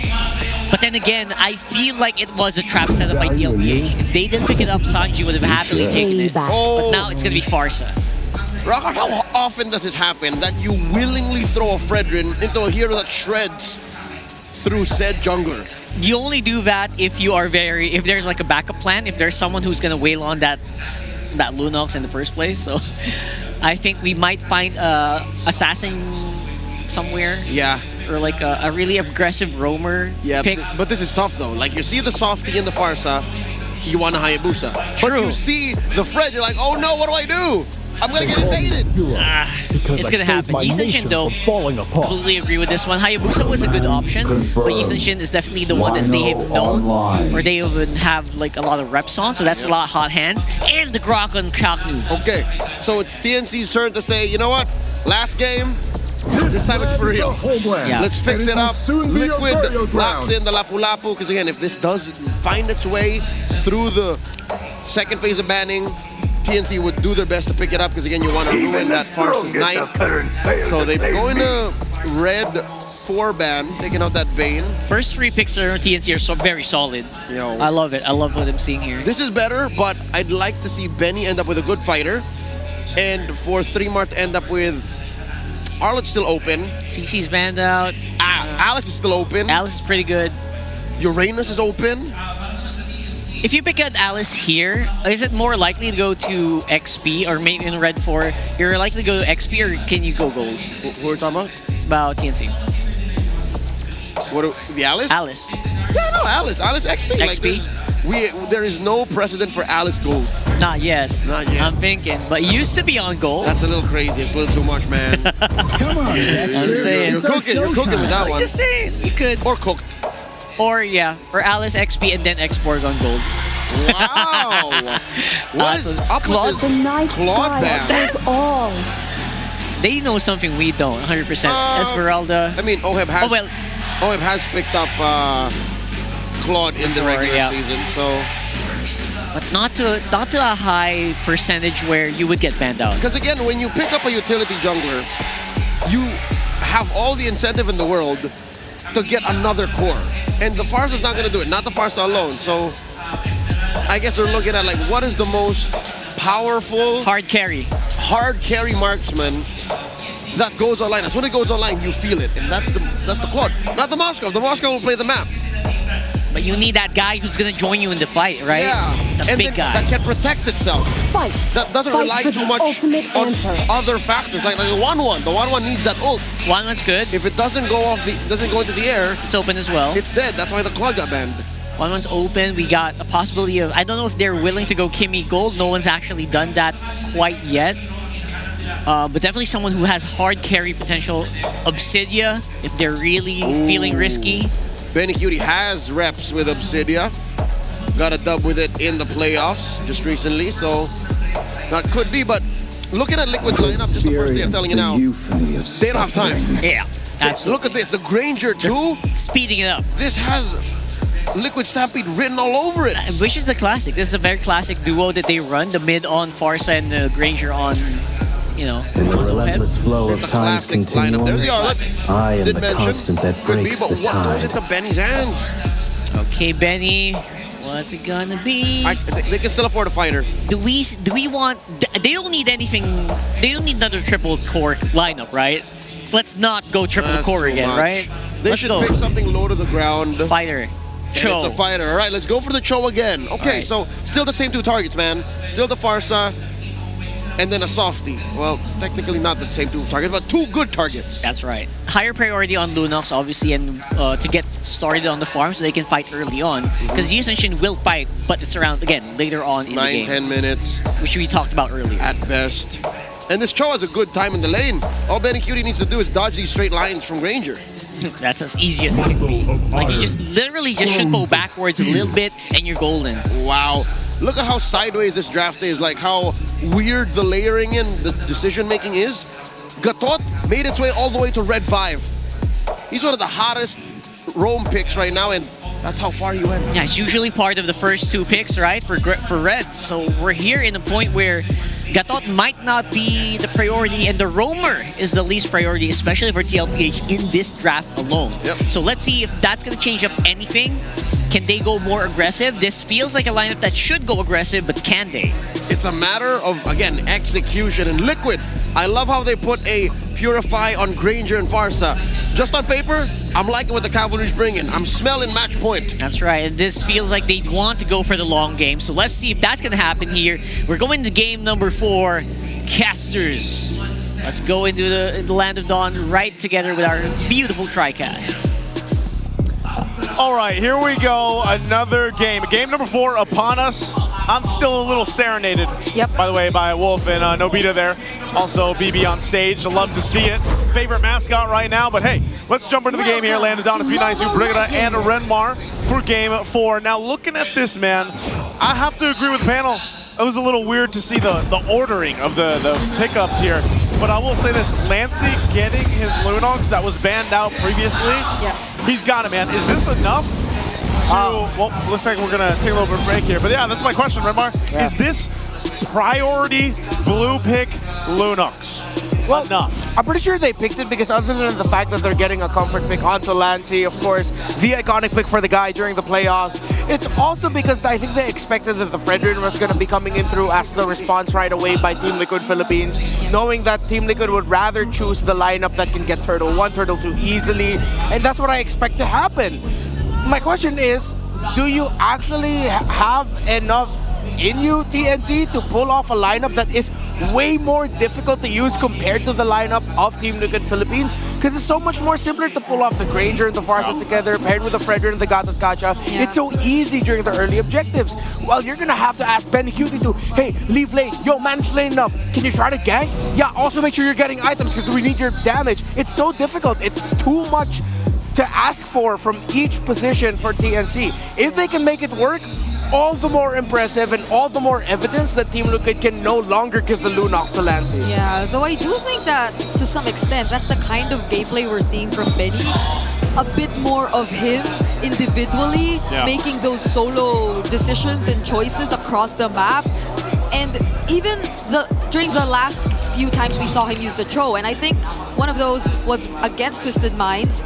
He was just trying to hunt down the Ruby he was up against in lane, and that was Nausea during the time. So somehow TNC aren't really new to this, but given the fact that they allowed for Liquid to have such a great synergy across their lineup, I think doubles the requirements that they have to do for them to win this matchup. Yeah, it's a lot, I guess, that that TNC has to pull together to make it work. You know, the Lunox isn't going to be that single-handled answer to getting them this win here. Oh, karate chop. We are going back into the game. So let's jump in and see exactly if TNC can make this happen or not. Another part of this is when you look at what TLPH has, this is very standard, very, very basic, if you would call it, in our current meta that has developed over time. It's a very standard TLPH lineup that has worked so many times for them. And so this is what the thing that I worry about for TNC is being able to go ahead and get that crowd control off, utilizing the Grok, which is great for Chakmu. But even to a sense, the final slash, which was so devastating from them from the previous game that TLPH had. Lancey's really going to need the Timeless Chaos Assault and the Darkening really well, because that's going to be one of the main team fighting conditions for Liquid. Once they've seen that the Lunox has already committed the Darkness Ult, then when that's gone, that's when Team Liquid Philippines is going to full commit and start using all of their abilities to get the win. Which is why TNC Pro Team, even if they think about it in a counter punch perspective, let's say Team Liquid Philippines initiates first, TNC needs to counter. They cannot use all their abilities. Lancey needs to conserve the hell out of his ultimate so that Team Liquid Philippines will then be forced to use their ultimates, and when that happens, then they go for the counter. Oh, an interruption. Oh! A Bracer's Wrath! Missed. Not in this direction he wanted, I guess. Yeah, I don't know if he aimed that properly or misguided. Rare mistake there from the young goat. Or, sorry, the goat. The goat. Not that young anymore. Yeah, I was saying he's not that young anymore, but whoa, final flash. Now it's 3mar with a surprise and the flicker final slash. But Carl TZ might just walk away from this, but not until Lancey finishes off the kill. But Liquid gets so much in return. Zaida still fighting for the objective, but he will go down. He should go down, right? Against 3 members of Liquid, but that took time. I'll say Zaida did what he could there. Almost maybe potentially got a kill off of it, but he gets the turtle. Yeah, not the cleanest take there by TNC Pro Team. That's what I was talking about for skill conservation, because the other layer is make sure that they have their sights on Sanji, know where the Farsa is. The fact that he was left unchecked in that upper mid shrub meant that Liquid wins that easily. So if 3mar's gonna initiate and Jackdo's gonna initiate, then make sure you have eyes on where the Farsa is. Yeah, I wonder how that changes TNC's playstyle though, because for majority of Lancey's Lunox games, he's just really that aggressive kind of Lunox who goes in when he finds a target, maybe in a way so he could also deal some damage and poke just like that, and maybe this one's worth it. Yeah, that definitely is worth it. 2 ultimates used, but then they stop a little bit of the rotation of Team Liquid Philippines because the Farsa is very important to that. So that was a great call by TNC. Using that Rampart, but also getting the Purify out of it. So, yeah, that's a pretty good win for them. A small win in the mid lane, but at least it kind of helps build up. Also, you got to see Lancey's sitting on 2 kills. So again, you know, this Lunox, it showed time and time again in the hands of Lancey that it can turn games around, and if he gets a lead and builds up into his scaling a little bit quicker, that's going to be great for TNC. You can see he's barely ahead of Sanji, but still, nonetheless, having that little bit of advantage and lead for the team as a whole will help TNC into the next objective here. That second turtle should be a lot cleaner, I would say, because of just this setup going into it. Now, I'm not sure if the XP laners are going to want to rotate down to this, or they just leave it, depending on how they decide to play this out, because you still have the gold laners on this close side. Plus, oh, you can see this, they're prepping for the potential rotate. Yeah, the thing about Dangerous Grass is Benny Cutie can hold a perfect spot right now that Liquid needs to constantly check. So this is a great map actually for a gold lane show, and great positioning by Benny Cutie. See Carl Tizu had the check, he has to help Oheb get that crab coin, and now Benny Cutie can just continue threatening there while Chakto and Lancey handle mid. 3 more final slash! Oh, Mountain Shocker, Sanford's down, no help from the EXP later of Liquid expected, AOG out, but Carl gets the turtle. Okay, he gets a turtle. Is that worth it though? I mean, they technically traded Sanford even though he got final slash, but they got the objective.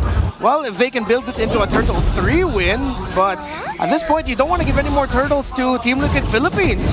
They're playing around a Predator, they're playing around a Farsa. I'm actually surprised too. You're still, you know, when you think about it. Hold on. Charge up from JP. This is going to be used. Final slash. Error. Final slash, Lancey using the Dark Ultimate. Sanji though, oh, his feathered airstrike gets cancelled. The Bracer's Wrath also doesn't land. And now they're trying to fight against 3mar all alone. Sanford doesn't pick up the kill, but 3mar might just go down. Oheb will pick it up. Oh, a whole lot was thrown there, Redmark. Yeah, what hurts there is that Oheb actually got a Skypiercer stack on him, so that begins the momentum now for Team Liquid. What looked like initially a little bit of a mistimed dash and taunt there by JP was eventually turned into a win for Team Liquid Philippines because TNC were not able to convert more. It's interesting because, again, a lot of this is just to kind of play around these windows that TNC's lineup gives them.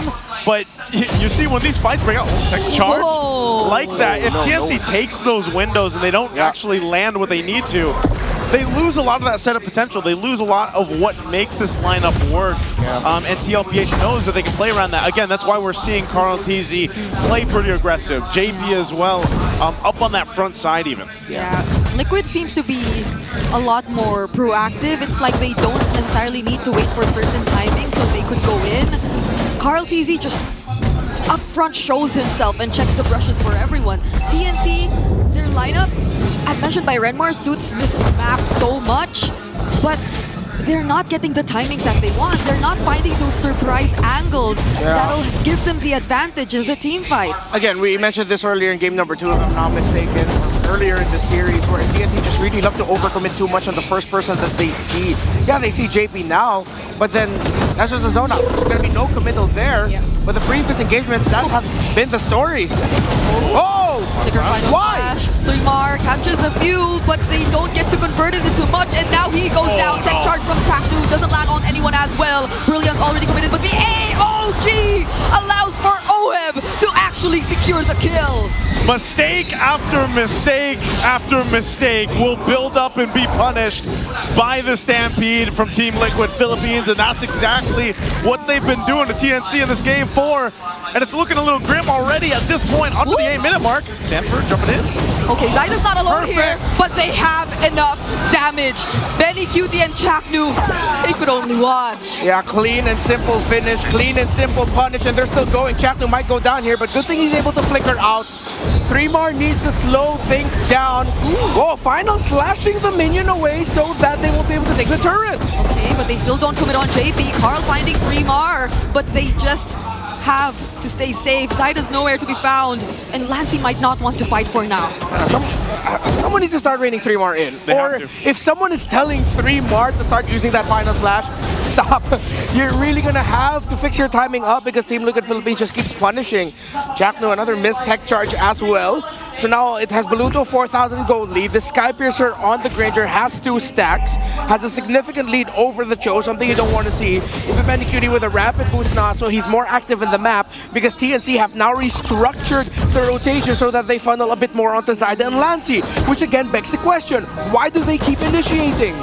They need time, they need farm. That's the problem. They keep initiating and they don't even really have the damage yet to deal with TLPH. Now at some point they might be able to get a play where it's like, yeah, one of those final flashes or tech charges are going to land, but they haven't been. So now you have to go ahead and think, okay, we can't keep throwing ourselves and hoping that the course is going to change. We need time to build up here. Benny Cutie as well, this Cho, unfortunately, has not been able to do anything in this game. Like, he's been pretty much non-existent. And so at some point, aside from just providing vision, Neymar jumps in again. Oh, he finds one, but will that convert into a kill? Sanji and Oheb just walk away. Now Lancey's forced to use the flicker, but Carl's chasing after him. Energy eruption used. There's the wall just to keep them safe, but the AOG once more, and Sanford jumping in. There's nowhere to go. If you're TNC, Carl, TZ, and everyone else, they're just so good at positioning and blocking TNC. Again, all Benny can do is watch, man. Unfortunately for him, he has to watch his teammates die. It's final slash, not first slash. Dude, just stop it. I keep saying the same thing over and over again, but that wasn't the right time. You still don't have any other members of Team Liquid Philippines part. Team Liquid Philippines are doing everything right. They're just punishing at this point.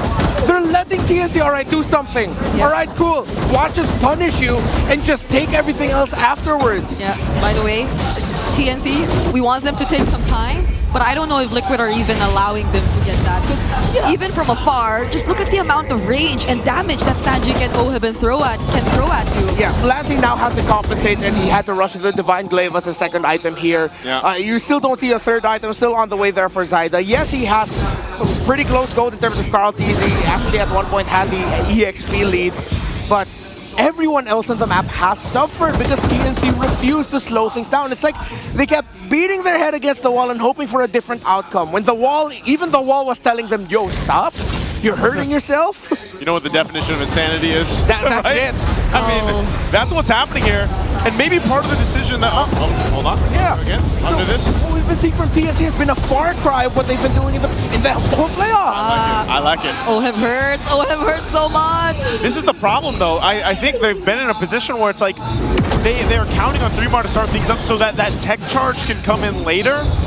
Maybe that's the idea here from TNC, but they might potentially even get pressured into the base. Yeah. They don't really have much of a fighting chance currently. They need so much time. Yeah, but again, they keep doing that when they still don't have the full info onto where the other members of Team Liquid Philippines are, that it's easy for Liquid to just go counter-punish. Yeah. So now they're going to have to play from behind up against a lineup that is range-based and has an 8,000 gold lead.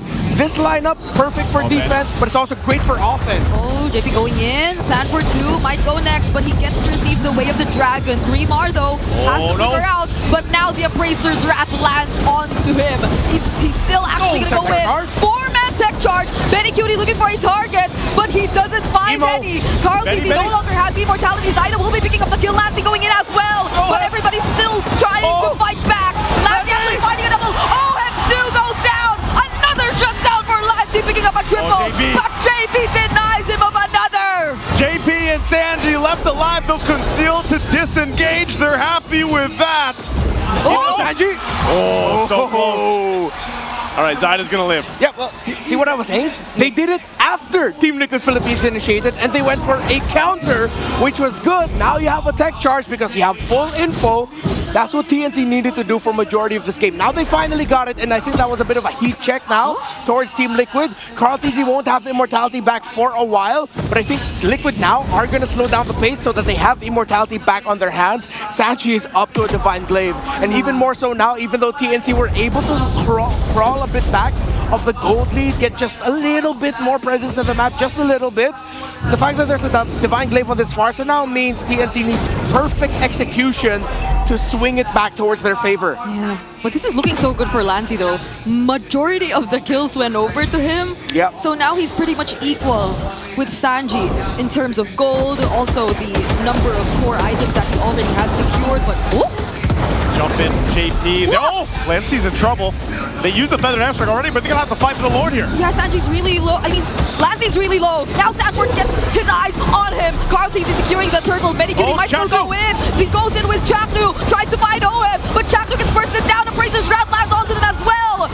3 members of TNC are down, and now they're going for the chase. Carl TZ was fired up. He was yelling towards TNC. Ooh, Unbreakable doesn't land. Sanji wins by wings.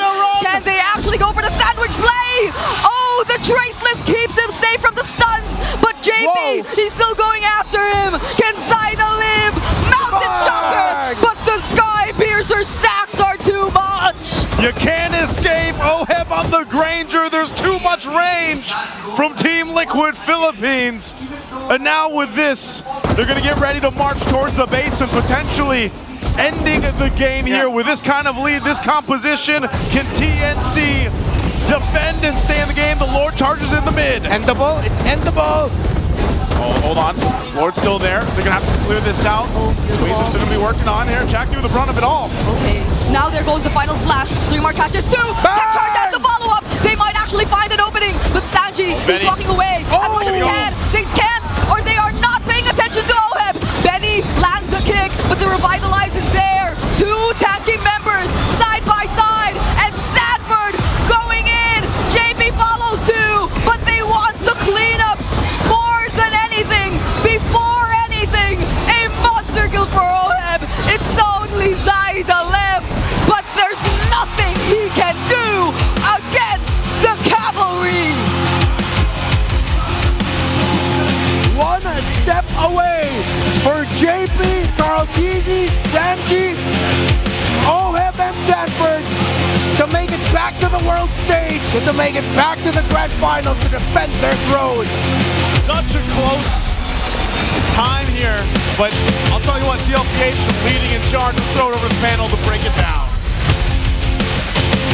Yo, that was brutal. It was a 14-minute, 15-minute game.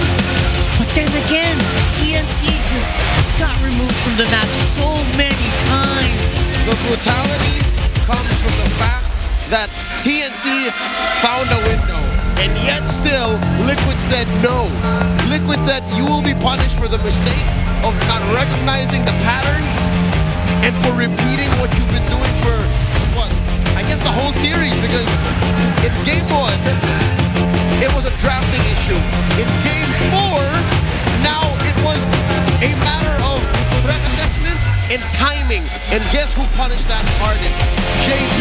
The taunts, it re-engages, and just being that brick house that TNT just can't melt through. It's also discussing the 600 GPM in the middle of every single engagement. JP could do no wrong. Even at a time where it looked like he was late, he was just right. He stopped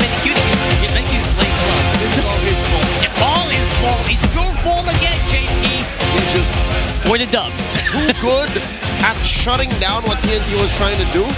And even when TNC were trying to do it, because again, we'll see in the highlights, and I'd like to talk through it as we run through the stats. TNC, the reason why it felt like it was such a miserable and, I don't know, repetitive cycle is because they understand that they only have such a small window to work with, and they can't force anything after a certain point. That's right. So Daddy JP said, I think I understand what they're trying to do. And that's why he constantly kept standing in front of them. You rarely see JP run away just for the sake of running away. Yeah, you don't see him not in front of like the fight. Like just standing his ground, doing his job, knowing when he is needed, which is one of the big strengths of being such a veteran player. You forget how many MPL championships this guy has. Yep, and I think that was part of why TNC kept fighting. Is because, yo, we could just give Daddy JP, right? A kill on JP would matter, yeah? Yeah. Repeat ad nauseum until a point wherein, dude, why are we down 7K? It feels like they're just ranking up that lead every single fight. And I think this is the breaking point. At about the 8-minute, 9-minute mark, they were dealing with a 4,000 gold lead. That's fine, because you're looking at TNC, right? Yes, the truth is, you're still waiting for Zyda to farm. And it's not like he was being denied the farm as bad as he was in Game 1. Game 1 was the worst. Game 1 was much faster than Game 4. The reason why TNC keep fighting is because I think they've already warmed up. I think they looked at Game 3 and said, yo, we could have done that better, right? Because they have execution diff. Here they were forcing that rep, and they were forcing better execution, but at the wrong time. That's right. TLPH was like, are you sure? What do you mean you don't want to fight? You have to fight, or else you're gonna get run over. Yep, and you can see it on a macro scale from the team as a whole, and on the individual level, because of all of them, I think Lancia was the only one who got really rewarded for wanting to fight like that. Everyone else, Streamar, forward, dash, final flash. Guys, I hit 4 of them. Wait, you're not ready? What do you mean? You know what I mean? Chaknu, tech charge into 3. Wait, you're not ready? What? Benny. I think Benny was right in the middle. Like sometimes he would be able to go ahead and knock up 3 dudes, kick the right target, but still like not all of them were on the right page at the right time. Yeah, I feel like Benny had the worst of it all, honestly, because if he pulls off a kick and no one's following up, that's just him just fizzling out. And I think that happened so many times in this game. Benny Cutie just fizzled out over and over, even with a good kick. And I think that's something TNC has to work on right here, right now. It's weird to ask for a team to adapt on the fly, but that is what champions are made of. You need to be able to trigger that resilience gene and learn that the reason TNC are so good at stampeding is because it's not always just forward momentum. You have to have an entry point out. You have to be able to back out of there and say, this is not worth it. Looking at TNC, a lot of their fights and a lot of their blunders are off the back of the fact that they have no way out. They're always just all in. Give him 1 second, and again, this is just the identity of the Phoenix Flashes. 1 second, poof, I'm a knee in, what am I gonna do? And they're trying. TNC, it's not for lack of trying for TNC, right? But at the same time, they're being forced to go by TL. I guess this is the effect of what you have with a Gatot Kacha. Why the Gatot Kacha is such a strong pick right now. You are being forced to fight over and over, even if you don't want to. That's JP. More than just the Gatot kid, as you mentioned, JP and his veteran wilds, like, yeah, I know what they're gonna do. I know how they're gonna respond. Watch this, watch this. Let me get that taunt. Let me get that. All right, I gotta revitalize on me. And I think just follow me, right? He saved Oheb several times. He saved Sanji several times off of that. And that's why this kind of draft, you know, you put a Fredrin on Carl, you put a solid frontliner or someone who can help facilitate an in and out and re-entry off of JP, and of course, whatever, just give Sanford whatever. Like, I can't remember the last time I saw Hero and Sanford said, that doesn't work. Every hero works for Sanford, bro. That is championship formula for Liquid. That's a clutch gene, right, that you were looking for here. And if you are TNC, if you want a shot at the championship, that's something that you have to have in buckets, which right now, we haven't seen, at least in the past 2 games. It seems like that bucket is just full of this new meta type-ish. It's just like fighter gold lanes, all right. Forcing a Lunox in. All right. And I'm not saying it's bad. I'm not saying don't do that. It's just when you want to break into grand finals and Filipino representative territory, it has to be more than that. Exactly. Has to be so much more because you're going to be facing so much worse when it comes to the M7 World Champs. Questionable. Okay, let's go. I'm gonna say possibly now, worse. I'm gonna say it now. This year is the toughest MMOB you'll ever play in your entire career. So that's why we're demanding, or the league is demanding, that level of adaptation. It's just right now, you can't just keep forcing fights like that. Yeah, and just like Maisu said, keep doing it over and over again, hoping for a different result. That's insanity. It's sanity. That's not how it works here. And you have to read the map well if you want to fight against a team like TLPH, who will usually they'll read the map twice as better as most teams. Yep. So Oheb is going to be BPI Rich Guy. He had a fun time as Oheb does usually when he is on the Granger. It's just how he is. He's the Filipino sniper after all. Pre-project next, post-project next. Oheb is still, I believe, on top of the gold charts. Yeah. And that is even with their loss against Aurora in the upper bracket final. So now, hard pill to swallow time. Liquid are one game away from going back on to the grand final stage and defend their title. Yeah, that illusion or that image of the Golden Rose just starting to appear more and more solid as the minutes are progressing. You can hear you can hear the Golden Stampede from about like over here. Like there are echoes of it. Like and I would say we are in the point where TNC, if you ever had anything hidden in your barrels, now is the time to bring it out. That's right. Benny Cutie did allude last night to, we have more heroes, I'm not using it. Come on, we're not done yet, hopefully, because it's pretty early. Let's roll over our solo analysts to break that game down even further. Mukhang ang word of the day para sa akin ngayon is the box. Kasi bukod sa hindi lang naman ito yung time na sinabi ko na importante ang box para sa TNC, dito naman ay may unboxing na naman na pangyayari. Pag pinanood natin ang clip na to, it would look very normal. In fact, yung game kasi na to, kung iisipin natin kakaiba. Kasi nga naman, madali lang siyang nangyari. Parang it was very smooth for TLPH. Ang nakita nating goal differential ngayon para sa TLPH ay napakabilis, paakit din talaga. And the reason why that is the case dahil sa disenyo ng kanilang draft. And by talking about the design of the draft, ito yung makukuha natin na priority dun sa early game. Apart from that, isa pang kailangan nating i-feature dito na related din dun sa goal differential na graph na nakita nyo kanina is yung head-to-head ng dalawa nating junglers. Zaida is picking up yung mga comfort picks niya, and this time 1, 3, and 5 yung kanya naging score. But Fredrin mula kay Carl Tizzy. Di ba nga sabi natin ang second name ni Carl Tizzy ay Fredrin. Carl Fredrin de Pomseno. On the case na naman, Detective Fredrin ay nakikita natin hindi ganun kataas ang gold.xp niya in the 8-minute mark. And why is that the case? This is a Fredrin. Hindi siya tulad ng Yison Shin, ng Lancelot na mabilis mag-fire. But alam naman natin na effective ang ating nakikitang galawan mula dito sa side ng TLPH kahit pa ganito yung case. Kasi nga naman, hindi na ang bida ay ang Fredrin. Ito ay centerpiece na lang din talaga ng bakbakan. And speaking of centerpiece, ang naging centerpiece ng nating laban ay ang ating box out. At titignan natin na macro level, actually, yung Cho dito, coming out from Mr. Benny Cutie, ay nasa kabilang side ng mapa. Alam naman natin na ito ay importanteng information. At dahil nakita ng side ng TLPH na merong Cho na nag-split push doon, hinawakan na ni Sanji yung isa sa mga bagong bushes natin habang si JP nanggugulo lang, even committing yung Avatar of the Guardian. In fact, yung mga members ng TLPH bumalik dun sa dati nilang play na huwag tayong magsasayang ng ultimate, gamitin natin baka mapani Sanji in the front of the Lunox God himself.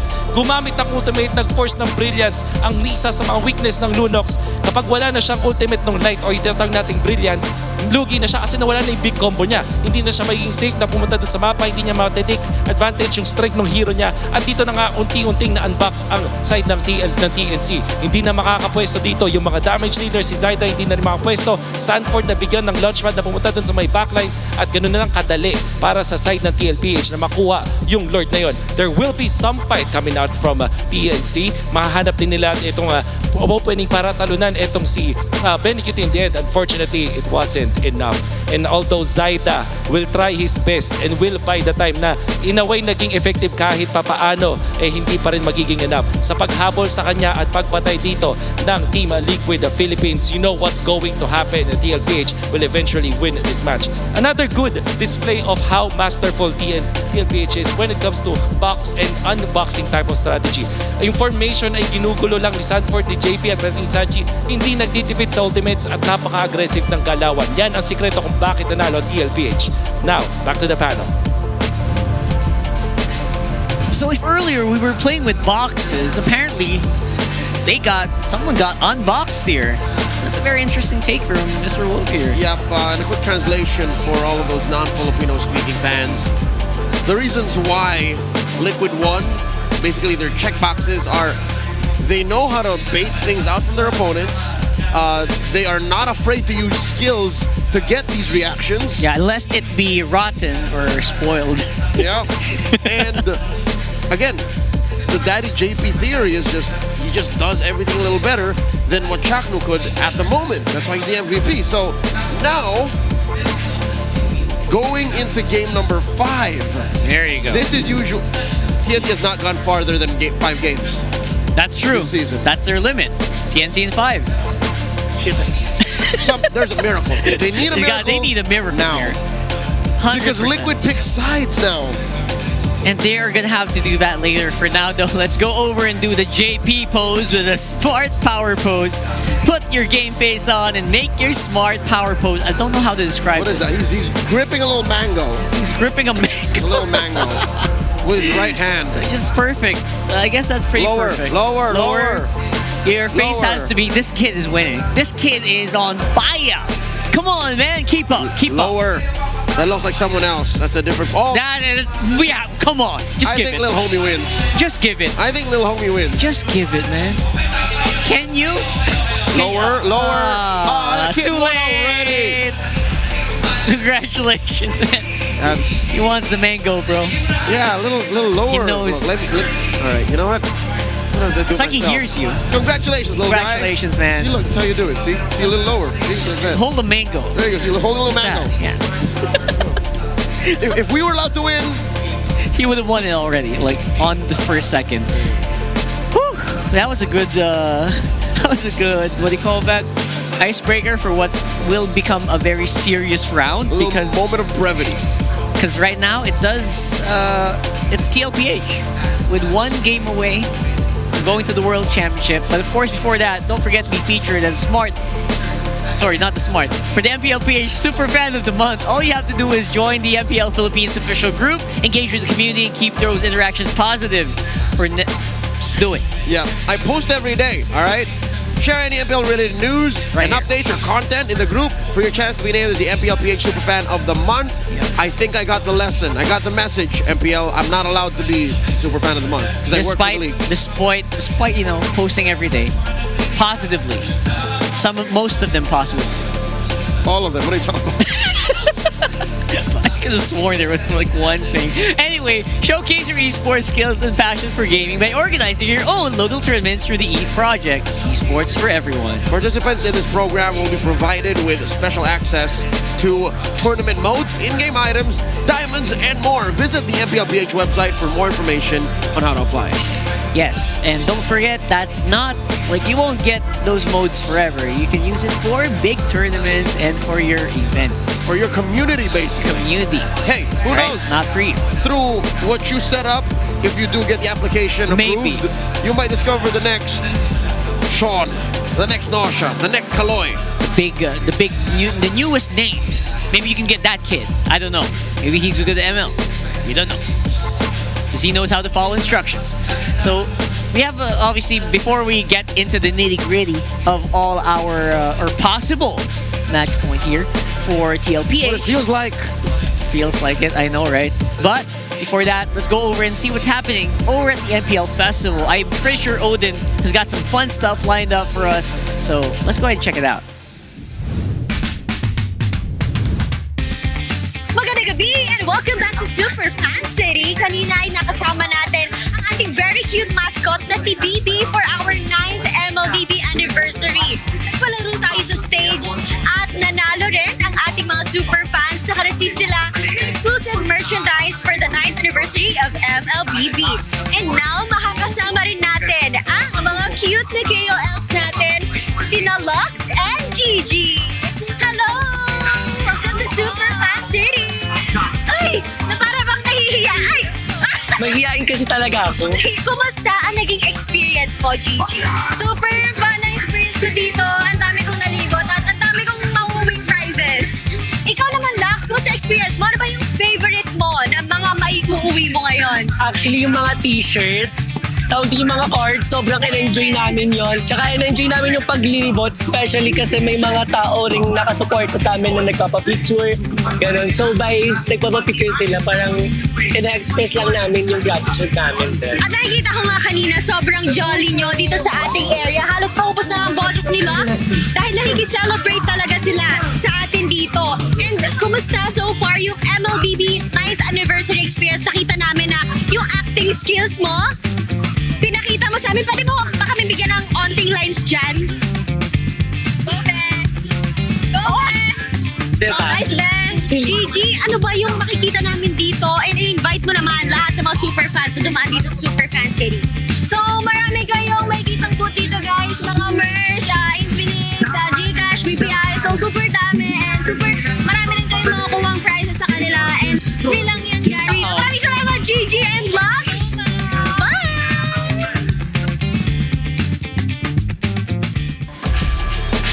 Yeah, never forget the big MLBB FPL Superfan City happening right outside. You can watch it even if you don't have a ticket. You know? Yep, be part. Just hang out. Be part of our little celebration of back at playoffs and the 9th anniversary of MLBB. That's number 9. Big 1-0 coming next year, but before that, let's finish this match. Yep. Let's throw it over. It's gonna be TLPH on blue side, which y'all know what it is. Yep. I guess. More now than ever, the Phoenix Army are stressed the hell out. You can feel it. You can see it right there. This is as stressed as they can be. Wow, look at that. This is the brightest the lights have ever been, the hottest the seats have ever been, the sweatiest their hands have ever been. Everything just feels like it's crushing against you. Just one more loss leads to you getting eliminated from this tournament. Not gonna lie, we've seen that happen so many times before. It is a very heavy feel, and we've interviewed players in that position, and this did not get easier. Flying Cloud, though, could provide us with a good surprise, but look at that win rate from TL. I think a lot of these numbers mean very little now since we've learned more about how these teams play in the playoffs. Like, they've grown. Especially the difference between regular season and playoffs. True. Even TNC evolved. So now we need to see this next evolution in the TNC formula. And I think Flying Clouds is their best chance, in my opinion, for them to force a game 6, a game 7 even. Because guess what? By being in Flying Clouds, your debts are less punished because you can just jump back in. We've seen TNC play with this kind of formula. It feels like Flying Clouds will favor teams that are very gritty. They want to start to get back into the fight right away. Yep. And get an advantage, surprise their opponent by having another man back on the field, like right when they least expect it. But look at the bans here. TLPH doesn't really mind the Lunox as much after that last game. Yep, they know that even God's Bleed and Lancy is not infallible. Coach Etomax batting on the Yu Zhong and the Gatot, an MVP performance by JP from Game 4. Now, they're struggling to think, what do we open up for the trade? Lancelot's still open. I mean, Zushin is open. Exactly. They can't even bat that out. Liquid is happy to first pick a Zushin.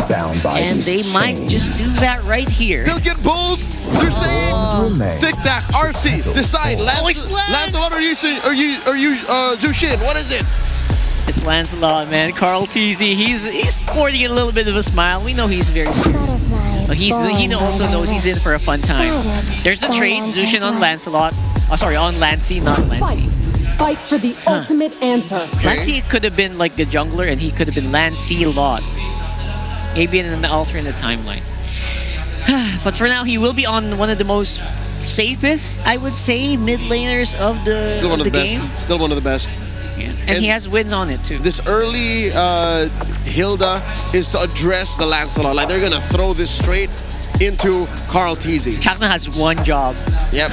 And we've seen Chakno revolutionize even Hilda play. Like, he knows how to make this work even outside of the regular jump in, jump out, annoy you. Yeah. We've seen him do it. So now, Liquid, do they see this coming? I think TNC are going to try to set up for a 1-1. Yes. Or an Arlen. One or the other. I think you see the Zushin coming. I'm not sure if they see the Salta Hilda coming. But this time, I don't know what this is supposed to mean. Like, the Lunox, it fits. Alice is obviously very good, but wow, what a selection here from TL for that mid lane. TNC close off with a Hayabusa. So the aforementioned 1-1 and Arlot are still out there. Still alive. Honestly, there's like a higher chance the 1-1 could get picked here if it doesn't get banned. Yep, that's what Liquid are should be thinking. I don't know if that's crossed Coach Tic Tac or RC's mind. Going into the banning phase, red 4 for TNC. Both teams can actually just start a clamp down on moving. Because honestly, I love the 1-1 when we talk about the 1-1 because even if TL doesn't ban it, TNC cannot pick it. When I give the word. Because it's impossible to kill. Wow. Can you kill a Brilliance Lunox? Can you kill an Alice? Can you kill a Lancelot that's just gonna, what do you call that? Thorn Rose out of it? So it's tough. So not a non-starter. Could be. So they're just looking at the Arlot. But look, they're locking down these roam picks. If TNC were to follow the pattern, they would take out the Grok now. Or leave it open so they can get a red 4. Or TNC could maybe just ban out the chip. I feel like we are kind of forgetting that guy. You could see that still. But yes, you're absolutely right. There's a lot of these pocket picks. So many pocket picks. Need to be respected. TLPH Matilda is a special for Daddy JP. Magic is my life. I would be surprised by a Lapu Lapu ban here. Or would I be surprised by Lapu Lapu ban? That's right. No, there's still an XP laner missing for TNC. Yeah. We see it for Liquid. It's the Alice. Even the strongest of parents fail to claim me. Wow. They on purpose let through the Grok. That's interesting. Command confirmed. There it is. There's the Grok coming through. Online. So now, it feels like it feels better for them to go for that gold lane 1-1 here. Or do they have too many cores again? You're talking about TNT? Or sorry, TL. They can. It doesn't matter. Actually, there's so many choices. Still? There's so many choices. It doesn't matter. TNC, on the other hand, cannot. Because you mentioned Thorn Rose. Yeah, all the bad ones. You're wasting time. There's a Winter Crown definitely going to be built on this Alice, so forget about it. It's such a safe front line, honestly, for me. So there's that Ruby. I literally invented You mentioned one. the chip, Rock Card. Here it comes. Finally. It feels like, at least for TLPH, with the games I saw, it feels like they're coup de grace for some scenarios. Yep. There's the Claude. So it's an XP lane Hilda confirmed by the Grok at red 4. All right, so I really was hoping for again, we could have been a Hilda hero for Chaknu, but that's definitely not the case here. Because of the Grok. That Phovius ban felt like a throwaway now. You think? Didn't make sense? What was it protecting? What was it attacking directly? That's true. I guess maybe they were hoping the Bane would go through. Maybe. Nah. Yeah, but that TLPH saw straight through that. This feels like all the weight is on TNC's shoulders. They have to make this work now or make peace with the result of this match. Yeah, make something happen. And they're doing it with the Claude and the gold lane. So they're in it for the long haul. So we hope you are too. We're going out into the Land of Dawn here for possibly the last game of the series. Let's throw it over to our TriCast. Let's give them a good show.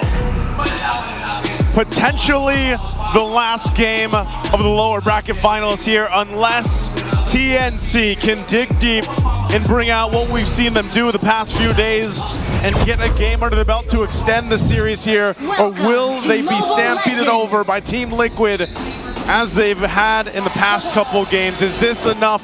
This draft leaning on some comfort, leaning on some variations of the past themselves. Renmar, what do you think of TNC's draft this time? I have so many questions about this Claude. I get it, the Purify, but I'm always so hesitant to see a Claude go up against a Ruby in the major team fighting perspectives. You did point out to me something though. they could just make TNC or make Benny Cutie specifically just go for the split push plays, as the Liquid lineup is great for fighting together. But with the threat of a chip, how well can you actually split push when suddenly the entire cavalry can just show up through portals? Yeah, I think that's how they manage the threat of classic Benny as well. Because there are just so many ways you could play around either the Y walks or the shortcuts. More now after they've adjusted the chip. And even those brief stuns you get from using the ultimate might be very useful to make TNC a bit more hesitant in terms of going in. Because that's all you need to counter the damage that'll come from them. Both the dives from Zyda and Benny Cutie. Yeah, not only that, but this is, again, one of those things where, you know, I know we've been saying this throughout the series and even the past couple of days. It's like, yes, this is a hero that Chaknu loves.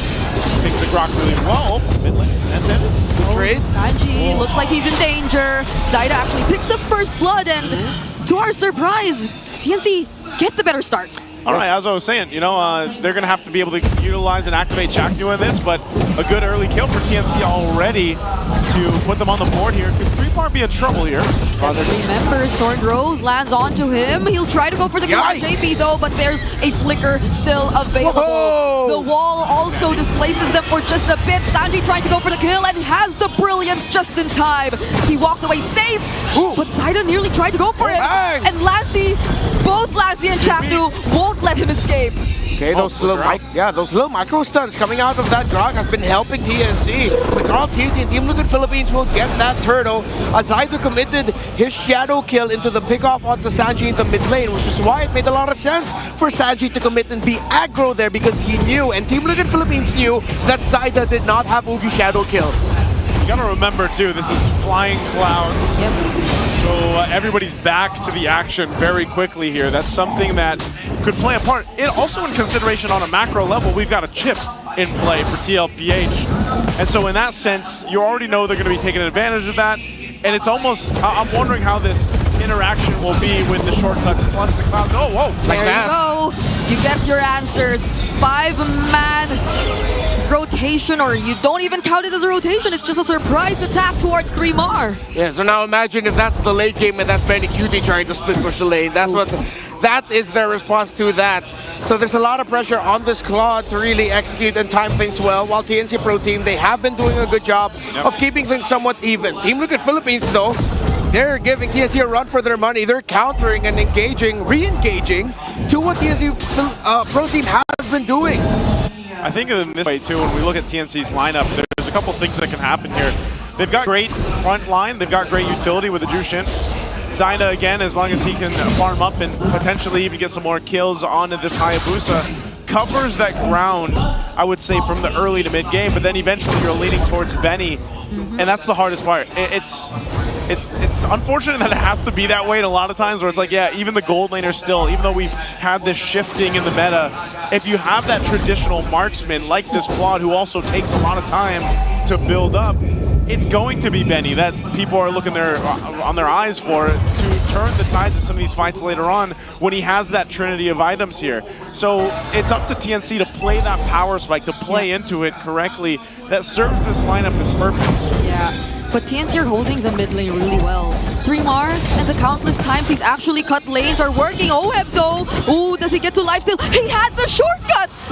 He's actually able to escape the threat of potentially going down. Carl TZ secures the turtle for Team Liquid. And now, as if nothing happened, they can just get back. Oh, that was so smart that he just used the portal to get on out of there now, but he goes back. Benny Cutie's out to see him. Ogi Shadow kills there as well, but the damage is not enough. He also escapes that small amount of damage he could have gotten from the walls. And Oheb, he lives and regains back some of his HP with that jungle creep too. Oheb, he's escaped death now twice. He went to the minion. Unfortunate for Zyda, but at the end, Benny Cutie and TNC still get that turn. But look at Carl TZ. It's by 3-Mar. They'll get him. They're all going in. 3-Mar, they're not letting him off. Yeah. They can't, because they can't allow this Hilda to just go around and be a nuisance in the map. They know that the Hilda's important to the lineup, and now it's putting a lot more pressure into the other 4 members of TNC. The next time we see 3mar, everything that he's going to be doing as a Hilda now in team fights, going straight to the back line, trying to burn someone down right away, getting that stun off with the power of wildness. That's just going to be a suicide mission time and time again for this Hilda. Yeah. Sanji, though, holding this brush down bottom. Yeah, I think he potentially wanted to see if he could catch 3mar again, but 3mar's just kind of opted to go ahead and leave that lane. Yeah. Be with the team for now. They left it open for like a minute almost. Yeah, the lane was being pressured so much that they almost didn't have a chance. 1v1 here. 1v1, Phantom Execution. The damage doesn't land. Lancey's here too, but Sanji will assist Carl just a bit. They don't commit either way, and we have again 15 seconds before the next objective, so that's probably what they're all preparing and setting up for.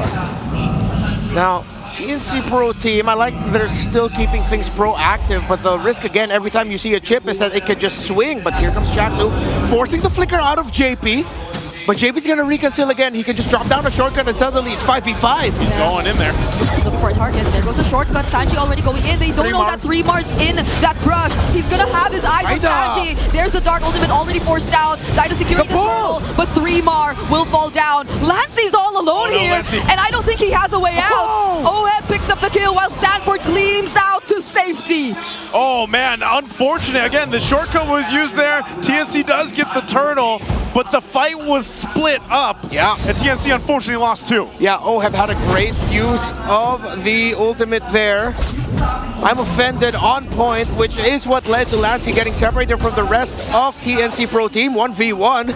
Former teammates, longtime members of Echo together. Carl TZ looks like he'll be able to disrupt Zaida's juggling pattern. Now getting closer to a 2-level gap between Carl TZ and Zaida. And the items. Jacknu! Oh, they commit in the mid lane. There's Benny to provide the blazing duet. JP goes down. Sanford might be next. Does he have the gleam? Oheb tries to save him, and now he survives. Sanji going in with the Dark Ultimate. Jacknu trying to reposition just a bit.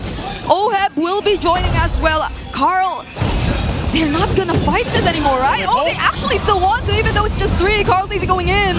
But it's not, or it might not be the best decision. Thorn goes to evade, but Zaida finishes off the kill. Talk about patience for TNC. And even Zaida to wait for that ball. Benny. No, unfortunate for them at the end of it all. Team Liquid Philippines is still the one able to win that, even though Carl TZ go down. Now Zaida has to balance it out. He does a bit somewhat by stealing away the orange buff. Still a very close game. That 1-point-something gold lead for Team Liquid Philippines is actually a little bit more of a mirage.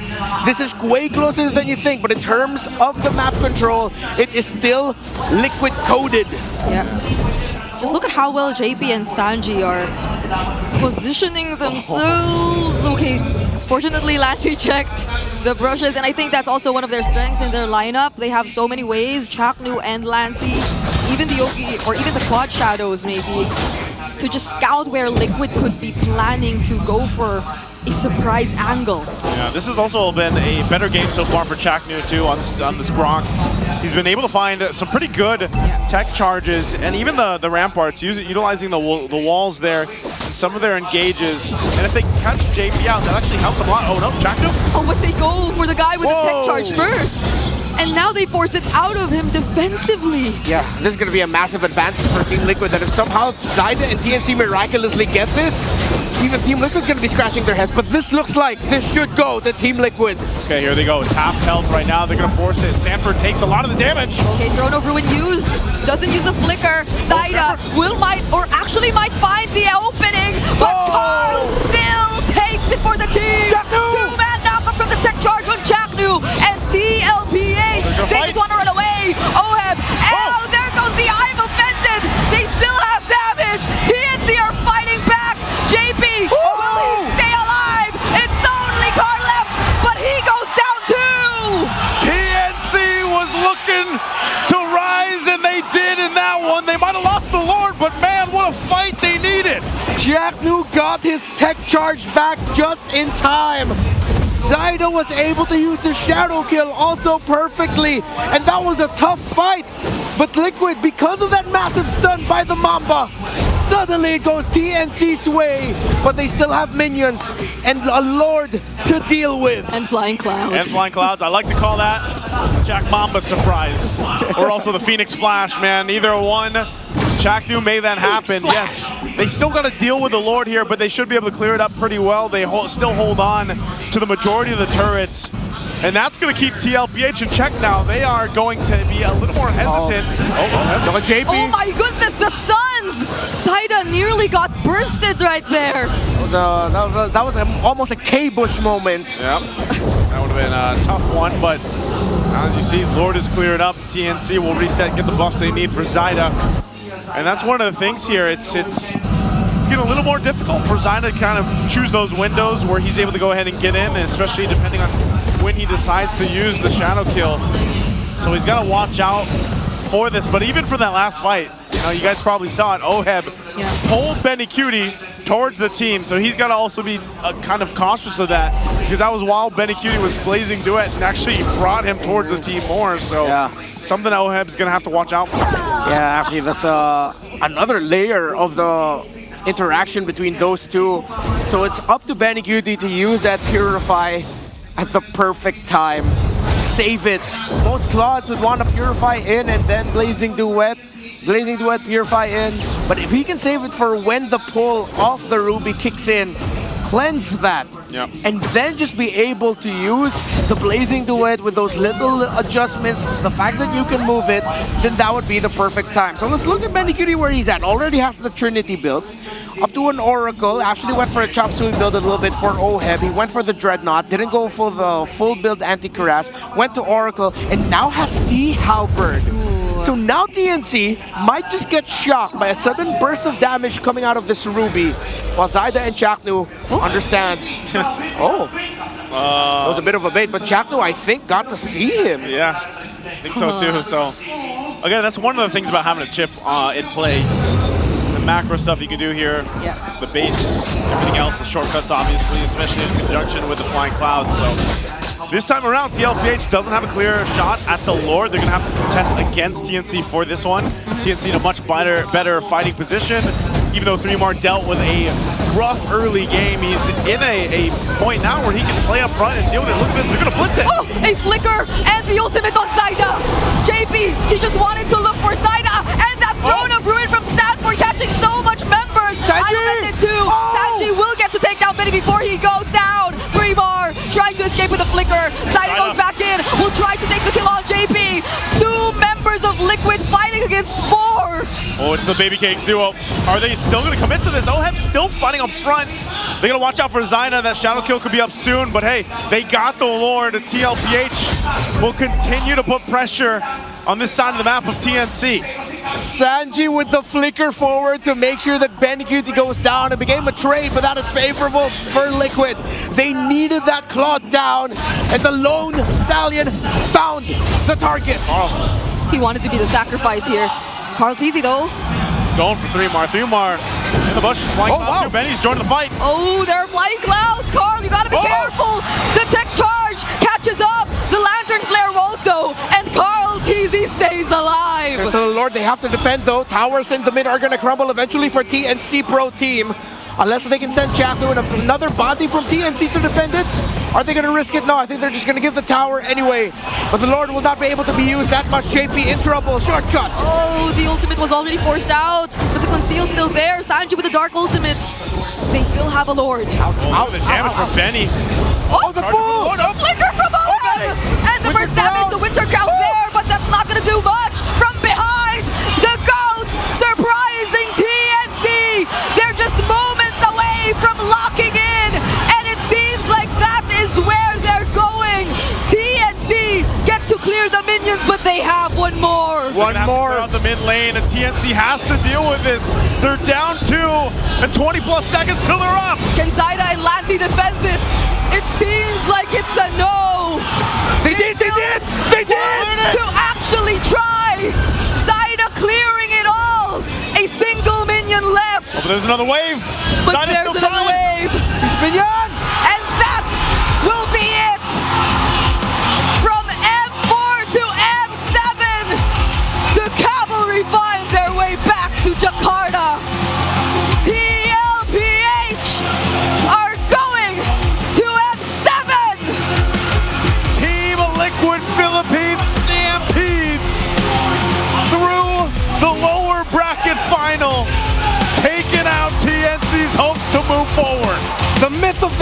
Phoenix crumbles under the hooves of the Golden Stampede.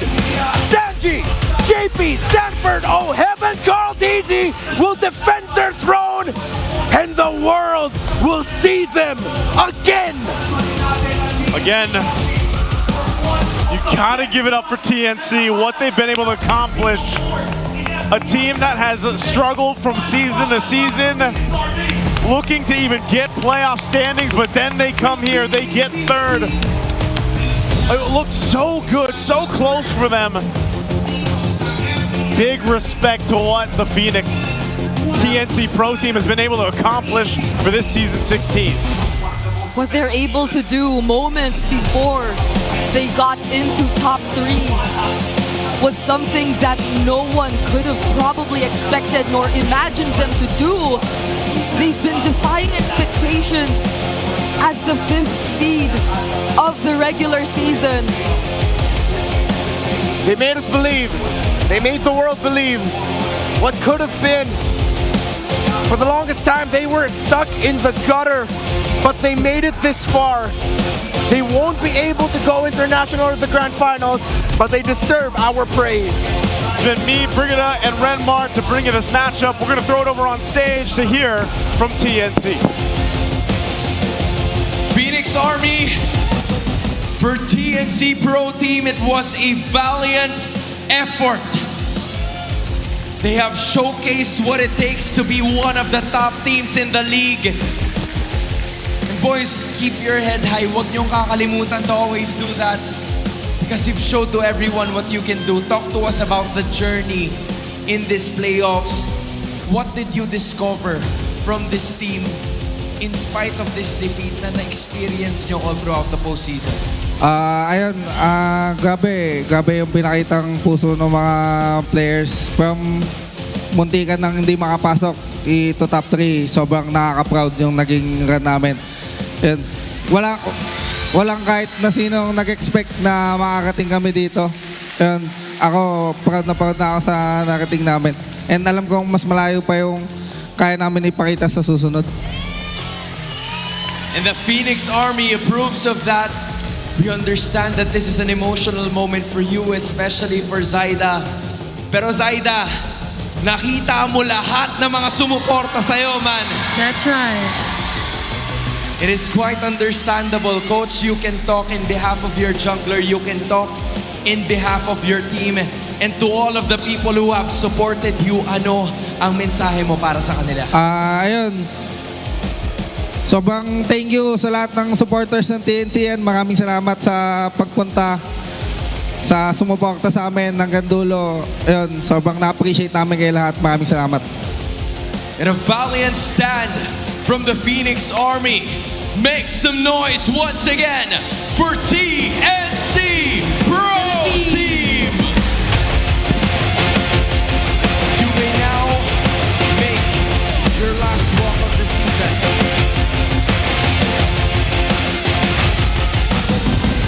It was a tough battle.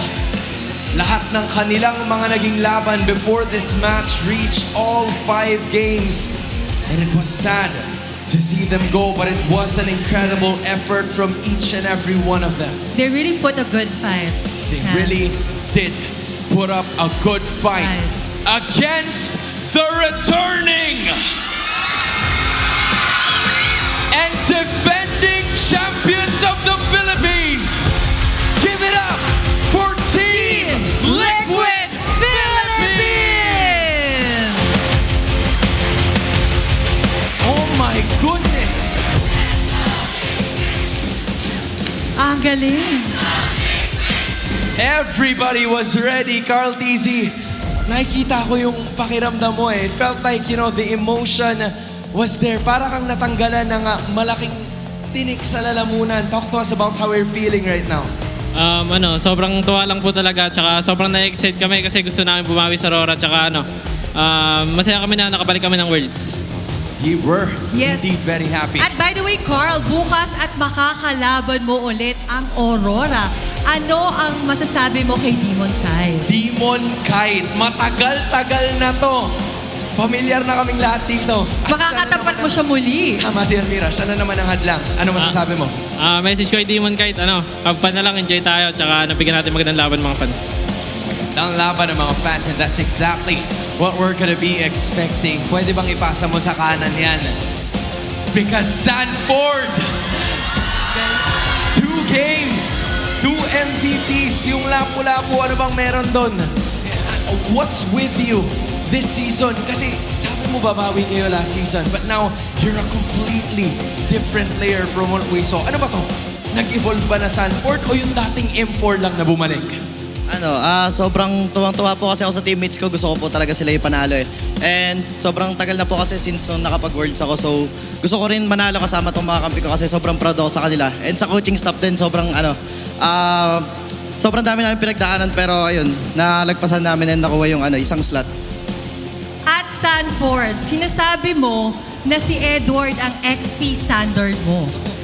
Makakalaban mo siya muli. Paano ko kaya makakabawi?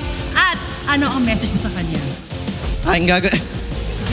Yung gagawin ko lang po is enjoy ko lang po talaga kasi sa POV ko po talagang gusto ko lang po talaga mag-world. So bukas maglalaro ako ng no pressure kasi mas sangad ko po talaga mag-worlds kaysa okay lang po pala mag-champion ulit pero pinaka-focus ko po talaga yung mag-world. So, ayun, enjoy na lang po talaga. And message ko, good luck sa atin. Wait lang, Sanford, tatanungin ko lang, papayag ba kayo na ibigay ang MPLPH? Sanford, naku, na-pressure ka na, kailangan makuha nyo din yan. Tatanungin ko naman, yung isa pang may hawak ng mic at nagbabalik din sa M-World Championship, OHEB! Welcome back! Thank you po. How does it feel na ngayon you've missed it for your career pero M3, M4, M5 nandun ka, you've missed M6. Talk to us about, your part, yung parte na yun ng buhay mo na na-miss out mo yung M6. Ano bang meron doon? How are you feeling just watching? Yun, nung M6 tapos nalaglag kami agad neto ni Perks nun tsaka Blacklist. Siyempre malungkot kasi sa career ko first time ko rin na hindi nakasali sa M-Series. And siguro doon din ako umugot ng lakas na loob na lumipat nga sa team na hindi ako familiar, ganun. Tapos yun, nag-work naman siya and sobrang saya ko ngayon na ito rin yung kasama kong team na magbabalik ulit sa M7. Alam mo, Alvira, there's a story to it. Kasi nung M4, eto yung mga kalaban mo Binugbog kami. Sila ang mga kalaban mo, but now it's a reinforced moment. Ano ba ang dapat asahan ng cavalry from you now that you're gonna be going back to the World Championship? Asahan siguro ng cavalry sa TLPH sa M7 is hindi kami papatalo. Hindi kayo. That's the spirit, Hindi sila magpapatalo. You know what? Let's just talk to everybody else. JP, this is a game MVP for you as well. You've been with the team for quite some time. Matagal ka na rin sa liga. Ano bang pinagkaiba ng Grand Finals na to compared to the others? Po kasi ngayon parang lahat ng team lahat kaya talunin. So parang yung preparation namin talagang pinaganda namin itong playoffs kasi nung di kami nakapag-upper kaya medyo mahirap. Alam mo, JP, you have a tall task ahead of you. Kasi ang mga kalaban mo, yung regular season MVP, si Light. How are you looking forward to that matchup? Siguro gagalingan ko lang tapos maganda na rin sila kasi gusto namin bumawi sa kanila. May sinasabi. Ano sabi? Sabi ko po parang di naman ganyan sinasabi niya sa amin eh. Ano ba sabi niya? Respect ko sa MVP. Sino daw yung Light? Sabi? Joke lang. Light joke lang daw Joke lang daw Joke lang ba talaga yun? Hindi ko alam eh. Bakit hindi mo na naman alam? Pero ito, you have been, one of the most incredible mid laners na nakita natin dito sa liga. Your development was insane as well. How are you gonna face Aurora tomorrow? Kasi yung regular season, it didn't work so well for you. Anong pinagkaiba nitong finals na to? Feel ko sa laban namin sa Grand Finals, feel ko papakitaan na namin ng magandang laban yung mga fans and paghahandaan din namin sila ng sobra-sobra na kasi hindi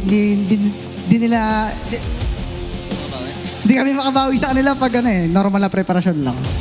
Parang kailangan na talaga. I just have one more question for Coach RC. Coach, sinabi mo kanina, or nung mga nakaraang mga laban nyo, na ipapakita nyo sa Aurora ang tunay na Team Liquid Philippines. When are we going to see that?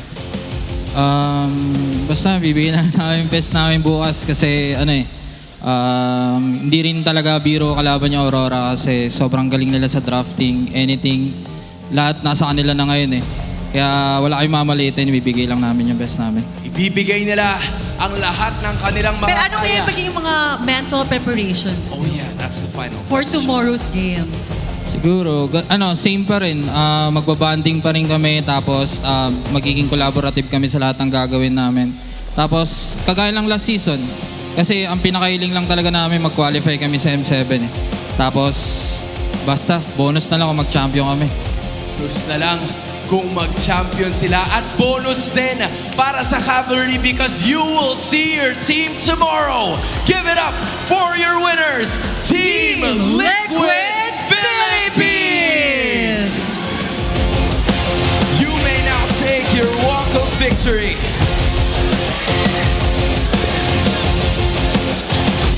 What a moment! What a return, Almiran. Those are some well-known players and they know what it takes to win championships. The Cavalry. Golden Road. That's the Cavalry, the Golden Road, and every single achievement available. I think it's time to toss it back to the casters, or should I say panel? Panel, what's up? It is, I would say, poetic that we have two of the best teams in the Philippines right now, and they are solidified here. Congratulations to Team Liquid Philippines. Alongside Aurora, we'll be going to M7 in Indonesia later on this year. And of course, we'll be going over to the grand finals, which they say is bonus. Yeah. I kind of don't believe it. I'd like to think the grand finals is the focus, and then M7 down the wire is a whole entire thing of its own. So exactly. Eyes on the prize tomorrow night. Come on, Coach RC. I feel like he's a little frazzled about all that happened. But Carl Teasy, I think we talked about this, Leo. He is 100% should have been MVP, and he is right here. We went crazy in that last one. No question. By locking in the Lancelot, he provided so much to Team Liquid. You're watching the highlights, which apparently starts from the very beginning of the series. All the way back. No, game 5, he basically built the Bruiser type Lancelot. Yes. So it means he's able to get away with so much, overcommit, and still survive. Like, see this? He communicated with Sanford saying, hey, 40, Gleam and Throne of Ruin so we can take care of business here. And then so many times, especially in the mid to the late game, when he would puncture in, get hit like down to, I think that was close to the orange buff side for TNC, and then walk away like it was nothing. Yeah, that happened so many times, especially in that later part of the game.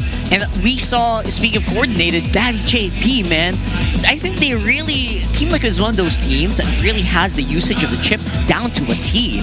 They went in and they went back to their lanes. And I think it's because of the draft and how it went that really showed if you give Liquid a comfortable draft, you lost half the battle. More than half the battle, because 40%. Yes, there were moments where in TNC actually got a lot of kills, a lot of good setups, like this one here wherein Liquid got wiped out. But looking at the map, looking at the gold lead, and looking at where TNC found themselves after that sequence, I can tell you that TLPH were playing with calculated risks. Like they were assuming that if the worst happened, we would still be fine. And that's exactly what happened. I think that we saw that right here. I mean, they had to kind of stay here in vision of TNC, one of those risks that you're talking about, and then just make sure that the team fight afterwards is just as good, which again happened so many times here in this one. Sanford was exceptional here. I would not have maybe gone too crazy if he was MVP here, because honestly his job on that Alice felt doubly difficult. Yep. Oheb was also a solid contender, because again there were many times in this game wherein it was Baby Cakes that was left to fight. It was Baby Cakes, Oheb, and Carl Easy that was left alive. Yeah. And between those two, again, if the opponents did not have good physical defense, those two would shred you. They can take fights forever. Good sustainability on the Lancelot, good sustainability on the Oheb, rather on the Ruby. I got confused because right now I'll tell you, if I say Ruby in the gold lane, in first pick, some people might actually say Oheb. Oheb, right. Sometimes it used to be like really bending cutie, but now Oheb feels like Ruby on the gold lane. I don't mind. Let's go. Let's do it. Yep, and it was works built so for well. this. It was built for sustainability. Yo, good job Oheb earlier, by the way. So many great escapes. This guy is an escape artist on that Ruby. Top lane. He knows how to use it. 100%. Dashing through, flickering out, using that minion for a little extra health. HP steal, right? That was crazy mechanics being shown by TLPH. That's why I'm not going to be so scared that they are going to be the one of the teams to represent the Philippines in M7. Not to say that down all the more, but looking at their lineup, they've been trying to build a lineup like this starting from game 3. So it took them 3 games to figure out that, wait, maybe we shouldn't force this anymore. And when they finally figured out maybe what makes this work, and that shuffle between that Hilda and the Grok, it became too late. Yeah, it was way too late. And maybe if this happened to me in game 2 or game 3, it might have been a completely different story. But we are here with Habit in the clutch. And I think that at this point, you just threw everything that you knew into the wall. I think that's what they did here, right? Yep. With Benecutie going back into the quad after how many series of just staying on that fighter gold lane. Yep, they were still in post-insanity state. Wherein, okay, we're gonna try something else now, but I don't want to say the stank, but the whole process of game 1 to 4, you can't shake that off. That's still there, and you're still in the same series, and we can't expect any team, not even a World Championship team, not even an MPL champion team, to adjust that quickly. So that's why TNC, hats off to them. They showed us a brand new kind of MLBB, something that's only possible after Project Next. But at the end of the day, tight play is still what gets you the big wins. Tight play, very consistent. That's TLPH. That is in their DNA. That is in their gene. TNC, they were really fun to watch, honestly, throughout the whole of the playoffs. But for the most part of it, in my mind at least, it's always 50-50 when I see them play. Yeah, the long and short of it, winning off of a Phoenix Flash still requires a lot of setup. A lot of balancing. If the opponent doesn't fall for it, then you have to shimmy your way around to finding a winning position. So it's not as reliable. But the guy who always seems to find the winning position, even in a weird scenario, that's Carl Teasy. 800 GPM on that Lancelot. Oh, wow. Is again on a bruiser build. He's also the carry. He did the most damage there. You see that? He was always the one in the middle of the fight. I would not be so surprised. He was also doing 1v freeze around the orange pit that we saw earlier. A little bit of a backup here coming in from Baby Cakes. So I would say he really does deserve it. I think he played out of his mind in this game, and I would say he needed also to do this. Out of his mind and in his element. Again, on his favorite hero of all time, Lancelot. 801 GPM, still on the relatively higher echelons of GPM post-Project Next. What I'm surprised to see is the wingman. It's Zaida, the assassin. The Hayabusa is the one with the most assists. Which he did go around the map so much, I would not blame him. That's exactly what he needs to do on that hero anyway. But again, in this specific game, just really wasn't enough. It's not enough to do those crazy out micro maneuvers, you know, crazy outplays. Didn't have enough time. Didn't have enough time to pull off this one. Chakra was trying, 3mar was trying. It's just the way Liquid played and the tools that they had going into game number 5 was just too much. They overloaded what the Phoenix Army was capable of deploying. Yeah, and at that point, you're just hoping that you can just thrive in the chaos, which they have been trying to do in the past few games. Yeah, but Liquid wasn't having any of it. Liquid's Stampede was too systematic, it was too precise, and they've been winning with this formula championship after championship after championship all around the world. and now they're on their way to defending their very championship here in TLPH. I think it's also iconic that they do it always with the chip as a flourish on that last pick. Yep. It's really good, and I really hope that we can see more of that, but I think that might already be read by Aurora at this point. Let's see if that's going to make any changes. Before we move on, though, I really want to hear how those comms went. Let's throw it over to our Infinix mic check, see what's going on.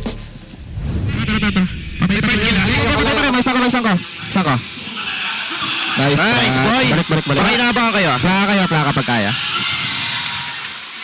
Sanay pa ako, pre. Kailan baka pikiran ka? Ready ka lang. Go. Pre, na-survive natin yung early ni Hilda, pre.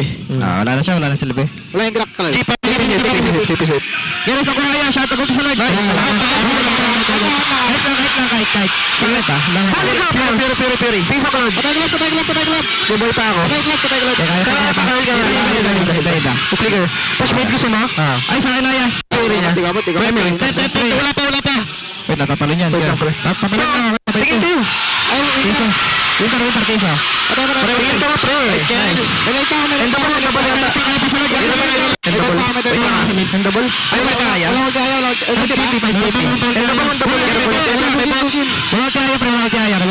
Hero lang, boys. Pare. Hero, pre. Wala pre, susin, pre. Pwede yan ito. Hinta patay niya. May minyan. Sa akin, Aya. Tower. Pare. Nice.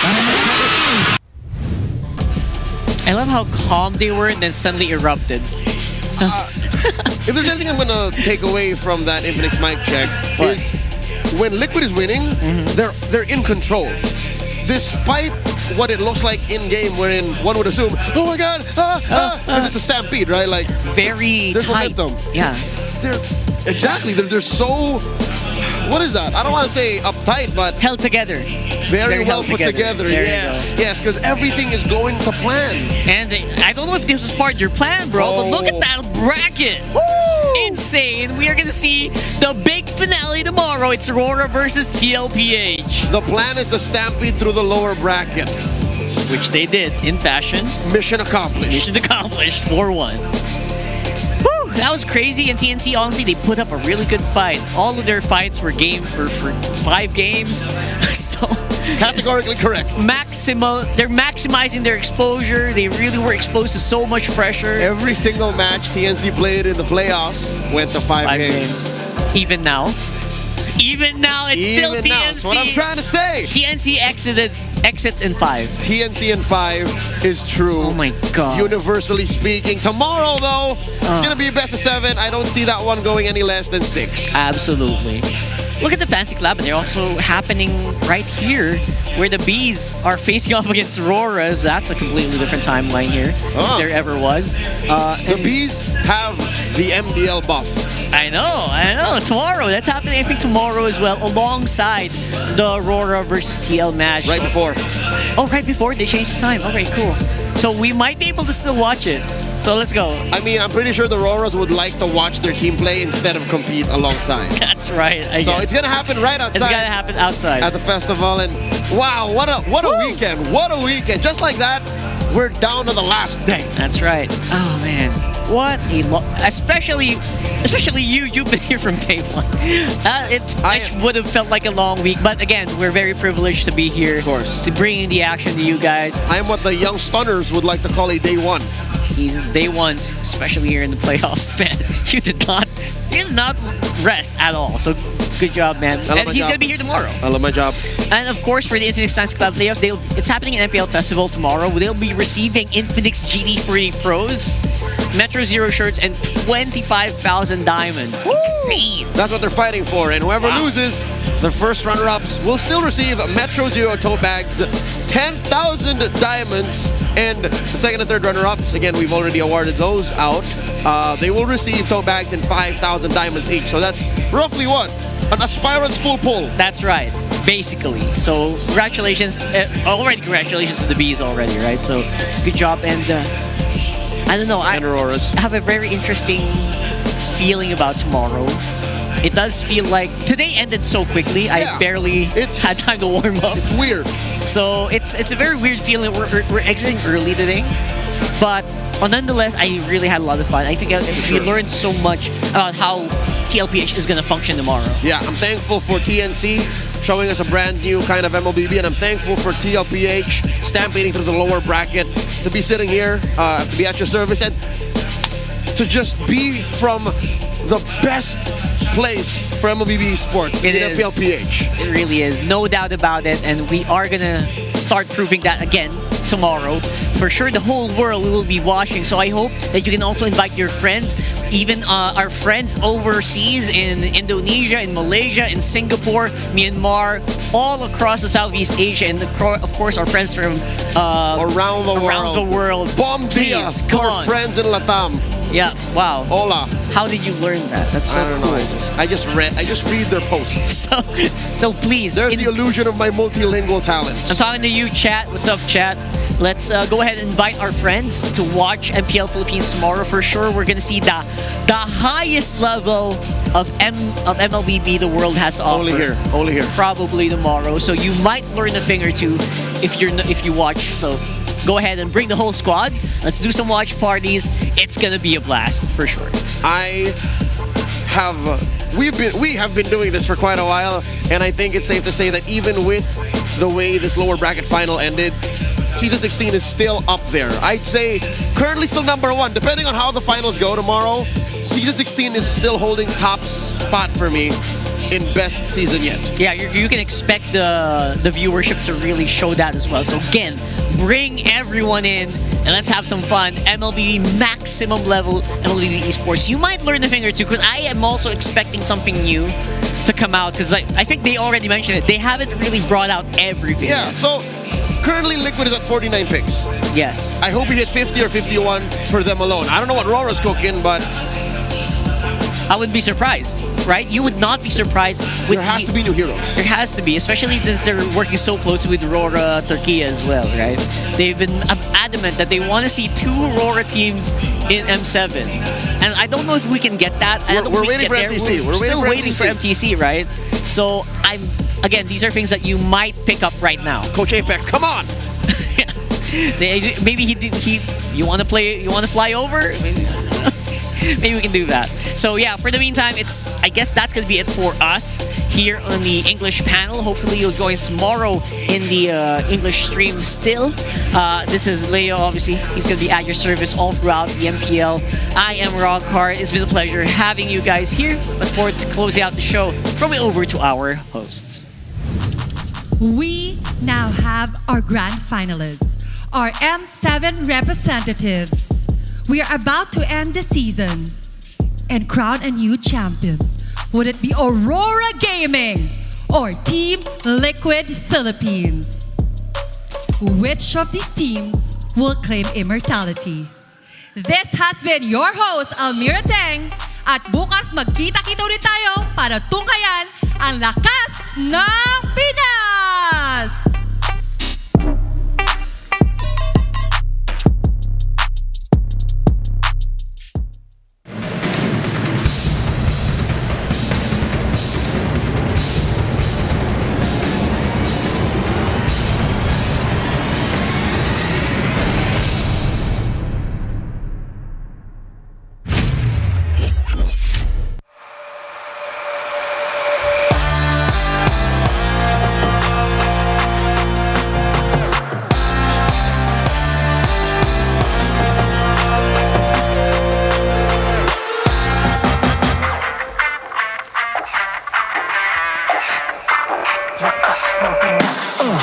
Malakas, Pilipinas, malakas, kahit anong lane, we become the monsters.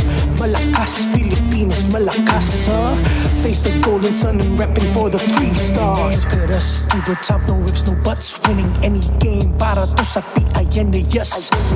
Di mo matitinag aming boses sa new level. Nasa kalye man o mobile, you know I become a legend. Listen, open fire, we unite, we winners.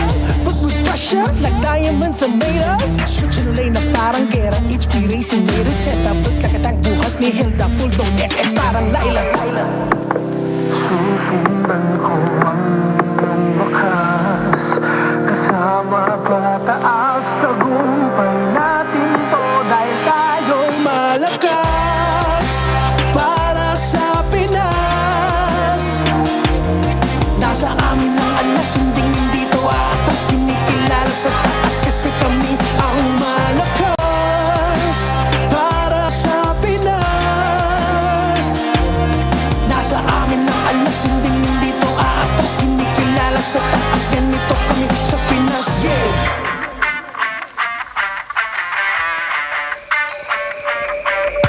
Laging MVP, no surrender, no retreat. Pag nagsama-sama, just imagine what we can achieve. Laging MVP, no surrender, no retreat. Giving 100 on my all, cause we just cannot be defeated. We are unstoppable, immune and invulnerable. Ready ang equipment, lahat frozen, mala, crowd control. Pakita on the jab, beast to the southeast. Taas ang matawag, proud and loud, cause every enemy we devour.